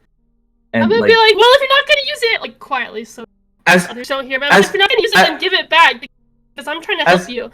We're fighting for you, you dipshit. So use it. So like as you're saying that, the crowd gets behind Valerie. Woo! We love you, Valerie! You're one of the Dreams of Dolores! They pick up Valerie, start crowd surfing her. Can I dodge them? No, there's Can too I many. dodge them? There's too many. They pick No, you I up. want to dodge them! I'm gonna punch the shit out of them then! So, No, I want to dodge them! so there's too many. There's no way. There's too many. Can I yell at them then? Okay, so do you yell at them or punch them? Do both. Okay. So you yell at them and then you punch someone. So what do you yell? I would be like, leave me the fuck alone! I didn't tell you to touch me! So like as you say that and you punch someone, the person falls to the ground and everyone goes silent for a second, and the person punching the ground goes, "Oh my god, she punched me! Oh, it's fucking awesome! I got punched by a Dream of Dolores!" And then the others are like, "Yeah! Like yeah!" Like, they just start cheering and like they all surround you and like grab you. They Yeah, pick I'm you gonna up. whip. No, I'm gonna whip all of them as soon as they enter range. They- Every like- single like- one of them. they surround you. There's too many. They surround you as they just pick you up, bro. There's too many, and then like literally hundreds of Bruh, people. I can't dodge them. I can't dodge them. There's too many people. That's what I'm saying. There's too many people. Can I It's like bonus action hide? Okay, yeah. So you can bonus action hide. So you managed to find like a small little corner to hide in, and they're like, "Well, where'd she go? Where'd she go?" And like as they're looking for her, they're like, "Well, it's okay. Well, look, it's Graham, our future Shadow Priest." And like the crowd goes over and they pick up Graham. They're like, "Oh, get up here, Graham! Get up here!" And they put Can Graham I on top of the crowd. firebolt Graham? Are you sure you want to do that? Please don't I firebolt wouldn't- Graham. Please. I wouldn't. Please don't. So the crowd carries Graham away. Graham Actually, keeps can I minor Graham keeps the illusion ring on. Make it look like they grab him, but they grab some, No. like. There's too many people. No way. Too many people. Man. Sorry. If it was like 5 or 6 people, I'd be like, yeah, go for it. It's literally hundreds of people. There's no way you can make all of them fall for illusion. Can they roll for it? No. So yeah, so Graham gets picked up and carried away. Kyara, like she just walks away, and the crowd picks up Mavel and Olvin. Like who amongst you is gonna let the crowd pick you up and crowd surf you, bro? Rose wouldn't. She'd be like backing up towards the water barrels. It's the laughing is now gone. Reality's now back to her. And she she's Very not fair. having fun. Markel like looks at the crowd and he's like, you know what? Please don't tell me you're gonna crowd surf, because I've if you fall, I'm I'm not not gonna- catching. Hestia, I'm not gonna lie, I've kind of missed this. I am a fucking prince after all. Yeah, right here, crowd, right here, and the crowd picks up Markel. Yeah, fuck yeah! There's a crowd surfing Markel. Yeah. He's gonna fall, and I'm not catching him. Hestia says like, The crowd moves towards Ravlin, and some of the people in the crowd are like, "Oh my god, she's new to the dreams, right? But she looks so cool." And Sean's just like, "Whoa, step back." As Sean like stands protectively in front of Ravlin. She's gonna like whisper like, "Thank you," because she does not want to do that. But she's also like worried about like Mayville too. Like, you know, that's like kind of the guy that got them into this whole mess. So you know, it's so. So eventually, the crowd leaves. And with that being said, we're gonna take a 10-minute break. I'm gonna set this. I'm gonna set the setting of what's going on. Well, more like a 5-minute break. I'm gonna set the setting of what's going on. Basically, the crowd eventually lost interest and they left. But like, you guys are fucking heroes now. They see you as like the Dreams of Dolores, basically. And That's our and name. indeed. And basically, you guys. So Clark is dead. Chase is a statue. Markel is very badly injured. Gavin is badly injured. Gastian is kind of following you guys around for now. Graham is escorted out, along with Mayvel and Ulvin, by the crowd. does he still have the ring on? Because like that's stupid. Graham if he kept took the off ring on. He kept the ring Thank- on. Thank If the not, I'm gonna fucking kill his ass. I Lord. don't give a fuck. So Thank God. Graham keeps the ring on, and Make the crowd. it invisible. and- Sorry. And the crowd disperses. As the crowd disperses, you notice at the last second as Graham is leaving the room, as he's being crowd surfed, the ring turns invisible. Thank you! Fucking finally. Goodness, he Thank listened. the fucking Lord, bro. Thank the Lord. So as the crowd leaves, basically, Argorius tells you guys that he understands you guys have been through a lot, and so he gives you your own little house to stay in to sort out your business. He says that you guys don't have to be in the Dragon Tavern anymore. So Well, we would like to be in the Dragon Tavern so we can talk to him. he says he doesn't think it's a good idea. That everyone knows where the Dragon Tavern is, and you guys are going to constantly be surrounded by people wanting autographs and such. So he put you guys in a more discreet house in Devania that is a very nice and comfortable place for you guys to stay in for the time being. And with that being said, I'm going to let you guys... Well, like, after the break, I'm going to have you guys sort out where you want to go to Thank sleep. you! I'm 'Cause we gonna. need to talk. Yeah, so I was gonna say I'm gonna let you guys sort out where you want to like sleep and stuff, and you guys will finally get a long rest. Anyway, Let's 5 minute go. 5 minute break, everybody. I'll be back. Alright, I'm gonna go get myself my We got it at green 2. machine smoothie. I was dying. God, I was alright, like, bro, I was meant to kill Graham. Like, actually, I was meant to Bro. throw hands on this man. My point exactly. I was like, no God fucking way damn. Captain is gonna do us dirty like this, bro. It's Like, bro, Jesus Christ. like, bro, if he's not gonna wear it and like help us, then I want that fucking ring back, and I'll kill him. I don't care. I want my mind to be my own. Well, with this, it will be. Yeah, he's like, I want my decisions to be up to me, bruh. Says the one being manipulated. Like, Oh. Yeah, but then he's gonna think like we're manipulating him, and he doesn't. It prevents manipulation, meaning now we can't. No, I think he trusts us because he's turned it Unlock invisible. clock. So Yeah, and we're Okay. fighting for him, like literally. Bruh. I love how you were like punching and yelling. I want to do a quick mental check. Rain and Rose, are you guys okay? I'm okay. Yeah, I'm good, sad, man. You know, though. living the dream right now. Listen. I hope you guys are still having fun. There are multiple ways to potentially bring them back. You just got to figure it out, you know. I would you're say gonna rip them away from us again. I mean, I mean, like that in the most loving way possible. I mean, I don't know. Shit happens, man. I don't know. Shit happens. there it goes. Can I ask a question But- Trying to about open- Rose? 2 questions. Yes.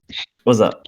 One, did Zyra's curse, or not Zara's curse, somehow make its way to the descendants? And 2, is she a No.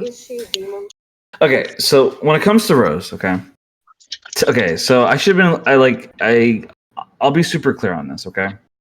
So when it comes to you, Rose, so technically you don't have the blood of Zyra. What it is that he used his magic to make your mother fertile. So that's basically what happened. So like you're like at best you have some of his magic, but that's really it. You didn't get any curses Oh. or anything like that. So like your mother and father are your mother and father. He just gave your mother the ability to be fertile, and he did that because he likes to plant magic into people and to potentially recruit them in the future. So like yeah, like you have a bit of his magic, but you're not cursed or anything like that. Yeah, because I've been running on the basis that, like, 1/3 blood related. No, you're not.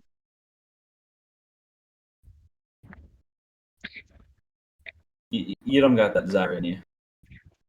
Oh, okay, so she can just stop saying we're related. Ugh. Related by magic, though. Yeah. That was crazy. Okay, Glad so we we finally made need it a out. debrief after these 5 minutes.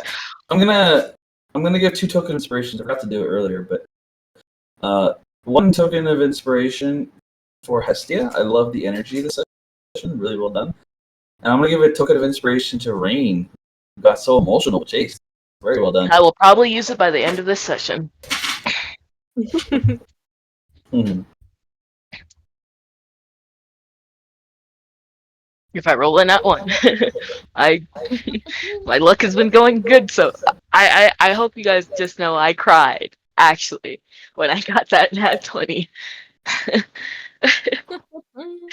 Oh my god, it was like the gods telling me, we're not gonna ruin Hestia's day.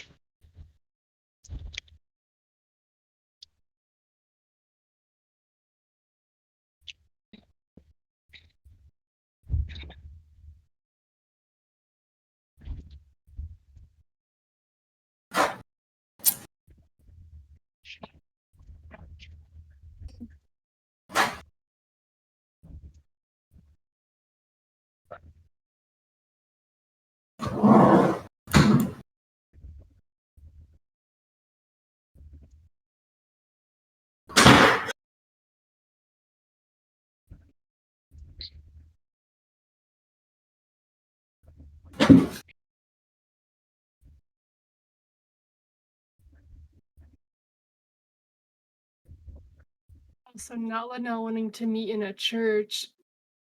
Gross. No. Oh.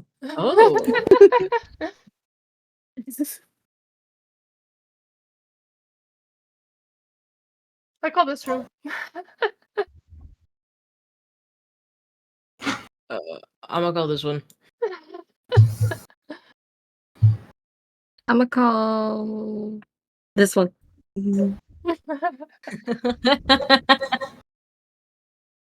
I'ma call this one. Actually, yeah. Oh wait, You gotta move it, this bro. one. I'm trying to.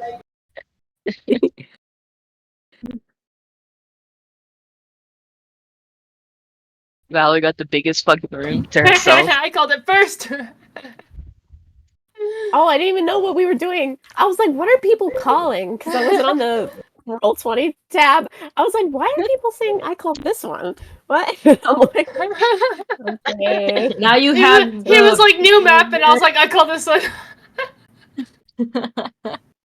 You map with this? Gavin gets this room. No,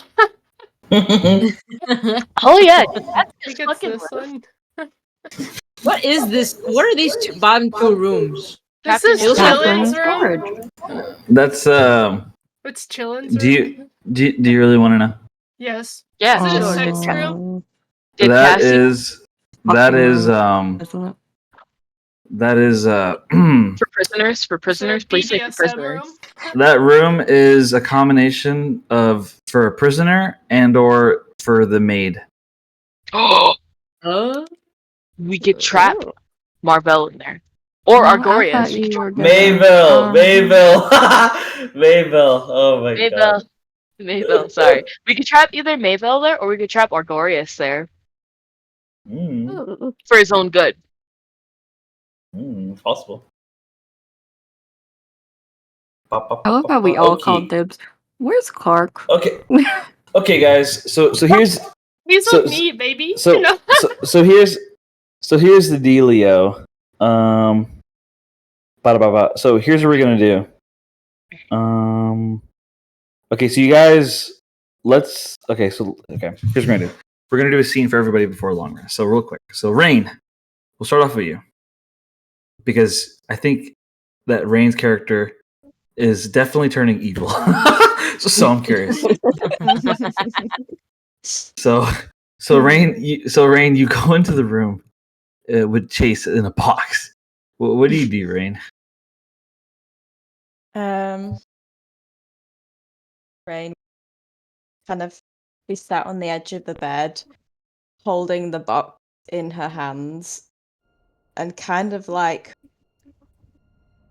blinking her eyes shut and then opening them again, kind of like wishing that she was gonna wake up, but just seeing the box in her hands and like just realizing that this is the reality that she's in and that she's failed and that everything she was trying to do is basically just no point.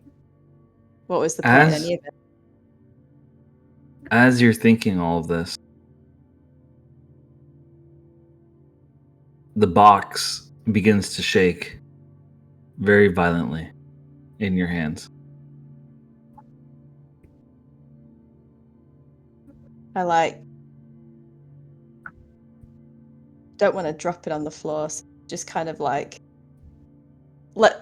chucks it next to her on the bed. As you chuck it, suddenly the statue form of Chase comes out and it slams into the wall, and the statue snaps in half.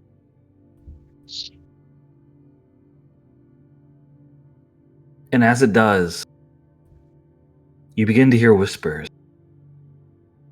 Whispers of a familiar voice that you've heard in the visions before. I've spent my whole life trying to be better, when the truth is, I'm just a puppet to Pandora. But I'm okay with that fate. I'm okay with doing what I need to stay alive. I've made many mistakes in my life, but meeting your mother wasn't one of them, Chase.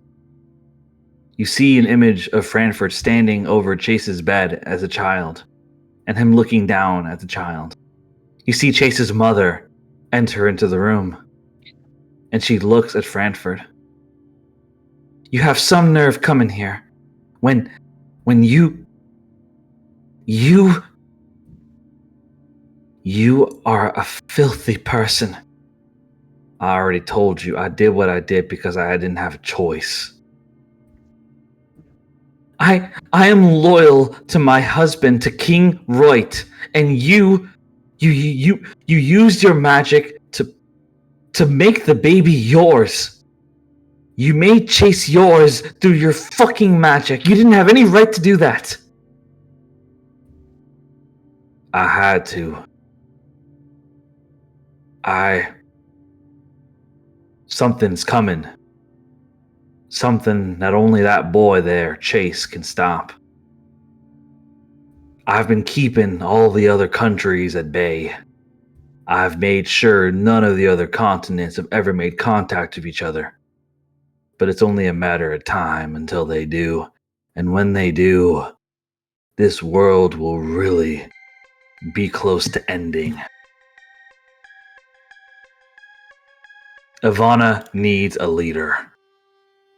Someone who has my power, but it isn't empty inside like I am. Pandora took the part of me that is capable of empathy or sympathy. I have given the future ruler of this kingdom my gifts. He needs to grow up and lead the others into a powerful nation. And when the time comes, maybe he'll be the one to unite the world. I know that I won't be able to.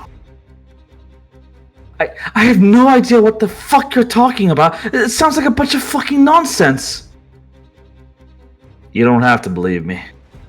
All you need to know is that that boy is special. He is more capable than anything you could imagine. And when it comes down to it, love will determine whether or not he saves the world or he destroys it. So make sure he's loved, girl. As Franford walks out of the room. And as this random memory disappears from your mind, the statue turns to dust. And Chase appears completely fine, standing on top of the bed. He gasps a breath of air as he licks his hands. Well, what the fuck? Well, what just happened? It's a dream. Dreaming? It's not a dream, as Chase just hops off the bed and hugs Rain tightly. I don't know what happened or what's going on, but holy fuck is it good to be able to do this again. I've been stuck like that for fucking days, as he hugs you tightly. Rain's like frozen in like shock, and she kind of doesn't know what to do. She's just like, I thought you were dead. I thought you died. I wasn't dead. I, I I was stuck back there for days. I saw things, Rain. I saw things. What do you mean for days? How can it have been days? You were turned to stone hours ago. That spell, it doesn't do what they think it does. When you turn to stone, you enter a new world. Or at least I did. I entered a world that I've never even heard of before. It's gonna sound crazy and insane, and like always, I'll tell you everything. Because, well, good news, I'm still me, and I still know that in terms of decisions, I still want you to help me because, God, I can be fucking dumb sometimes. But that aside, I need you to listen to me. We need to do the demon games. We need to win. And after we win, we need to kill the demon queen. And we can only do it after we win the games. If we take her out, then this place will always be safe. I know it's a lot of moving pieces, but that's the most important piece. You have to believe me. Don't care about these demon games anymore. What? I don't care about what other people want us to do. I can't keep losing you again and again. I just want to get out of here. I don't want to do this anymore. Oh, Rain. We both know that we can't give up. We need to fight for our home, for our future. I won't force you into anything. If you want time, I'll give you time. But we can't give up. We need to stand together. And we have to take back our home. I'm going to rule this world. And I want you by my side when I do it. Please, don't give up on this. Help me save the world. And in return, I'll give you whatever life you want.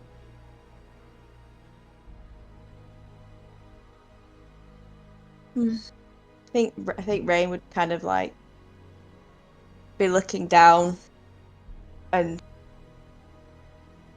like really visibly stressed, and she'd just say, I can't watch you. I don't care about the world. I don't care about anything. I don't care about anything. And I'm scared. I'm scared that if I keep going down this path, I'm not going to be the same person that I was at the start. I'm scared that I'm going to do something and I'm going to live to regret it. I feel this darkness inside of me. I can't control it. And I'm worried that it's going to get you killed. And then if something happens to you again, I'm going to lose it. I'm going to snap. Rain, you make a lot of really valid points. And I'm sure we could talk about it later. But like I said, I've been gone for 4 days. So don't take this the wrong way. But can you shut up? As he says this as he kind of kisses you on the cheek. I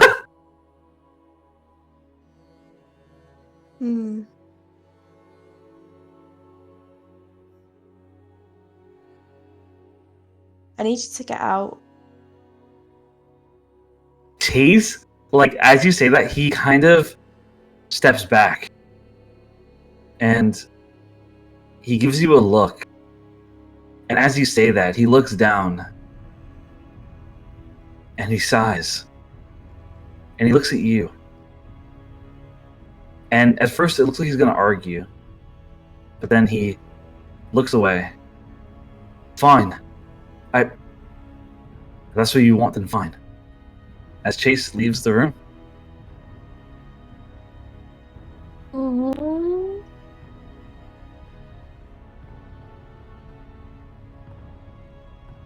Okay. Damn. And you go to sleep, Rain? I'm just gonna. Huh? I'm gonna sit for some time with my thoughts. Okay. Sounds good. So that goes on, and do Rose. Rose, you go to your room, and what do you do? Probably pulls up the chair and sits in it, staring at the bed.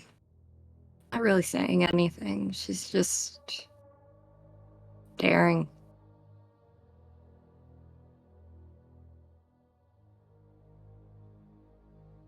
Okay. Very well said. You take a long rest. And Rain takes a long rest as well. He also tunes. She tunes. Yes. So in terms of attuning, yes, you all attune. If you want to do the psychological test, unfortunately I'm drained of energy, but we could do it in TextRP. But if you're just doing a normal attunement, then you can scratch one off of your attunement number count. And I'm gonna be generous because I know that you guys have been like kind of stuck on the same day for like 4 sessions. So I'm gonna be generous and I'm gonna say that you guys can do 2 attunes at the same time this time. So 2 attunes knocked off. That being said, Hestia, Markel joins you into the room, and as he does, he immediately, like the moment he lays in a bed, he passes out.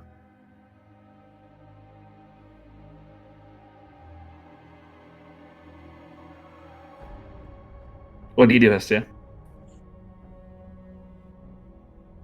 Sorry, I was like, since he got possessed by the Flamme, is there any like remnants?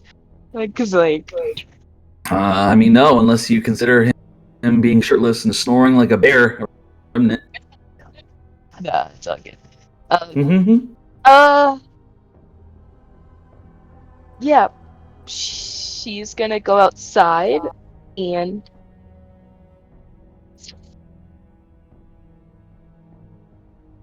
she's gonna knock on Valerie's door.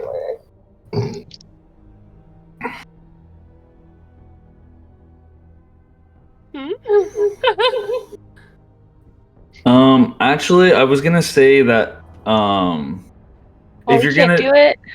no, you can do it, but let's save that for text RP. Okay, yeah. So Okay. while that's going on, Sean passes out from exhaustion in a bed. What do you do, Evelyn? She's gonna pass out too, I guess. I mean, she's kind of Okay. worried though over like the whole like Dr. Wendell thing, because she makes a mental note to talk to Markel about it because of the whole Sylvan and Dr. Wendell situation, and maybe she could get more answers that way. Okay, very well said. You got a long rest. And Ispa and Gavin. Gavin goes unconscious immediately, and like his body takes up the entire bed. Like he does like a swan pose as he's just laid out on the whole bed. Oh god. And he's snoring like an ox.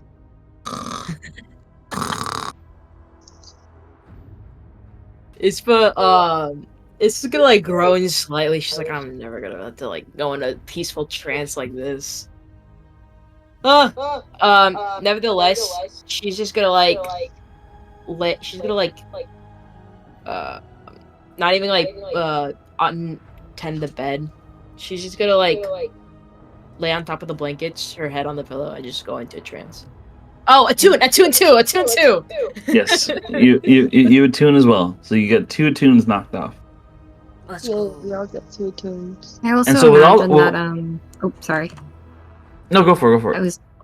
I was gonna say that before Clark's body is taken wherever it's taken, Rose would have done the ceremony funeral rite on it. So it keeps the body. So in terms of Clark's body is still in your guys' house. He's been put in a room Valerie And- would have given his body to Rose to do whatever she wants with it. So the body's still in the house. It's inside of a preservation room until you guys sort out what you want to do with the body. So the body's in there, Oh, okay. and Good to know. yeah. So with all that being said, it's been a long and painful session. A lot going on. I'm not gonna lie, I was not expecting you guys to stop Zyra. I was expecting you guys to not be able to send him back. So bravo on that. Also, a lot of other stuff was really crazy. Let me think. Okay, so with all that being said, really good session. I enjoyed it a lot. Rain, she seems to be having a bit of a existential crisis, in which she feels as though no matter what she does, no matter how hard she fights, it'll always end in tragedy. It'll always end in death. Chase tries to comfort her, to make her feel better, to inspire her to fight. However, she takes this the wrong way, and she asks him to leave. Chase leaves the room, not sure what to do now. Meanwhile, Valerie has been told by Lionel to meet with him, not knowing why, tomorrow. She has no idea that he is the twin brother to Zyra. Rose has watched Clark be killed in front of her. She could potentially bring him back, but she doesn't know how, and she's dealing with the grief of losing him. Ispa finds herself to get closer and closer to Gavin as she bonds with the group more and more. And Ravelin has developed a relationship with Sean much more officially now, as they bond together, and they have to sort out what they're going to do about Sylvan and his hold over them.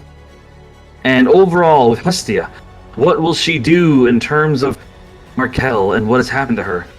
What will she do with the Flame of Life? And what is she going to say to Valerie? I don't know, but we'll find out next session in the Chronicles of Dolores. That is the end of session 10 of the Chronicles of Dolores. Great session, everybody.